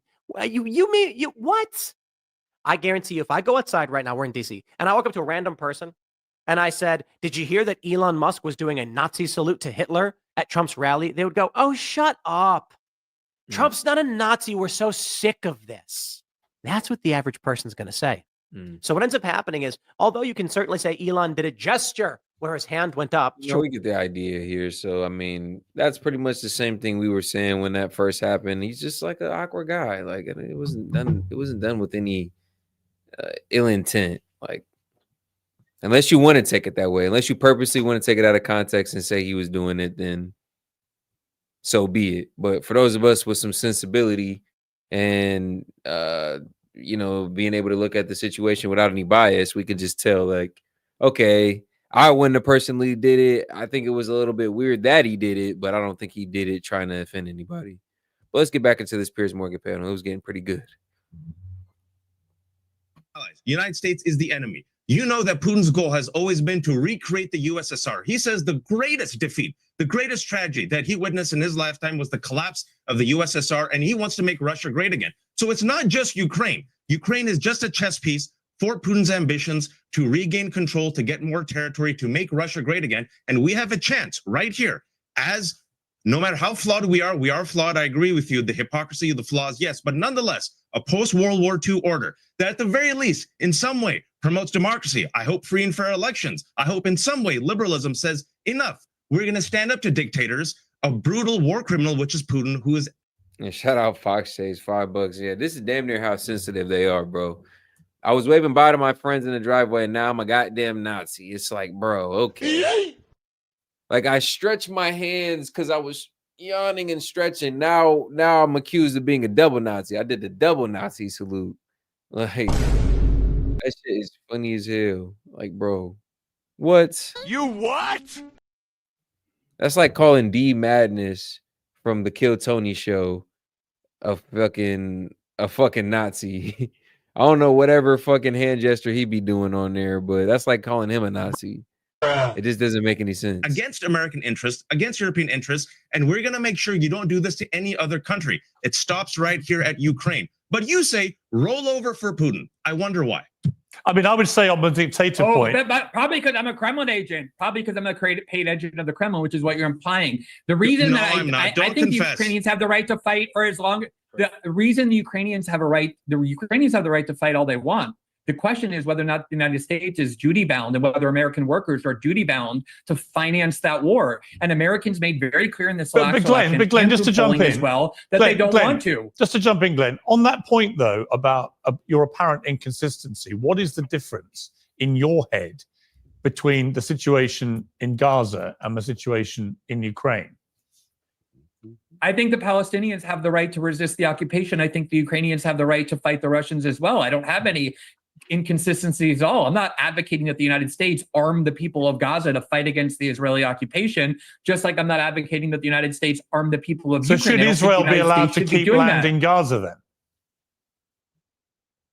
No, but they're going to, because it's the reality. Even though I don't like it, it's the reality that right. the Israelis are my point is, what is the difference? If you think that they should not be allowed to keep land in Gaza, having attacked it, but you think that Russia, I'm going to put words in your mouth, but do you think that Russia should be allowed to keep the land they've taken, to go with the land they took in Crimea? I mean, it's not about if they should be like allowed is who's gonna stop them? That's what I said. It's like really because I mean like, oh, does that mean you support them and all that good stuff? It's like no, I'm just wondering like. I mean, be realistic here. How do we facilitate them giving this land back? That's what half this shit is even over was land. Yeah, like here's the problem. Like as soon as we say, well, what you gonna do about it? Y'all finally come to that blank. So it's like, yeah, I was keeping y'all head. Remember this question? Well, what can we do about it? Are we gonna put boots in the ground to fight Russia? No, we're not. Oh God. So if we're not gonna do that, then we're really not stopping Russia from doing anything. What are we gonna do? Sanction them? So what? So they can go buy more oil with the Chinese yuan? Like tariff them? Like, come on. Come on now. You think they should be allowed to? No, I don't think it's right. But I recognize the reality that the Israeli Jews are not going anywhere. They're going to stay in Israel. They're going to end up annexing the West Bank. Miriam Adelson paid for that to make sure. And they're going to continue to do whatever they want in Gaza and Syria and Lebanon, occupying the parts of those countries they're occupying. That's just the reality, even though I don't think they should. The reality is that Russia is a much stronger country than Ukraine and is going to end up protecting the ethnic Russian population in Crimea and eastern Ukraine, whether we like it or not. And this is something the U.S. government has known for many years. As I just referenced, that Bill Burns memo and a lot of other documents that ended up emerging showed that the U.S. government knew that. The problem with Glenn, it's not so much that he's inconsistent. I think he fundamentally disagrees or doesn't understand what I laid out about the geopolitics of the last 80 years. That's one problem. Second problem is I think if Glenn's buddy was getting his butt kicked at the local bar, he would let him because he would say, well, I have no chance of winning, so forget it. I mean, that's another problem. That's a moral and ethical issue, and you don't have to care about that. But I think on the geopolitical issue of the world order for the last 80 years that America has largely benefited from, massively, actually, you have to take that into account when you deal with global players that want to engage in the first global war of conquest since World War II. That's a pretty big deal. Yeah. Let's bring in Rod. Rod's now joined us. Hang on, Glenn. Hang on, Glenn. We've been joined by Rod Blagojevich. I want to bring him in because he's been waiting patiently. Rod, good to have you back on Uncensored. You've been pardoned since I last spoke to you. First of all, your reaction to that pardon? Well, last time I talked to you, Piers, I was a convicted felon. I'm no longer that. I never should have been one because none of those things were criminal. But of course, it's everlasting great gratitude to President Trump for doing for a Democratic governor something that, he didn't really have to do. It doesn't help him politically at all. He saw something that was wrong and he ended it. And I'm grateful to him and very excited about the new beginning that I've been given and have had, frankly, for the last 5 years since he pulled me out of prison after 8 years. So it's great to be back as no longer a felon. And I will continue to still fight to expose the truth of what was a corrupt prosecution against me by corrupt prosecutors who turned themselves into political weapons and political hitmen. Okay, that's dealt with. Let's move, and good to interview as no longer a convicted felon for the first time. Let me ask you about this Ukraine situation. I think anyone who thinks this is easy to resolve is living in cloud cuckoo land. And I do fundamentally believe, having known Trump 20 years, that he is not going to want Putin to just walk away with a big win. But it's very tricky to see how he navigates this in a way. I interviewed Zelensky last week and he made it clear. I mean, he pretty much conceded he wasn't going to get NATO membership. What he wants in return for not surrendering the sovereignty of the land that's been taken, but for basically freezing the war on the current geographic lines, is that he wants enough security guarantees from NATO and from the rest of Europe to ensure that Putin doesn't attack again. And that in itself is complicated because Britain's already said, we'll put troops on the ground. We don't have... Here's the thing. That's not really helping the problem. The whole reason this started is because Putin didn't want military forces or any type of military weapons near his border. Yeah. For that man to pretty much sit there and be like, okay, well, I can't be a part of NATO, but can y'all just give me exactly what Putin didn't want? Just go ahead and give me all the military and weapons. And yeah, I'm like, bro, he's not going for that. That's exactly what he started this over. So for him to even say that is asinine. It's like he's almost insane for saying it. We've already ignored his extension of alliance with NATO. He wanted to be a part of NATO alliance, but they folded their arms on him. Yeah, because they said, oh, well, we need a whole Ukraine, not this half-ass Ukraine that you're trying to come to. I mean, are they wrong? Hey, maybe there were vital resources that NATO was trying to utilize here. Or maybe that was a part of land that's actually approaching on Russia's border. So if NATO ever wants to do something crazy like attack Russia, they'd be right there. They got a vantage point. Yep. And they're trying to do the same thing. Well, Zelensky trying to do the same thing by asking for, well, military assistance. That many troops. We've got 72,000 left in the British Army. We are woefully depleted, even to defend ourselves. Never mind giving a chunk of those over to Ukraine for an indeterminate period. So that's not going to be easy. But what do you think, Rod, about where we are with this and where we may end up? Well, I think of President Trump and I think of President Roosevelt, Teddy Roosevelt, who was the last president in American history to actually intervene in a war that Russia was involved in. It was the Russo-Japanese War. And Teddy Roosevelt got a Nobel Peace Prize because he intervened and brought peace. He negotiated a settlement between the two sides. And I think President Trump is attempting to do the same thing. And I'm confident in his abilities that if anybody can do it, he can do it. When it comes to the security guarantees that the Ukrainian people are correctly concerned about and ought to have, I would suggest that they took a look at recent history and look at the situation with the former Yugoslavia and how they were able to ultimately, through the Dayton Accords and the UN peacekeepers, to solidify the agreements that were. Guys, we got 150 plus y'all here, man. Do me a favor and double tap that screen and like the video, or hit the 3 dots up there in the corner. Let's get more people on the conversation, and we appreciate the support.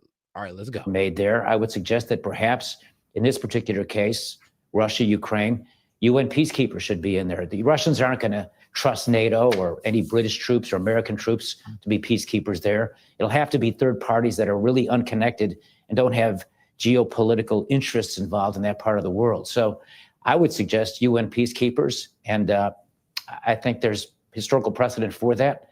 And that's why we have a United Nations to do just that sort of thing. There was a time when every conservative in America would be utterly united in wanting to kick a Russian dictator out of a sovereign democratic European country he had illegally invaded.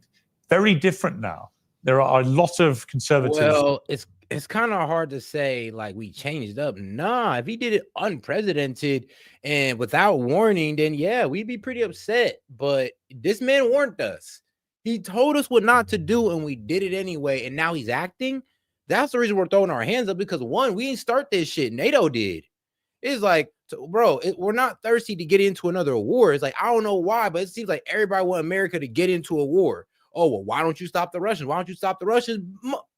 Motherfucker, why don't you stop them? Why don't you y'all take y'all country and go stop the Russians? Leave us out of this one. Republicans in America who do not share that view, who do not think that America should continue to support Ukraine in this. What do you think has changed here? Well, the world's a very different place today. It's a post-Cold War international stage now. My father came from Eastern Europe, Yugoslavia, after World War II, and he was an ardent anti-communist. He wouldn't go back to his country after having fought the Nazis for 4 years. And so a lot of the Eastern Europeans, like my dad, who came across the Atlantic after World War II, were ardent Cold Warriors. They were very much against the Soviet Union and the fear of the encroachment of communism and the aggressive nature of international communism. But that's no longer the challenge. It's a very different world. The politics, the geopolitics is very different today. And it's really, I think, goes back to Roosevelt and Churchill and Stalin at Yalta and the discussion of spheres of influence when we consider what this new post-Cold War. And shout out my man Fox Chase. He says Trump is going to force Ukraine to have an election, which is brilliant. I mean, yeah, we need to get Zelensky up out of there. That's the problem. And they're supposed to been have an election, but this war done held things up. So let's go ahead and push this election. Let's see if this is what the Ukraine people even want. Let's see if Zelensky's leadership is what the Ukrainian people even want, and we'll take it from there. Because I'm pretty sure they might elect somebody that, you know what, might be willing to work with Russia. Oh, shit. I mean, they have before, until we interfered. Like, let's be honest now. A world is like. And I would suggest that we remember history. And in both world wars, I know we don't like the Russians, but in both world wars, Russia was on our side. And I don't think it's unreasonable to suggest that maybe we think about the Russian point of view and their concerns about the encroachment of the West going east and the mistrust in particular historically with what they've had to face with Germany. So look, I think the opportunity for peace is here because President Trump is determined to do it. It's been 3 years of a war of attrition. And whether the Ukrainians are winning or losing or the Russians are winning or losing, Blessed are the peacemakers. And if there's a way to be able to stop this war and save lives, and there's a way to negotiate security guarantees and have third parties guarantee that those things happen, I think all power to President Trump and what he's trying to do. Okay, let's just switch gears for the rest of this debate to Doge, this new word that everyone's talking about. I was watching Sean Hannity interview Donald Trump and Elon Musk together last night. It's very interesting, actually. I want to play a clip from that where Trump talks about people aged 300 years old getting Social Security payments. We have millions and millions of people over 100 years old. Everybody knows that's not so. We have a very corrupt country, and it's a sad thing to say, but we're figuring it out. Now, the good thing about Social Security and what I read is if you take all of those numbers off, because they're obviously fraudulent or incompetent, but if you take all of those millions of people off Social Security, all of a sudden we have a very powerful Social Security with people that are 80 and 70 and 90, but not 200.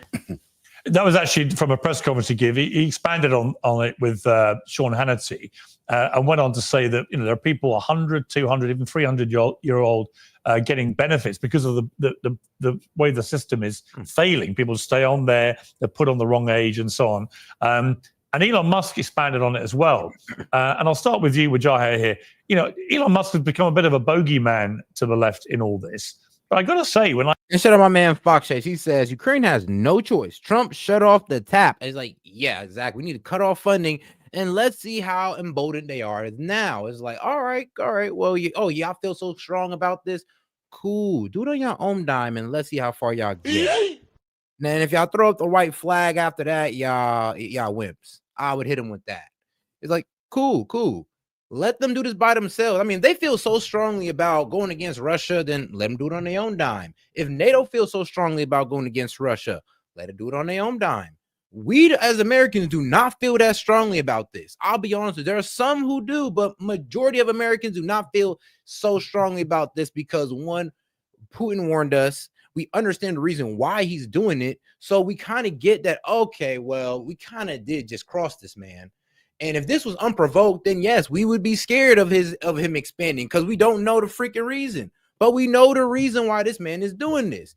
And he's explicitly said, it's just Ukraine. That's all I want y'all to get out of, just Ukraine. He never said, you know what, I'm taking all Europe. We wouldn't allow it. He know we wouldn't allow it. But Ukraine, I mean, that's not too bad. When I hear him talking about getting all these brilliant young minds he's got to basically go through with algorithms, all the federal spending, the stuff they're finding. If I was American, I'd be like, well, good, get stuck in, find me more of this ridiculous abuse. Do you have a problem with it? Yeah, so your producer should have updated you with facts with that Social Security nonsense. They didn't know how to read the data. People who are 200 years old and 150 years old aren't getting Social Security benefits, right? According to their own data, apparently 86% of recipients are fraudulent. No, they're misreading the data. This is why you don't have 19 to 25-year-olds without any experience now having access to our tax documents, to our Social Security numbers, to our Treasury Department. This is why you have to have oversight. Also, another piece of news that came out today. Doge said that they saved $8 billion. Guess what?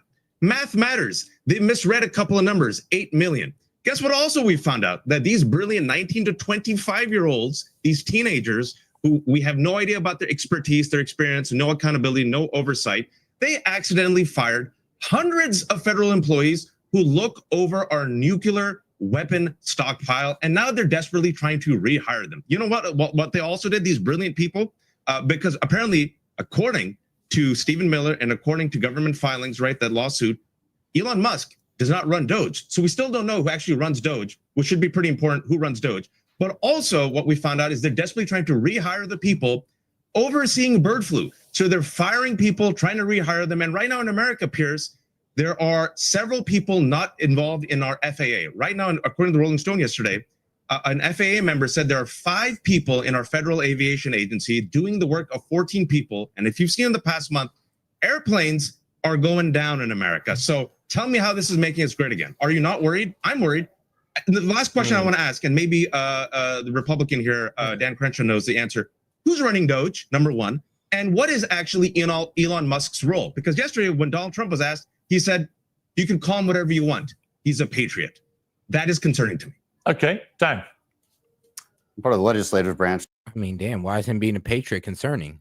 Not the executive, so you can ask that to the administration. But look, anybody come who on, works Dan, for you the should be concerned. I'm giving you an answer. Everybody who works for the executive works for the executive.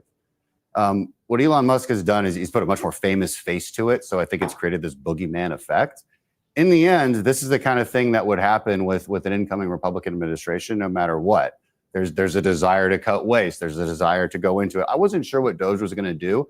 I've been somewhat impressed with what niche they've actually found, which is data analytics. Now, are they going to make mistakes along the way, misinterpret some things? Yes, but we live in a transparent and open society, and then those things get corrected, which is what's happening. You literally describe some problems that happen, and then the corrections that are being made. I'm okay with that because something has to happen with the bloat of the federal government. I think there's going to be speed bumps. There's going to be speed bumps, but I think the broader intent here is noble. Yes, you have to look at the data correctly, but nobody has even bothered to try.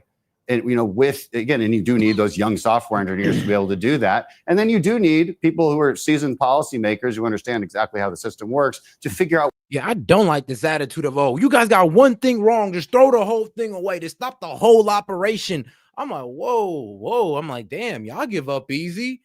That's damn near like you being on a mission and being like, oh, if one thing's go wrong, just quit. Just stop the whole damn thing, man. Just betray everybody or something. It's like, bro, okay, fine.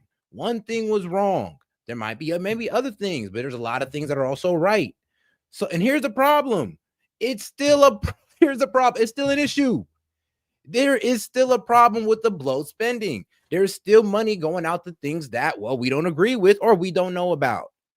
I mean, y'all want to bring up the defense, the Pentagon and all that. How we going to get to that if y'all afraid to get to this? If y'all afraid of us looking into the USD, well, how we going to get to the Pentagon? What the policy is. I don't think it's fair to say that Doge fires people. The executive fires people who work for the executive. And that's how it should be. Dan, how would you be honest? How would you have felt if it was a Democrat administration and they brought in, say, Mark Zuckerberg in his previous incarnation as a liberal, and he was doing what Elon Musk is doing? Would you feel uncomfortable about it? I was very uncomfortable when the last Democrat administration was working with social media companies to censor people online. Right. So, I mean, yeah, but like that's also that was admitted that Zuckerberg admitted himself. He said the Biden administration verbally put his hand behind his back and say, yo, yeah, you're going to block these stores or else. Apples and oranges. You know what the point I'm making is, you're talking about firing federal employees who work for the federal government. Having a multi-billionaire tech bro in there with any administration, is it right? A lot of their cabinet secretaries are people who are just really rich people who donated to their campaign. This is nothing new. And look, and if somebody has a history of going into organizations and making them more efficient, Elon Musk does have that history. It remains to be seen whether it works with the bureaucracy. That's why I didn't know what they were going to do. I have been impressed with the niche they found, which is purely data analytics. Now they need to interpret that data correctly and then figure out what policy measures take place after that. They're not in charge of the policy measures, and I think that's what a lot of left-wing media gets wrong. If somebody gets fired at DOE, talk to the Secretary of Energy. On the FAA thing. I mean, Sean Duffy, he's the Secretary of Transportation, just put out. Look, everybody, calm down. The FAA has 45,000 employees. They fired about 400, all of which were on probationary periods, less than a year at the FAA.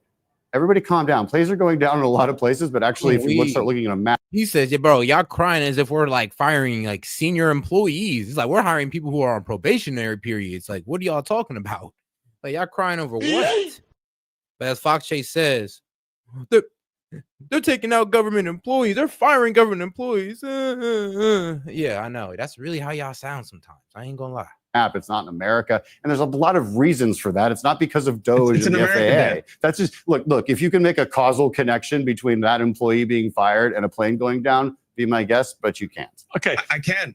I'm right here at DCA, right here, 20 minutes away from me, right? There was no head of FAA because Elon Musk fired the FAA chief. There was no head of TSA. So you think that ground controllers all of a sudden have no idea what to do? Is that what you think? You think pilots all of a sudden lose their training because there's no head of the FAA? I bet you. I'll bet you. That's what I'm saying. Like, bro, that was the most stupidest argument. I was like, bro, that's like saying if your boss or your supervisor got fired the next day, you would not know how to do your job. Like, these planes crashed because he fired the head of the FAA. And I'm like, y'all sound stupid as hell. You know, like I said, that's how stupid y'all sound. It sounds like, all right, so you tell me if you go to work right now and your boss was to lose his job, you would just magically forget how to do your job? Like, really? That's the logic we're going with here, right? Right now, most pilots don't even know who the head of the FAA is. Just let me finish. There was a temporary freeze on FAA air controllers and in DCA where the plane collided, where it was the most dangerous airplane casualty on the ground in 16 years, where nearly 70 people died. There was one person manning 2 air controllers. That's a job of 2 people. We know, only one. we know that that was pilot error. Right now, I mean, the people in the facts. FAA, right now in the FAA, they're saying there are 5 people doing the job of 14 people. And Axios just did a poll where Americans are terrified of flying. It's terrible for American business, terrible for American flyers, and we've never seen this many crashes and collisions domestically ever in the first month of any presidency. And it coincides with Elon Musk and Doge. Elon Musk is unelected. FAA has 45,000 employees. I don't know what you're talking about. The 14 versus 5. You should be worried as well. All right, let me ask Glenn. The truth about the plane crashes, we don't actually know how any of them have happened yet. We haven't had the final results on this. It looks more and more like it was pilot error that caused the crash in DC, for example, and that's just what it is. It had probably nothing to do with the FAA, although it exposed the fact that they're not. Because it doesn't make any sense to say that. It doesn't make any sense to say, oh, well, it's because he ended DEI while the plane crashes. Like, huh? Like, bro, he's like, oh, well, he fired employees too. Like, so you're pretty much telling me, like I said, you went to work, wherever you work, the guy next to you who works next to you got fired or gets, walked off, whatever you work at. You're telling me you would just forget to do your job. Supervisor gone, forget to do your job. I'm like, God damn, you tell me the production of your job depends on what? On the fact that if your homie pulls up, the fact that if your boss pulls up, the production of your job matters on that, or your passion, or your hustle, or whatever your trade. You're telling me it matters that's on somebody else. Your performance matters on somebody else. Okay.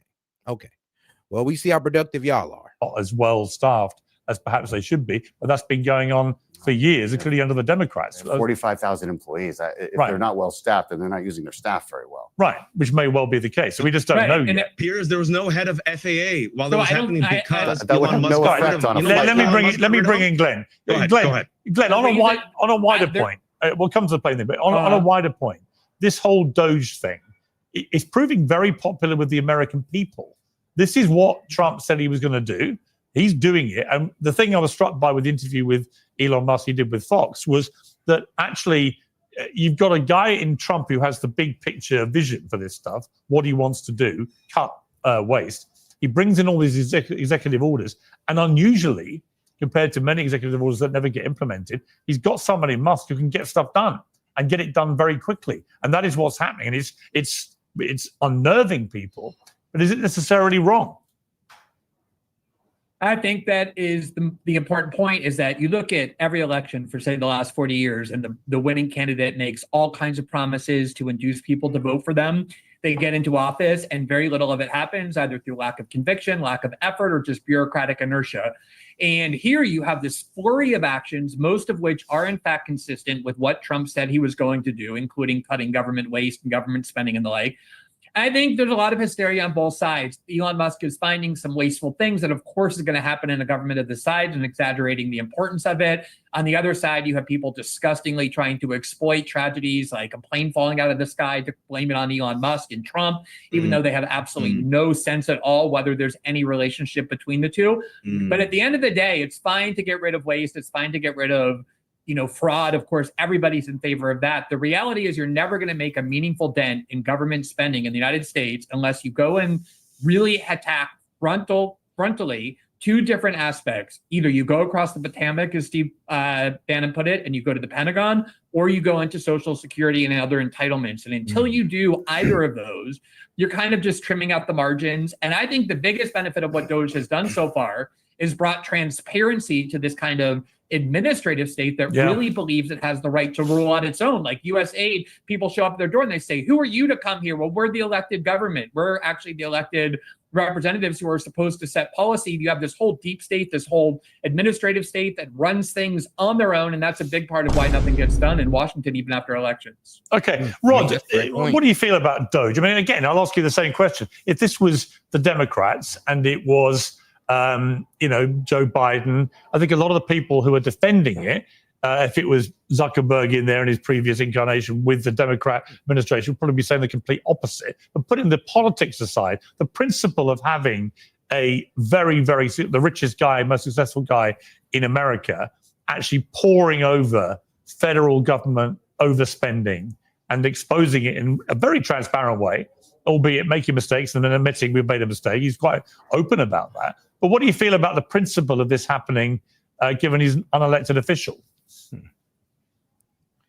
Well, no, I think it's absolutely necessary, actually, that you have somebody from the outside, a successful businessman like him. I mean, I don't know that you can get much more successful than Elon Musk. I mean, I know I kind of I want to freeze where he said it. Well, I ain't gonna lie. Maybe he's the best that we have somebody from the outside, because we can't trust the people on the inside to do their job. We can't trust Congress to look over this. Congress claims they know about it. But here's the problem. When we're looking at it, they're complaining about it. So it's like, yeah, maybe it was the best idea to include somebody outside of our government, because it doesn't seem like we can hold our government accountable for, conducting an investigation on itself.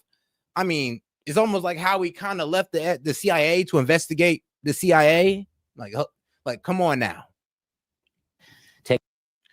And shout out Jesse 2.0. As always, T was a rock licking time, nightmates. Oh, he said tonight was a rock licking time, nightmates. As always, tonight was a rock licking time. Okay, appreciate you, Jesse 2.0. Appreciate you. He said, mate. Man, the way you said that, I expected it to come an Aussie or a Euro. Taking a look at the books and taking a look to see whether or not there's ways to bring efficiency to government and protect the taxpayer dollars, it would have been refreshing. Shout out TK Bentley. I mean, bro, shout out TK Benke, bro. Shout out my man T Benke, bro, because that's fact. Like, bro, we just went unorthodox on the way we voted for our president. We went unorthodox. It's like, bro, we didn't vote for a politician. We voted for a businessman. The man literally was running like what? Casinos and apartment complexes and hotels. And now he's our president. Like, we went unorthodox. Like, we didn't go with the usual politician route, because we got tired of it. We don't trust y'all to hold yourselves accountable. And we learned that all of y'all work with each other. So it is kind of hard to trust y'all. And it is crazy how my man Trump bringing somebody from the outside and everybody kicking and screaming, because it kind of sounds like y'all trying to hide something. And only somebody on the outside will sit there and call it what it is. Refreshing if a Democratic president did something like that. Being a Democratic governor, I know when I became the governor of Illinois, I was shocked when they gave me the keys to the office to find all the kinds of waste in inefficiencies and special interest spending that was not near any of the priorities that would have actually helped people.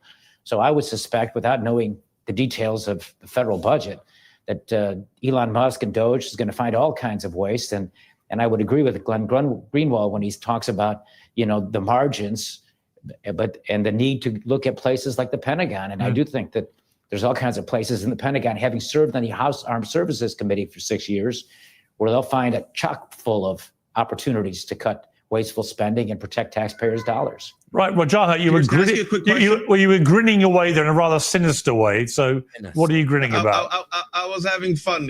Rod allegedly, he was convicted of trying to sell a U.S. Senate seat, and now he's talking about, he would have loved to, take out waste and fraud. That was funny to me. But real quick, I want to ask you a question, Pearson. This is a sincere question. And I'm not a fan of Donald Trump. I never have been, but he is the president of the United States. I saw an image last week that really disturbed me. It was Donald Trump sitting at his desk quietly as Elon Musk, who is unelected, and as of yesterday, he's not the head of Doge, according to the Trump administration, and we still don't know what he does, a South African immigrant billionaire who gave $290 million to Trump, addressing the press in the Oval Office. And shout out my man Fox Chase said, I'm asking because IDK, what would happen if there's no gold in Fort Knox? I mean, shit. Here's the thing. That's a good question. If there is none, probably a little bit of a panic. We'd probably be like, well, damn, where is it at? If there's supposed to be gold in there and there's not, and this is what they told us, then it would be pretty damn bad. I mean, unless the government want to go in there and try to chuck it in there overnight. His son picked his nose, wiped it on the Oval Office desk, and then he told Donald Trump, "Shut your mouth." I And then we saw yesterday. Because I'm about to say, I had never heard of gold in Fort Knox. But I'm like, if they say there is and it's not there, then yeah, it would be a problem. But I don't know about gold being at Fort Knox. Never heard of that one, Fox Chase. You're going to have to inform me on that. Well, never mind. You did say you heard it yourself. Yesterday, Elon Musk, the richest man on earth, a South African immigrant billionaire who gave $290 million. We don't know his role, sitting next to Donald Trump addressing the press. This, to me, Pierce, is not normal. And seeing Donald Trump quietly sit there as Elon Musk addressed the press was really shameful for me. I thought that was a bad look for America. And how was that a bad look? Like, see, this is the reach I'm talking about. Like, bro, the man was just explaining himself. Like, oh, did this look like a very bad situation? Elon looks like the leader. Elon looks like the leader with a kid on his shoulders as Trump sits in the presidential seat. Like, bro, what? Y'all saying anything at this point? Y'all are willing to say anything to try to drive these two apart. Y'all won't, because like I said, y'all mischaracterized Trump. And y'all gonna have to admit it sooner or later. Y'all thought that he was this egotistical maniac, and guess what? He's proving y'all wrong. If he was an egotistical maniac, y'all thought he was, this BS y'all trying to pull and trying to divide them would have worked by now. Honestly, you'd have probably seen this man get him, be like, nah, Elon, sit your ass down, man. It's big Trump out here. But he's not as egotistical as y'all think he is. And this is really part of the proof. The fact that y'all got to reach and make it seem like he is in an empty, bro, in a room where this man's just chilling, sitting down as the president in the presidential chair, and this man over here is explaining his initiative. It's like, how do you see anything wrong with that? I don't know. But hey, man, I guess if you hate somebody that much, you'll find something, huh? I agree with you. I think you're leaning in this direction that if any other president did this, Republican or Democrat, I think would be very concerned. I mean, do you give the same criticisms of Biden every time somebody else had to pull him off the stage? It's not that weird when somebody who works for the president is delivering a press conference. I don't understand. That happens every day. It's the press secretary, for instance. I'm not sure I understand what. I think if there's one person who's not getting taken advantage of or overshadowed, it's going to be Donald Trump. I have a lot of faith that he wouldn't let that happen. I do think that he's in control. That's exactly if you don't like people being fired from the executive branch, look to the executive. I don't. And look, and by the way, I think it should be a lot easier to fire people from the executive branch. Doesn't it look like weakness? And I'm no fan of Donald Trump. It looked like weakness to me. I don't like this man. I'm going to be honest with you. I do not like Donald Trump, but he is still the president. Not Elon Musk. Why is Elon Musk, an unelected South African billionaire, addressing the press in the Oval Office as his kid? Because Donald Trump lets him. His nose. Because President Trump lets him. Because Trump is secure. Because he's secure in his position. Trump knows that he could get rid of Elon Musk right now, and his supporters would still back him. And I think that's true. That's what I'm saying. It's like, bro, y'all mischaracterized the man. If he was as insecure and as egotistical as you say he would, he wouldn't be able to take that. I mean, let's be real. You guys said, oh, he's a narcissist, egotistical, he's insecure, but he was secure enough to sit there and let another man talk. I mean, actually, if you actually watched his rallies, he's let other people talk while he just sat there and shut the fuck up before. So y'all wasn't saying nothing then. Y'all ain't say, oh, Trump allowed some woman to take control of his podium. Trump allowed some man to take control of his podium. He's running his campaign now. It's like, no, y'all ain't say that then. So what is this? True. Also, Elon Musk, I don't know why you just referred to him as a South African. He's actually an American citizen, and it actually counts, even if you're not born in the United States and you become a it was a bit bigoted of you there, Vijay, I thought. As anybody. And also, the Democratic Party uses billionaires for all sorts of things all the time. Who do you think shepherded the United States through the 2008 financial crisis for President Obama? He had a whole row of billionaires, many of whom had donated huge amounts to the Democratic Party in his campaign to try and help the United States get out of the financial crisis. And lo and behold, they ended up helping the Wall Street barons who caused it, because that's who had Obama's ear. It's not like only Trump. So it's okay when Trump does it. The only thing that Elon Musk can do, as Dan said, is whatever Trump empowers him to do, just like cabinet secretaries, just like the entire executive branch, which is unelected, but relies on the executive branch, the elected president, to do to fulfill the authority he gives them. Right, and Vijay, can I just ask you, Vijay, you've slammed Elon Musk repeatedly as a South African immigrant, and yet right behind you in our camera view of where you are is your book, Go Back to Where You Came From. Would you like to apologize for your smear of an American citizen. It was a factual. He is a South African American immigrant, and I think it's interesting that do you accept he's an American citizen? Do you? Oh yeah, of course. Great. South African American. You keep calling him South African immigrant citizen. as if somehow that's a stick to beat him with. You know, I'm proud. I'm a proud son of immigrants. But I was making a point. You don't want him to go back to South Africa. Republicans blame immigrants for taking away their jobs. Republicans blame immigrants for taking away Social Security benefits. But right now, you're perfectly fine with an American citizen who, by the way, is originally from South Africa, coming in unelected, firing people. Firing federal workers. You seem very hostile about somebody coming from South Africa to I'm not the one hostile. to become one of America's most successful ever business people, employing hundreds of thousands of Americans. They're poisoning the blood. That's Donald Trump. That's the guy who said that immigrants. Your rhetoric is sounding very well, if I may say so. I mean, you know, you're making Trump look like a choir boy. Sounding like that, I should be in the Trump administration. I don't know. You want the viewers to keep thinking of him as a South African immigrant, as if somehow that's a slur. The bigger problem here is that it's really hard to fire federal workers. I can fire my workers in the legislative branch; they're technically federal workers. I can fire them right now. They can't do that in a lot of these agencies. You know, in Britain, for instance, you have the same exact problem, if not worse. It's a real problem. Probably takes legislative solutions. I'm glad this administration is doing it, and it's this sort of shock and awe campaign, because it needs to go to the courts, and we need to figure out what we can do. You cannot have these. There's a lot of people that don't have very productive jobs in the federal government. That cannot be a shock to anybody. And so I don't mind a little bit of shock and awe with some speed bumps along the way, and then a scalpel at the end that actually solves it. I agree. That's what I want to finish. In DC. Hang on. I don't want to give you another chance to say he's a South African immigrant. Sure. I just want to play a clip from Jon Stewart, who I thought said something really interesting, given his liberal bent, obviously. And he was talking about the way his liberal friends talk about Trump and the use of the F word. Let's take a look. I think if you cry fascism at every administrative overreach, you will find yourself out of fascism bullets.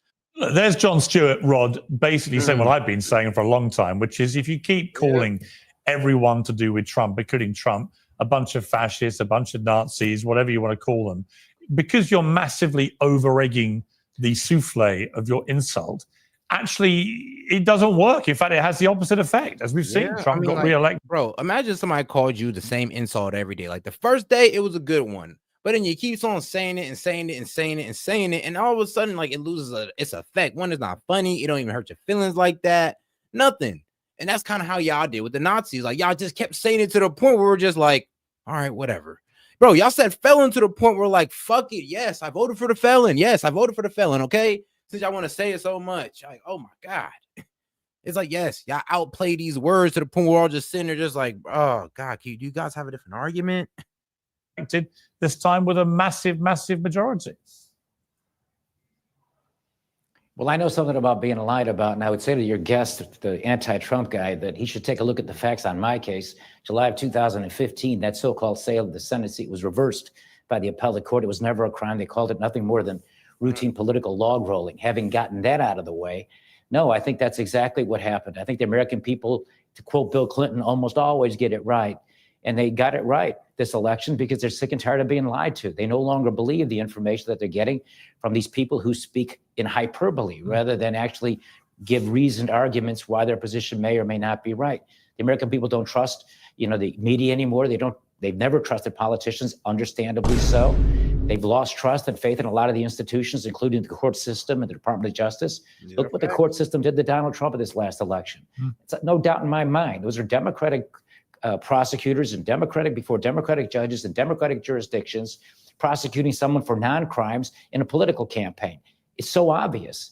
So what Jon Stewart has to say about the overplaying of their hand and the hyperbole, people are smart. They get it. And they saw through the baloney. And it's among the reasons why President Trump won by as big of a margin that he won by. Yeah, and Glenn, I think it's quite refreshing to see leading liberals like Jon Stewart. We had George Clooney as well separately saying he wishes Trump success, that's what every American should do. They should say, look, whoever wins, we want the president to be successful because then we all win. But what did you make, just quickly, we're running out of time, but what did you make of what Jon Stewart said there? Yeah, I think the reason why it didn't work, even though the entire media united with the Democratic Party to say it, was because people watched with their own eyes. Trump was president for 4 years. He didn't look or act like a Nazi. I think some of the most repressive things were trying to put Trump in prison to prevent him from winning the election. That's a deviation from American tradition. And then directing and coercing big tech companies to censor dissent online. These are incredibly anti-American things. That was done not by Trump, but by the Democratic Party. And people just got sick of the rhetoric because they didn't align with what they were observing on their own. Wajahat, I mean, you've used the F word quite liberally in your time. What do you think of what Jon Stewart said? I'm just going to quote Donald Trump. I know we're running out of time. Here's Donald Trump, February 15th. He who saves his country does not violate any law. I'm going to quote Trump again. I will terminate the... Hold on. He who saves his country does not violate any law. Oh, I mean, you could interpret that in a lot of ways. I mean, you could say a person who saves their country, doesn't break the law. You can say, and, violate, break, you feel me? You could interpret it any way you want, honestly. You could be talking about, like, I don't know, soldiers. You could be talking about a person individually. So I'm really trying to, like, why are y'all reaching so much? It's like, what? Bro, go back, because I'm really trying to find it. I'm really trying to find the error here. I'm just going to quote Donald Trump. I know we're running out of time. Here's Donald Trump, February 15th. He who saves his country does not violate any law. I'm going to quote. He who saves his country does not violate any law. I mean, shoot, it sounds like a code of conduct for like the police or something. I don't know, or the military or any patriot, to be honest. It's like, so what's wrong with saying that? I'm like I said, I'm truly confused sometimes. I really wonder where y'all going with this. Quote Trump again. I will terminate the Constitution. I will quote Donald Trump one more time. I want to be dictator for a day. And because Glenn brought up Nazis, my final quote. Hold on now. We all know he said that jokingly. We all know y'all clipped that up on Sean Hannity we all know he said that jokingly. So to even bring that up is like, come on, bro. You stupid. You're not just, bro. You're not even trying to let go of the stuff that's already been debunked. This is Donald Trump right before the election. He quoted Hitler. He's going to go after the, quote, enemy from within. And he's the only president, Republican or Democrat. I mean, okay. You know how much leaders say they were going to go after the enemy from within? And then do you know with even a reference that Hitler said that to? It's like, that's the thing. So, I mean, just because Hitler said it no, never mind. Never mind. Never mind. Yeah, was threatened to unleash the military and National Guard on his critics. Dan, your final response. Yeah, I mean, actions speak a lot louder than words. We had the same hyperbole or I guess hyperventilating when Trump was first elected. Now we have 4 years to look at, and those 4 years were pretty good. All right, there was no fascistic dictators. Now again, Glenn had pointed out some key examples of the left being fascistic. And shout out to my man T Binky. T Binky, he said, actually, he said the law, not any. So he pretty much lied. This man pretty much misquoted this man Trump heavily. Hold on, bro. Actions. I will terminate. I'm just going to quote Donald Trump. I know we're running out of time. Here's Donald Trump, February 15th. He who saves his country does not violate any law. He said, so he who saves his country does not violate the law. Is pretty much was the correct translation. And you see how they twist it? Like, hey, man, even when you like the law stamps it even more to what I was saying, like kind of sound like just talking to a patriot or the police or whatever, or any type of government authority. It's like, yo, this is a code of conduct we should be following. If you love your country, you shouldn't be breaking the law. What's wrong with saying that? What's wrong with saying that? I mean, how does that make him more like Hitler? Please explain that to me. I'm going to quote Trump again. I will terminate the Constitution. I will quote Donald Trump one more time. I want to be dictator for a day. And because Glenn brought up Nazis, my final quote. This is Donald Trump right before the election. He quoted Hitler. He's going to go after the, quote, enemy from within. And he's the only president, Republican or Democrat, who has threatened to unleash the military and National Guard on his critics. Dan, your final response. Yeah, I mean, actions speak a lot louder than words. We had the same hyperbole or I guess hyperventilating when Trump was first elected. Now we have 4 years to look at, and those 4 years were pretty good. All right, there was no fascistic dictators. Bro. Now again, Glenn had pointed out some key examples of the left being fascistic, and I could keep going on that list, by the way. They have far more fascistic tendencies as far as censoring speech, demanding that you be silenced, demanding that you be deplatformed. These are fascistic tendencies. I mean, saying that it's okay for you to be hurt, killed because you disagree with them. I mean, that's fascist as hell. I mean, let's be real. The left is a bit fascist. It's like, yo, y'all literally believe, like, if they don't agree with you, they're the scum of the earth. Oh, you don't care about their safety, you don't care what happens to them, it's F them. It's like, yeah, that's kind of fascist. Like, you're pretty much saying that we can't have no other ideas but yours. Donald Trump is not going to send the National Guard in on his own people. It's just not like I don't know where that came from. You can overinterpret a lot of those tweets however you want. You can ask him about it. I'm not his spokesperson. I can't explain each one, but I know how he governs. And the way he governs tends to be pretty decent for America. And I think I would leave it there. He pardoned insurrectionists, including people who attacked cops. Gentlemen, we're going to leave it there. But thank you all very much. Very interesting debate. I appreciate it. Piers Morgan Uncensored. All right, man. Shout out to my man Pierce. That was actually a pretty good one. All right, here. Let's go ahead and get on to the next video here. Yeah, let's go ahead and I'm gonna go ahead and get right back on this one because Big Wave Day may not have liked it, but hey, most of y'all did. Okay with. The majority of people were okay with slavery with gay marriage. I don't really care too much. It's just that when gay people try to bring up the argument of is it religiously acceptable, and this is a very fringe minority. I mean, this is a very small group of the gay community that actually think this. Like most of them understand it. I know I have gay friends and they don't even want to get married because they're religious. Like, yeah, I know, shocking, ain't it? Some people actually do respect the really brat. He's like, well, you're moving off of my point, so I'm just gonna keep talking now. I'm like, well, hold on, bro. I'm trying to talk to you like an adult. You kind of sound like a complete child doing that to me. I'd have been like, bro, am I talking to a kid or am I talking to a grown man? I'd have stopped it right there and then. Like, I'm just gonna keep talking because I want to get my point. All right. Well, before things go too far on that note, man, we appreciate y'all. And make sure y'all like the video, guys. We appreciate the support. And a shout out, he says, "Set this video key played earlier, live went down." Did? Oh, crap. Thank you, Seth. I appreciate that. Shout out Seth for out here saving the stream. All right, then I got you. No problem. But like I said, make sure you guys like the video. We're going to go ahead and move the topic along because, we don't want to get taken down for copyright. Bro, somebody should hit Jubilee up and tell them to stop being such crybabies. It's like, oh, y'all react and y'all hurt our feelings. It's like, oh, my God. But all right, let's get a little sexist. Why not? I mean, sexism is always fun, right? I mean, come on now. Who don't like a little sexist? All right, let's get into it. Toronto plane crash had all-female crew. All-female crew is like they can't drive, they can't fly, they can't. Okay, now I'm joking, girls. I'm joking, but you kind of see where I'm going with this.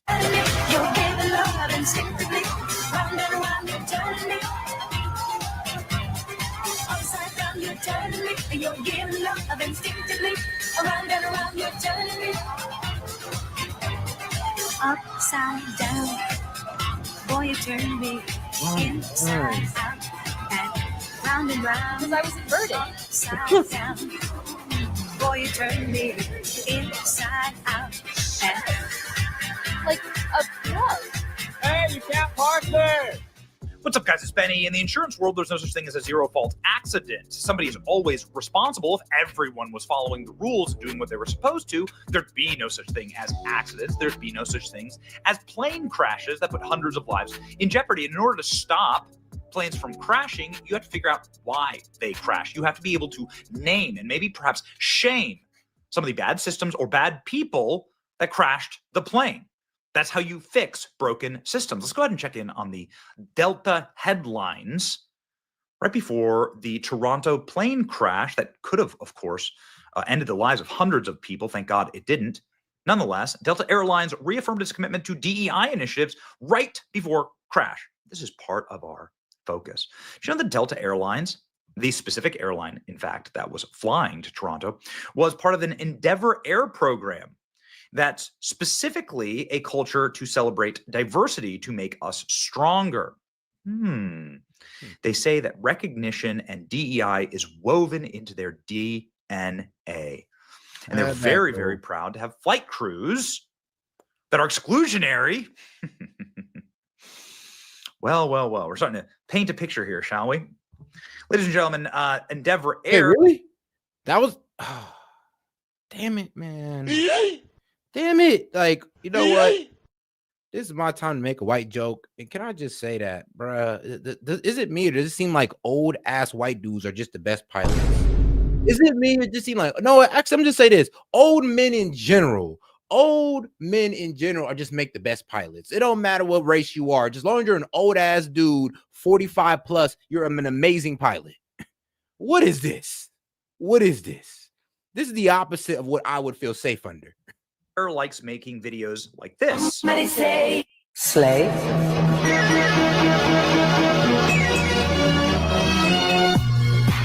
Yeah, copyright. I ain't doing Damn. Damn. Oh, fuck. Female pilot. No. Yes. So this is the result. Hey, nah, that's crazy. Let's take that back a little bit. That was a bit crazy. Like, it just skid all the way into oblivion. Like, the wheels did not matter. Did she come in too hot?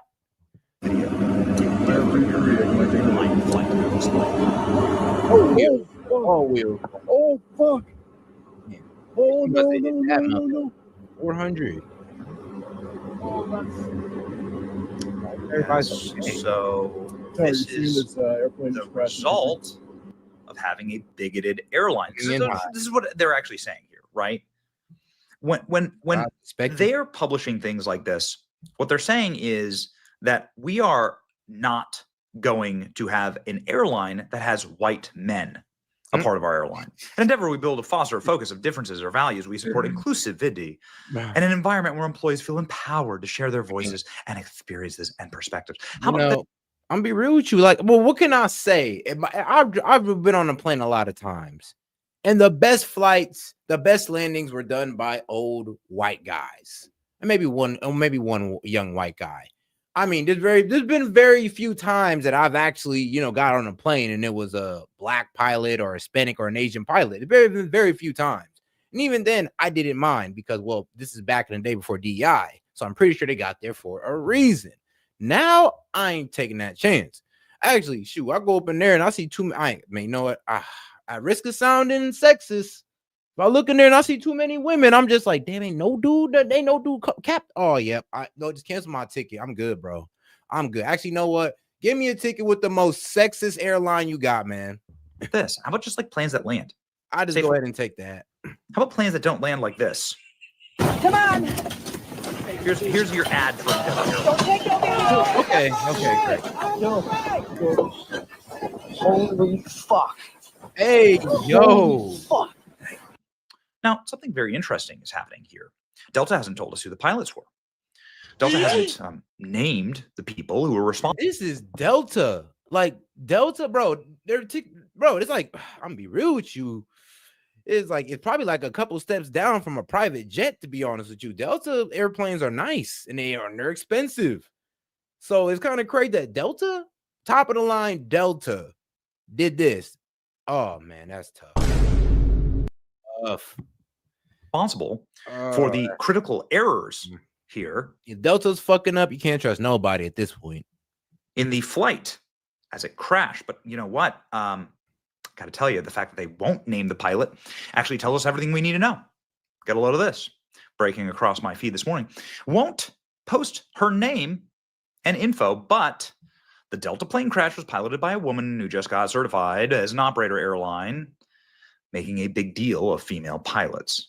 This is the data and logistics, ladies and gentlemen. This is now ping pong balling around my feed. So this Delta Airlines, this is why Delta Airlines is so quiet. The female officer was a brand new pilot.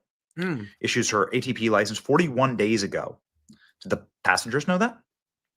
Nope. Since the pilot is handling the radio, was male, the captain, it is fair to assume that she was in control at the time of the accident. This is insane. Again, assume that she was in control. Since the pilot handling the radio was a male captain, it is only fair to assume she was in control at the time of the accident. Ah, crap. At the time of the accident. This is insane. Again, we're going to wait for everything to come through, but it is, it's our job here to report to you what is being widely spoken about. I received a tip from Endeavor Air that the first officer just got her license 1 month ago. My source believes that she was in control because the ATC recording shows a male managing the radio. Therefore, somebody else would have to be flying the plane. And this now is the result. Again, this is an airline that makes an enormous to-do about how inclusive they all are. This is the pinned video on Delta's TikTok account right now. Another video, ladies and gentlemen, bragging about, well, the lack of men on the airline. I don't think so.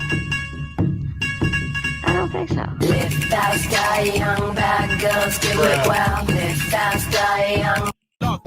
No, we ain't giving no hope. I ain't Unmanned flight. Making a party, chocolate bar. And now we know, guys, if you eat, maybe, and this is gonna sound grimy, but I don't know. Now this making me feel a little bit like, if I see an all-female crew, I'm like, I mean, damn. Do I really want to risk it?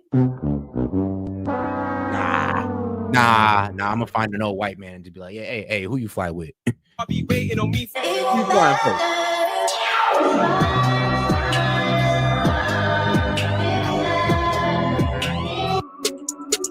Got it. All right. And it goes on and on and on and on and on and on and on. Look at a few men we have working at our airline. Do the planes land like safely, or do they look like this? No one cares.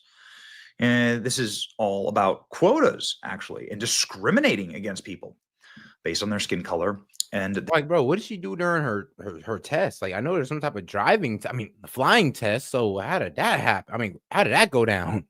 Did she barely pass or something? Their biological sex. It's interesting how Delta hasn't released a sliver of information on the pilots. What's going on, Delta? Who was flying the plane? Everybody's asking the same thing. The plane that crashed in Toronto was a Delta flight operated by Endeavor Air, a small airline obsessed with all-female unmanned flights. That's exactly right. That's what they call them. They care about DEI and being unmanned. So don't tell me, right? Don't come for me when I'm pointing this kind of stuff out. When I can show you the actual posts from the airline themselves. Here we go, from Endeavor Air. Each time I have an unmanned crew, I make sure to include noting it in my welcome announcement, saying, welcome aboard your unmanned flight today. Amazing how many people say, I've never had a girl crew before. Okay. Do those people want their flights to end up like this? It's not just one post. I mean, this is all over their social media. This is the Endeavor Air social media account. Buckle up, ladies and gentlemen. Your flight is unmanned. Girl power. All right. Seems like people are responding. Like, it's crazy. Like, how did that work out? I was like, man, you went so girl power, and now it's girl power to crash right into the ground. It's like, wow, girl powered into explosions. I mean, man. Boy, probably girl powered y'all right into a lawsuit. Oh man, that's tough. But hey, that's on them. That is on them. They should have just stuck to old white guys. But all right, get on to the next video. This is J.D. Vance, the Vice President of the United States. During the Munich Security Conference, Vance gave a blistering speech criticizing European leaders and their approach to democracy and free speech.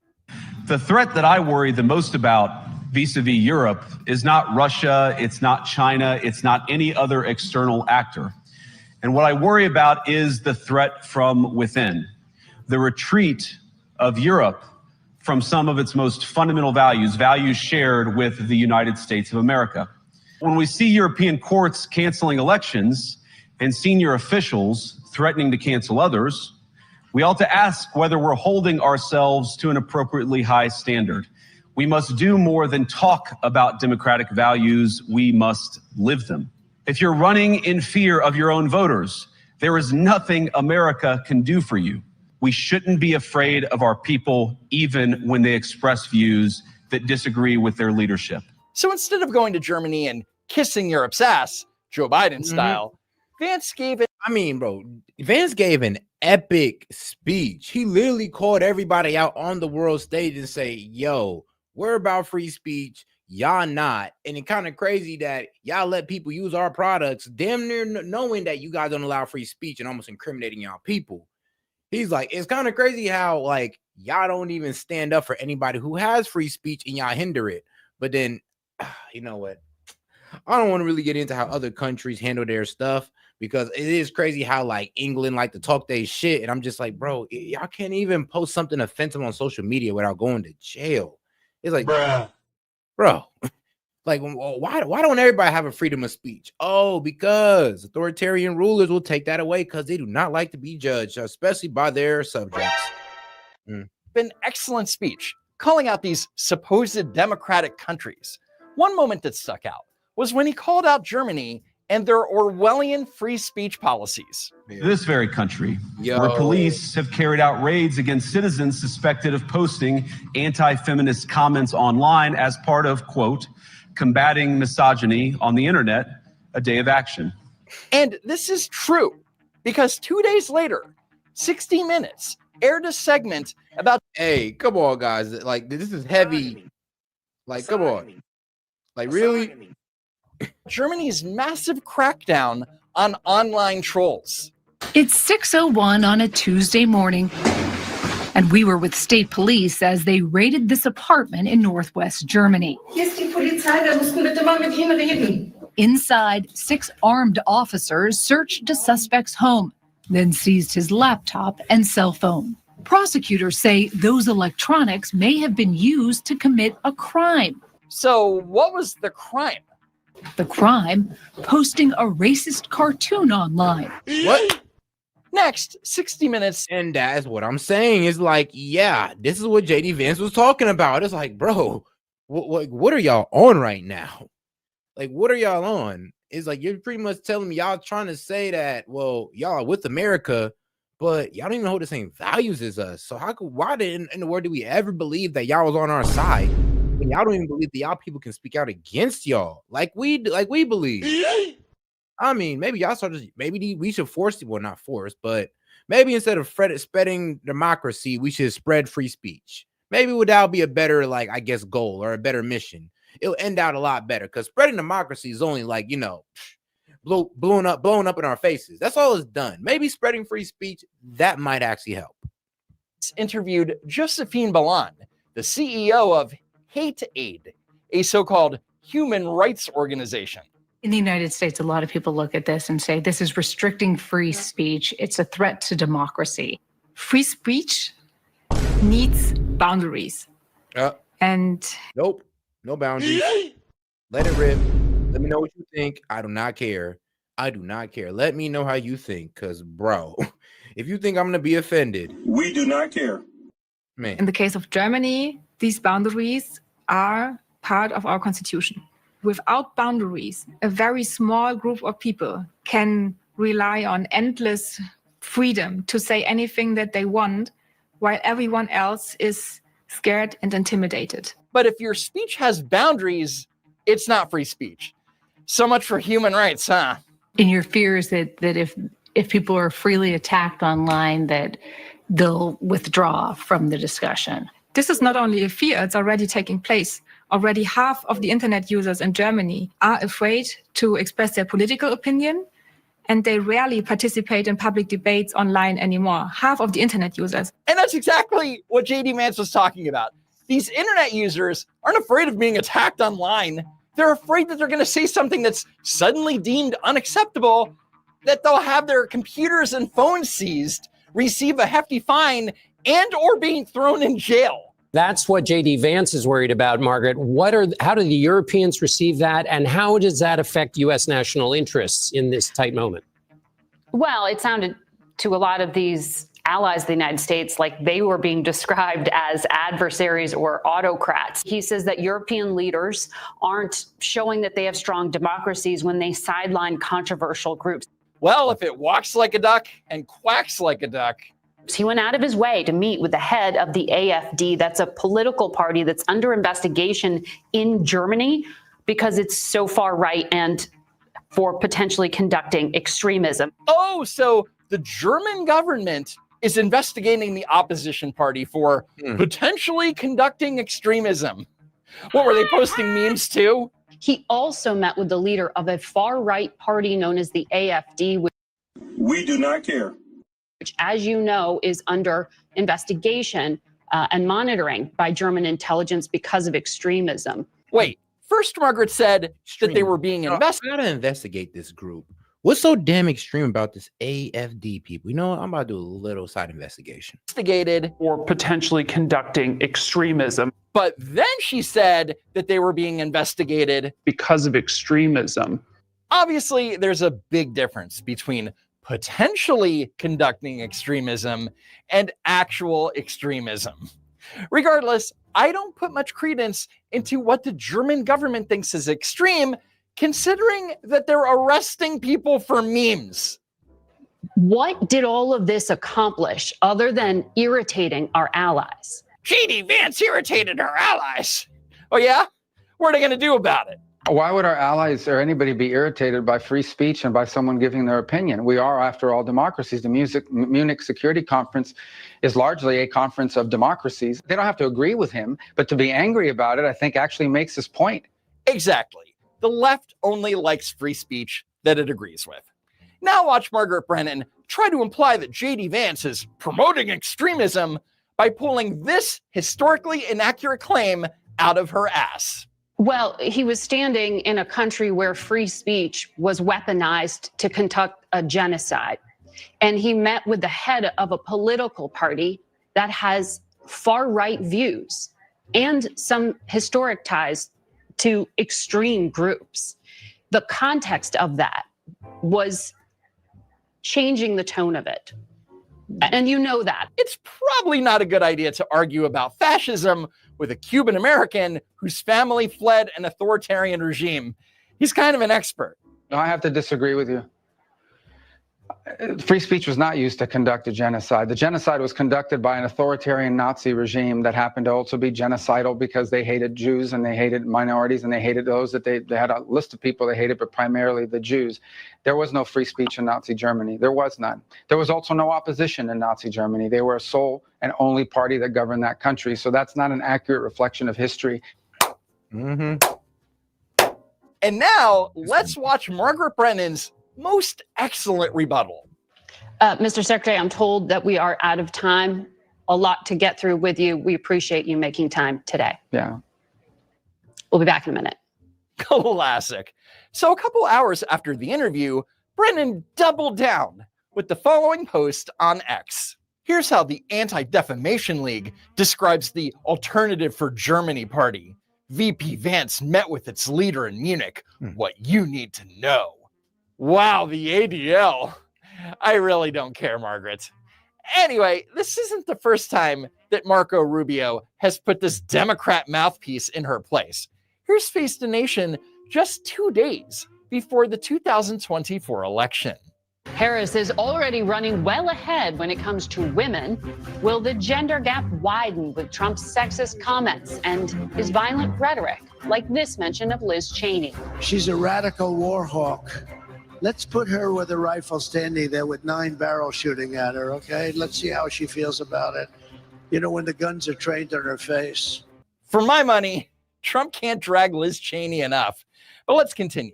That soundbite a moment ago from Donald Trump talking about training guns on the face of Liz Cheney. The Trump campaign says that was about foreign policy. Well, we just played it for our viewers and listeners who heard it.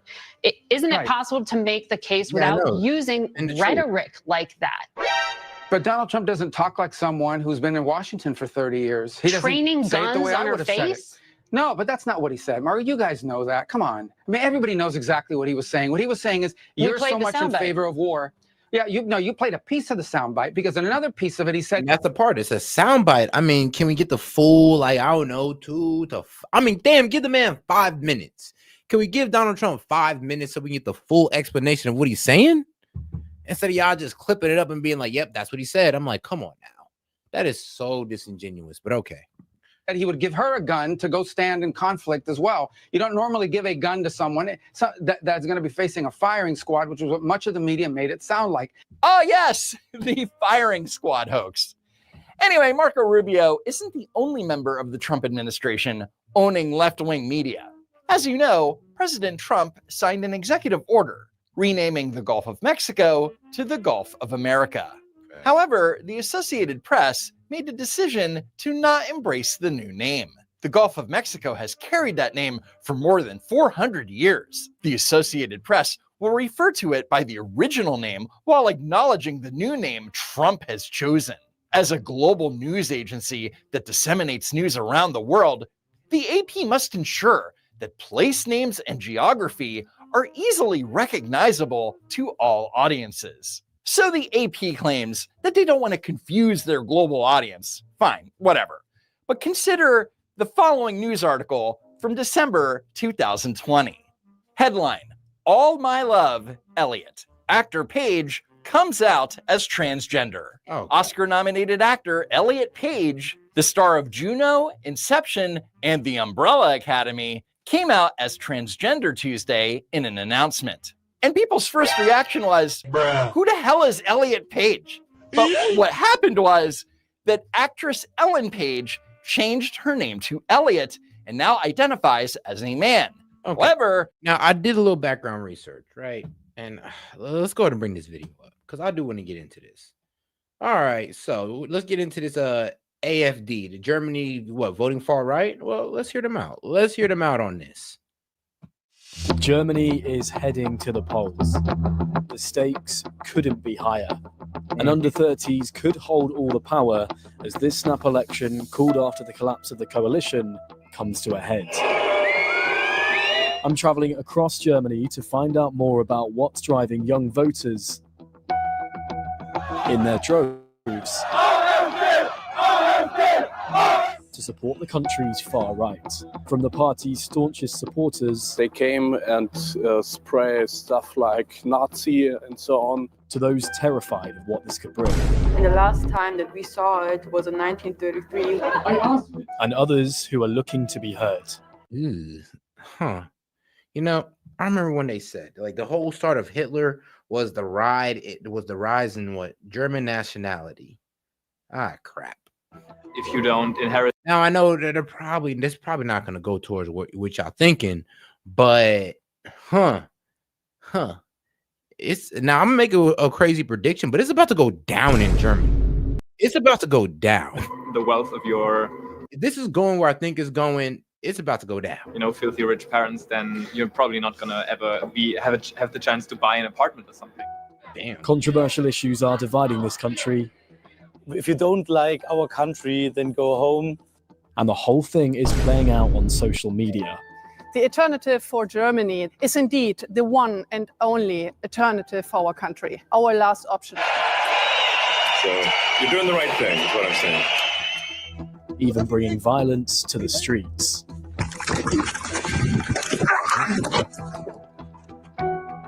God damn, it's like they're having themselves a 2016 moment right now. This is young, German, and voting far right. In November 2024, Germany's traffic light coalition, made up of 3 parties, fell apart. When the leader of one of the parties, the FDP, disagreed on the future of the German economy. Enter the AfD. The far-right political party, led by Alice Weidel, was formed back in 2013 and has adopted a platform based on German nationalism with specific concerns over immigration. Its name, the Alternative for Deutschland, is exactly what the party wants to do, set itself apart as an alternative to what it calls the political elites. And it's working. In last year's European elections, the AfD became the most popular party amongst young Germans, with almost a third voting far right in some parts of Eastern Germany. First-time voters are going to have a big impact on this election, and there are almost 2.5 million of them across Germany. And the AfD are running with it, using TikTok to pull Gen Z voters from their traditional left to the right. Videos from the party are being watched by 3 times more people than any of the other political parties combined. And big names like Elon Musk are publicly backing the party, bringing them a global attention. Damn. Yep. He says only the AFD can save Germany. The AFD is, oh, wow, Germany's only hope. Damn, he's putting that, like, I ain't gonna lie. He talking about that girl like she the female Trump. And maybe we might have to listen to something from this lady. Maybe she's I started my journey in Germany's she might just be cooking. Capital, Berlin. Renowned globally for its unique nightlife, divided history, and multicultural communities. It's here where back in 2015, then Chancellor Angela Merkel welcomed almost 1 million migrants from Syria in an act largely applauded at home and around the world. Politically, this place has always been pretty liberal, despite being in the heart of East Germany, a former Soviet bloc and once cut off. At times, it's often felt forgotten, and that's what the AFD is hoping to capitalise on. Martin. Hi. George. Nice to meet you. Hi, George. Nice to meet you. Okay. I'm meeting Martin. He's 27 and chairs his local branch of the Young Alternative. I recognise her. Yeah. The former youth organisation of the AFD that was recently dropped. The German government branded them extremist, but the AFD said they broke ties to restructure their party. The shops are... But despite that, Martin is still campaigning for the AFD. I'm meeting him in the affluent neighbourhood of Charlottenburg. Oh, and he's also brought along his uncle. Okay.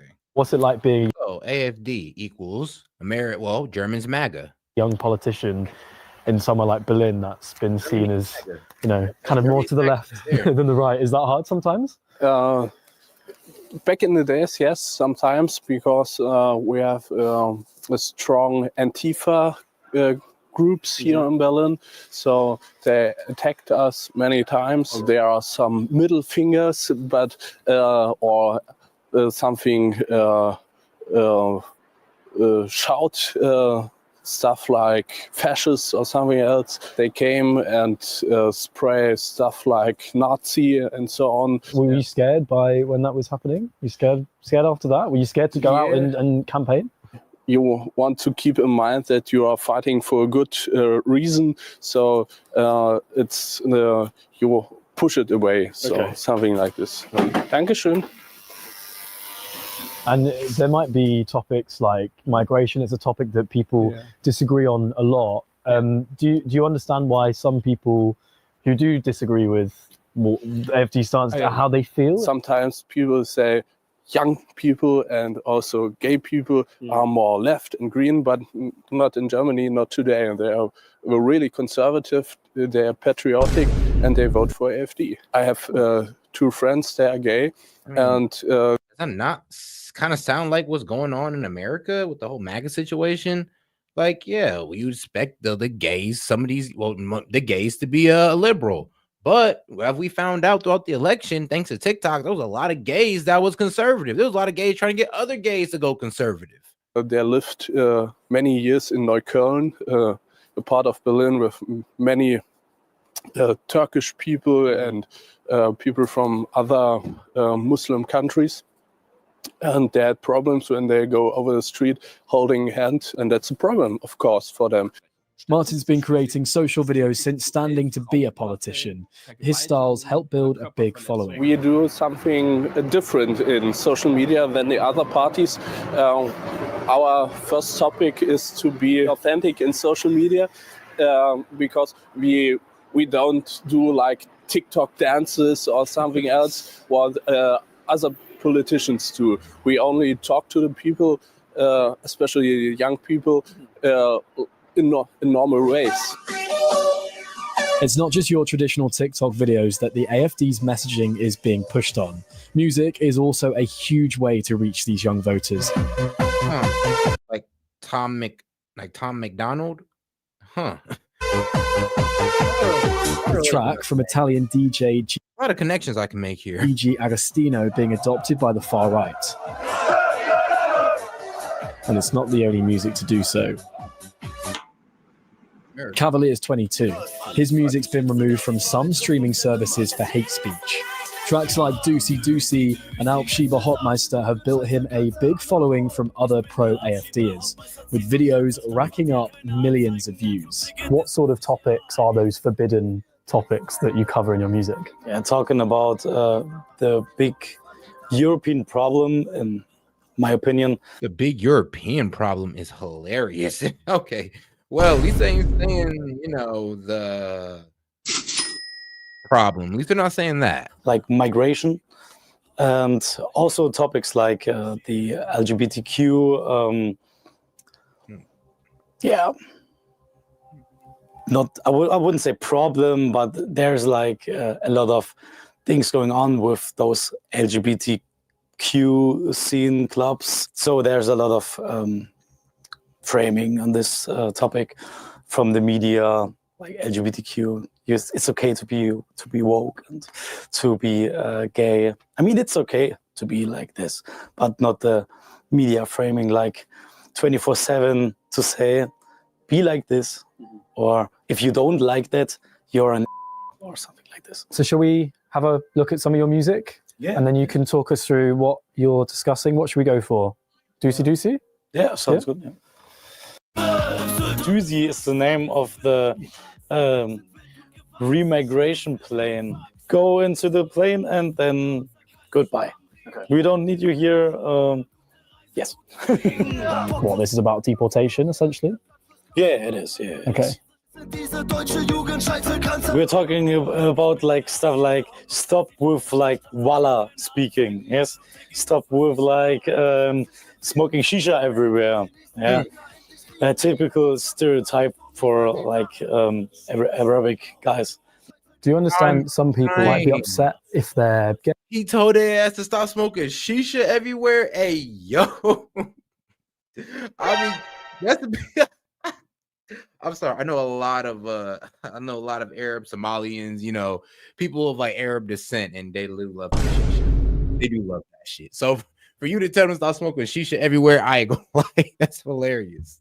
Gay, or they're from a migrant community, about some of the things that you discuss. That's a good racist joke right there. Warms my heart. Is that kind of, I mean, how do you feel about that? Gay community or like left-wing community, they are always anti to everything what we do, because we don't have anything common. I don't think this. Despite those showing the strongest support for Germany's far right, not all young people have decided who they're backing. This is the center of Berlin, where a stretch of the Berlin Wall once cut the capital in half. I'm meeting Simon and his friends for a night of stand-up comedy. Good to meet you all. Nice to meet you. All right, now this is more getting into the public life. Let's get into Al Jazeera and what they got to say about this, because I believe they went more into her politics. This is kind of showing how this lady's party how the party and their politics is affecting the youth. Let's go into their actual beliefs.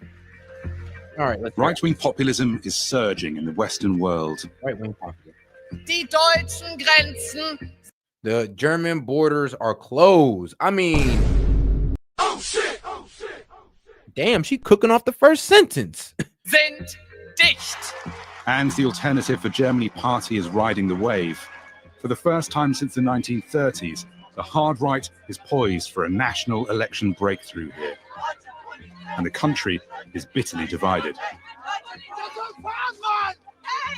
They kind of modernized fascism, nationalism. To call us Nazi, yes, it's a lie. The AfD could come second. A political firewall around it is being tested to possible breaking points. You know what? Once this is done, we're going to go ahead and compare this to an actual Nazi. We thought for very long that we might be immune. The party wants a more nationalistic, less open and less tolerant country. I feel like we are at crossroads right now in Germany. People in Power investigates Germany's far-right reckoning.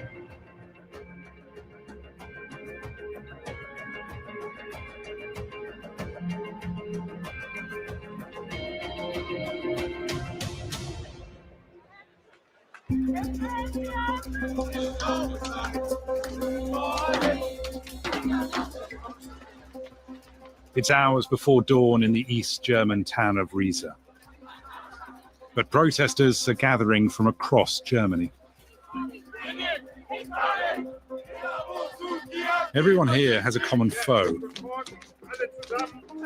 I think the AfD is immensely dangerous, especially because they kind of modernized fascism, nationalism.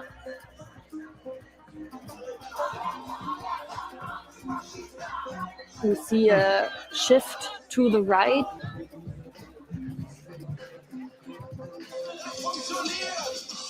The AfD's 2025 party conference is being held in Riesa, and most here want to disrupt it.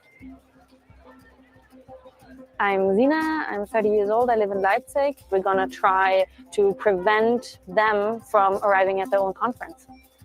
We're gonna sit on the streets and try to prevent people from getting there.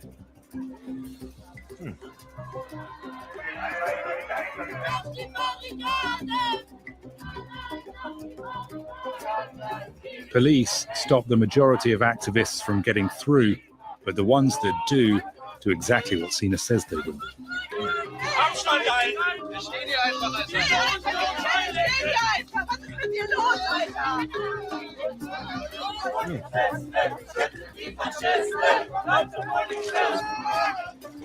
Damn, that ain't working, son. People ask me, why are you doing this? If the AfD gets in power, they're gonna target people like me and many of my friends. The direct action of the activists. Isn't that what they told us about MAGA and Trump? Oh, well, if you let him in, his immigration policy, he's going to deport y'all too. And I'm just like, really now? Really? Okay. Is only part of this picture, though. Opposition to the AfD is the majority position in Germany, and there are thousands of people here, young and old, who have come here to peacefully protest. But inside, the disruption is having an effect. 2 hours after the party conference is supposed to start, the hall is still half empty, but it does begin eventually. I know some colleagues are still outside, so I think it was, you can call it combined attack. This is also one thing which shows that in Germany there's something going wrong, because if you have a democracy, not that man put up it's that allowed high. to have Oh, yeah. every kind of parties, to have every kind of parties, especially if the party is more than 20%.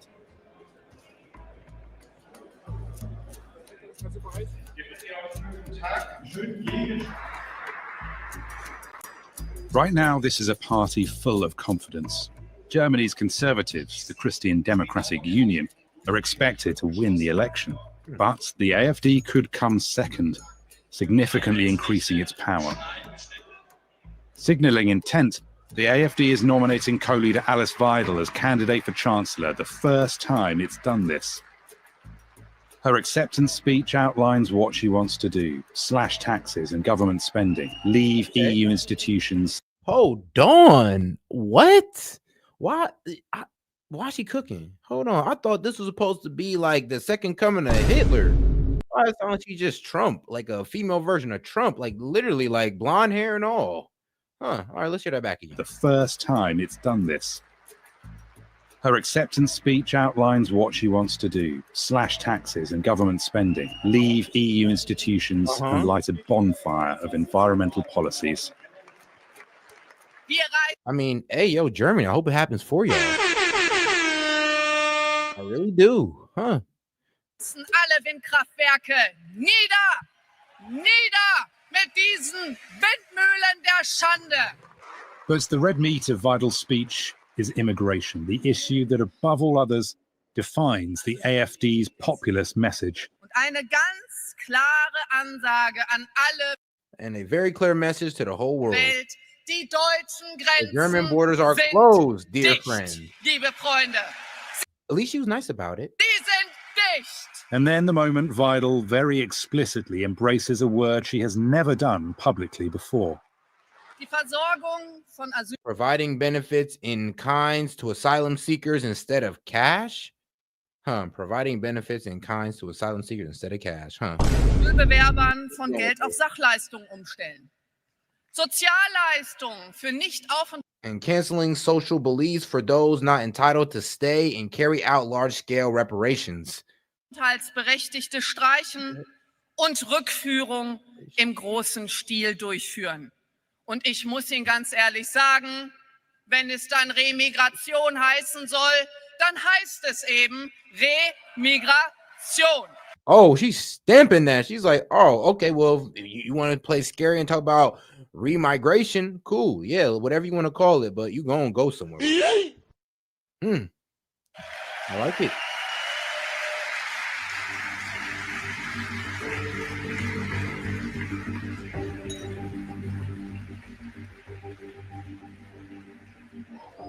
Remigration. This word and what it might mean is explosive. Tens of thousands protested last year after reports that AFD members attended a meeting with international far-right figures at which mass deportations were discussed. Vidal distanced herself from it then, so her adoption of remigration now is telling, even if her definition remains vague. You know, Donald Trump once said, I could shoot someone on Fifth Avenue and I wouldn't lose voters. That sort of confidence is what we're witnessing at the AFD right now. Do you think we can call them mainstream now? I fear yes.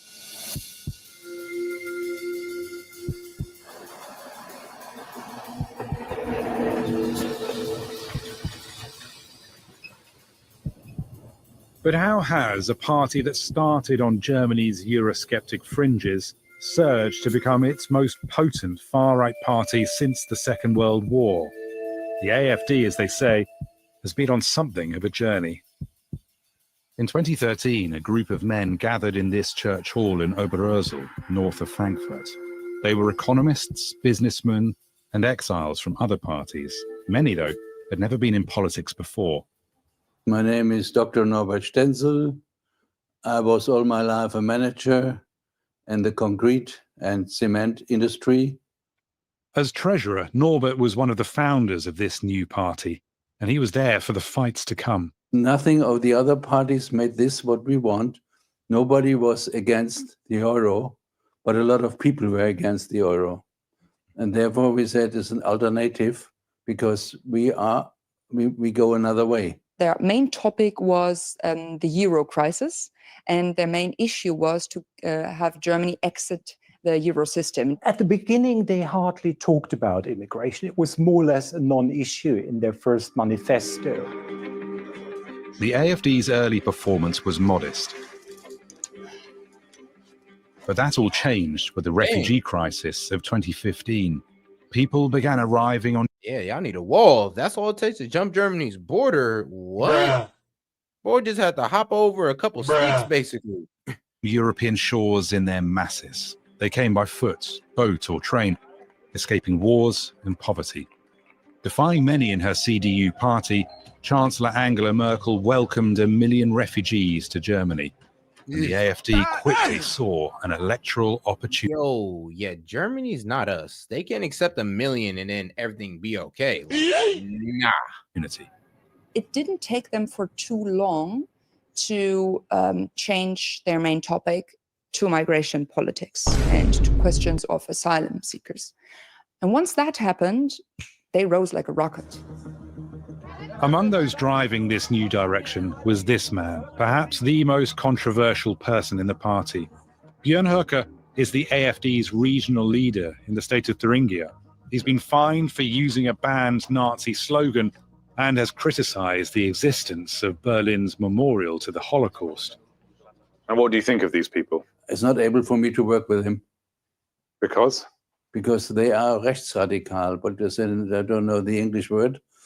Right radicals. Right radical. Do you think they're extremists? Yes, they are. Like most of its founders, Norbert left the AFD. The far right had taken over. The party as a whole is not a neo-Nazi outfit. That would be a misrepresentation. But they tolerate open references to classic right-wing extremism. They are watched by the intelligence services, both at the federal and at the state level. Various state-level authorities have already classified them as right-wing extremism. Despite this, electoral successes have come. Last year, in the eastern state of Thuringia, Höcke helped the AFD become the first far-right party to win a regional election since the Nazis.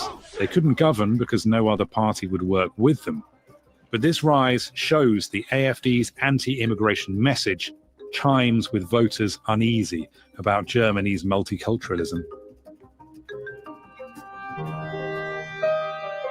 If anyone can sing the tangled song of integration, it's Aham Ahmad. The musician grew up as a third-generation Palestinian refugee in Damascus.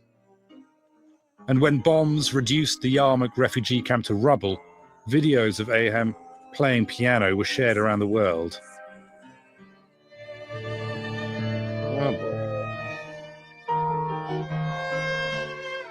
The piano and the music is carrying me every time to the better situation.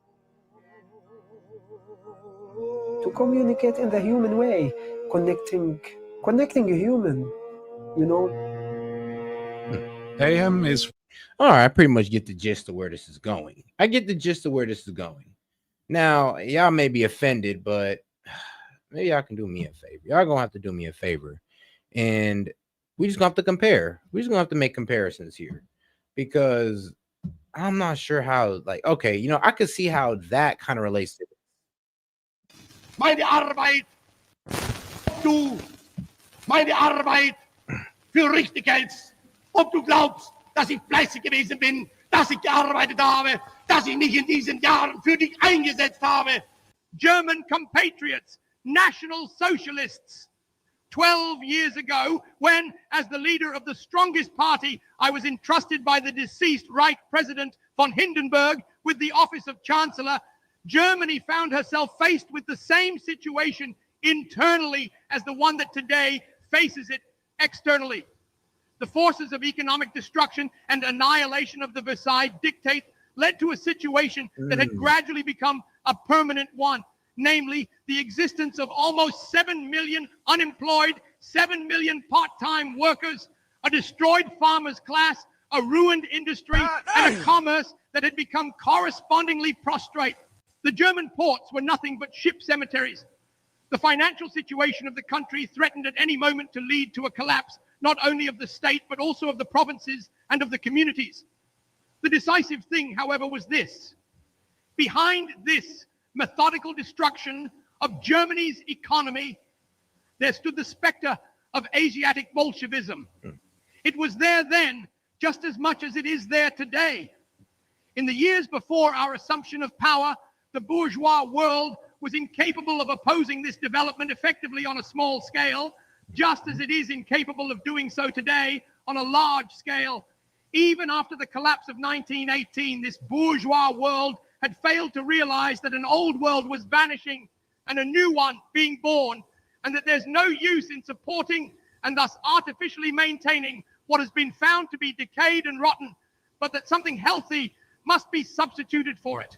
A social structure that had become obsolete had cracked, and every attempt to maintain it was bound to fail. It was no different from today on a large scale, when the bourgeois states are doomed, and when only clearly defined and ideologically consolidated national communities can survive the most difficult crisis Europe has seen in many centuries. We were granted only 6 years of peace after January 30th, 1933. During these 6 years, tremendous feats were achieved, and even greater ones were planned, so many and such huge ones that they caused envy among our democratic, impotent neighbors. But this was decisive, that we succeeded during these 6 years with superhuman exertions to restore the German nation militarily, that is, to imbue it with the spirit of resistance and self-assertion, rather than to equip it with the material war potential. The horrid fate that is now taking shape in the East and that exterminates. Interesting. 2 minutes in, and I can already, you know, see the connection here. All right. I can see why they're afraid. If they're going off this man's, you know, ideas that he was speaking on years and years ago, well, decades and decades ago, then, well, we all heard it. We can match up some things in there. Some things kind of connect. But are they out there trying to just, you know, commit a Holocaust? No. I mean, they haven't said anything about it. Hopefully not. And I doubt it. I truly doubt it. I just think it's a rise of nationalism in Germany. And it's the biggest rise of nationalism since, I guess, this man Hitler. I don't know. We'll see how that goes. But it's about to go down in Germany. But all right, guys, let's go ahead and get into the Sean Ryan interview, man, with Jared Hudson, the war against evil, and Navy SEALs fight to save children in America. Oh, yeah, I remember this. He made that one movie. All right, let's get right into it.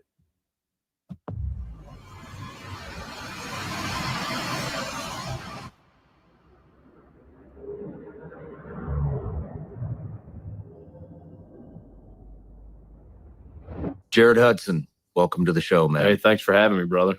Man, I can't believe we're just chatting. So we've been connected for like 2 years.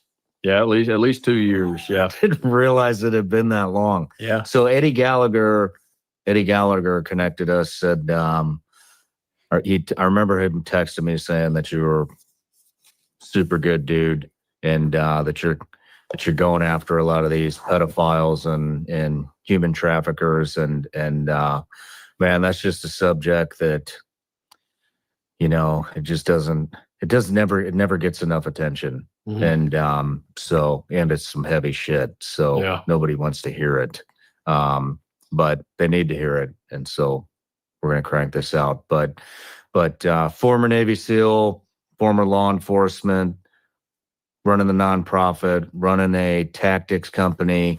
I'll give you a proper introduction here shortly, but man of faith. I mean, you're just pumping out so much good into the world, and one of the few out there fighting literally the most evil shit that you can gin up, and that just, God bless you, brother. I'm Well, glad thank you, you're man. here. I appreciate I'm it. glad Yeah, you're thanks for here. having me. It's an honor to be here, man. I love to see what you got going and your growth over the last few years. I mean, this is huge. I don't think anybody knows it because not a lot of people see it, but from showing up here till now, I mean, you've got a process, bro. I mean, you got it worked out. So it's actually a very professional, not just interview, but, you know, build a relationship, and then you sit down for the interview. So very impressed, brother. Thank you. Not that it means much, you know, but That means I'm the world impressed. to me. Yeah. Thank you for saying that. Yeah, no worries. I do want to give you something before we start. You've already given me a lot of gifts, but this is from the team at Covenant Rescue Group. There's some stuff in that box.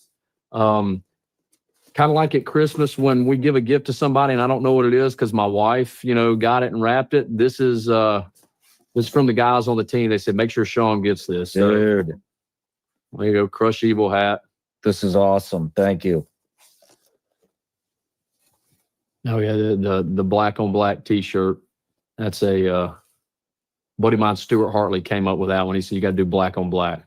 Awesome. Then patch. Oh yeah, so we partnered. Shit, That's a Wooks knife. We partnered with them, and they made us some cool stuff, some tomahawks and stuff. But that's it's actually a really good skinning knife. I use mine for that is dinner. cool, man. Thank you. What Wooks? Wooks, yeah, you can look them up there. You know, kids and all of that, but we'll get there towards the tail end of the interview. So everybody gets an introduction. So here we go. Jared Hudson is a U.S. Navy SEAL. You served as a SEAL operator with Naval Special Warfare. You were deployed multiple times to a variety of combat zones in support of Operation Iraqi Freedom and Operation Enduring Freedom and Operation Foal Eagle and other critical missions. What is Operation Foal I think Eagle? that's a great question. I think it was a big JSET program we did in Korea. And then at the time, if I'm remembering right, now somebody could probably look it up and tell me I'm wrong, but at the time, I want to say Obama was there and they shot those missiles into the Yellow Sea, and then we dove with the Rock SEALs to get those missiles. Oh, I think okay. that's what that is. It was a JSET that turned in I don't know what nuclear weapons look like, but I mean, I see this thing that the Rock SEALs found it, and we're diving in the Yellow Sea. This thing, I mean, that looks like a nuclear weapon. It wasn't. It was just a big missile. That's cool, man. It was just weird, you know. Together with your wife and a shared passion for helping children who are victims of human trafficking worldwide, you founded the Covenant Rescue Group, a 501c3 organization. You are the CEO of your business, the Shooting Institute, where you have personally trained local law enforcement, military personnel, and civilians in self-defense. You are currently a law enforcement officer as a Blount County, Alabama Sheriff's Deputy and as a federal task force officer with HSI. What is a federal task force officer? Yeah, so I'm with Blount County Sheriff's Office in Alabama. So I'm what's called a post-certified law enforcement officer. And if the agency you work for is willing to partner with the feds in that way, this is the way the feds can take you through. For me, it was Title 19 law, I believe, if I remember right. Do 2 weeks of classes for that federal law, and then you are deputized under Homeland Security, Marshal Service, Secret Service, ATF, FBI, whatever it is. In my case, it's Homeland Security to work child exploitation as a federal agent. So that's a federal task force officer. I'm not a full board GS whatever federal agent. I'm a post-certified state agent who is sworn under the federal service to work, in my case, child exploitation. You also serve as a reserve deputy for the Jefferson County Sheriff's Office, supporting special operations units and working as an investigator for the Johnson County Prosecutor's Office. You're an Alabama Peace Officer Standard Training Commission certified law enforcement agent and certified National Wildlife Control Operator Administration Level 1, 2, and 3 sharpshooter, in addition to holding other advanced law enforcement certifications. And lastly, and I'm sure is probably the most important to you, you are a Christian, a husband, and a proud father of 3 daughters. That's exactly right. Yeah. Yeah. So with all that, it's kind of like me and you talked about earlier when you show up to Bud's, you remember it was like, hey, where are you from? Oh, I'm Jared. I'm from, nobody cares, shut that, And all right, guys, we are running down on time. So you know what that means? Yep, we got to go ahead.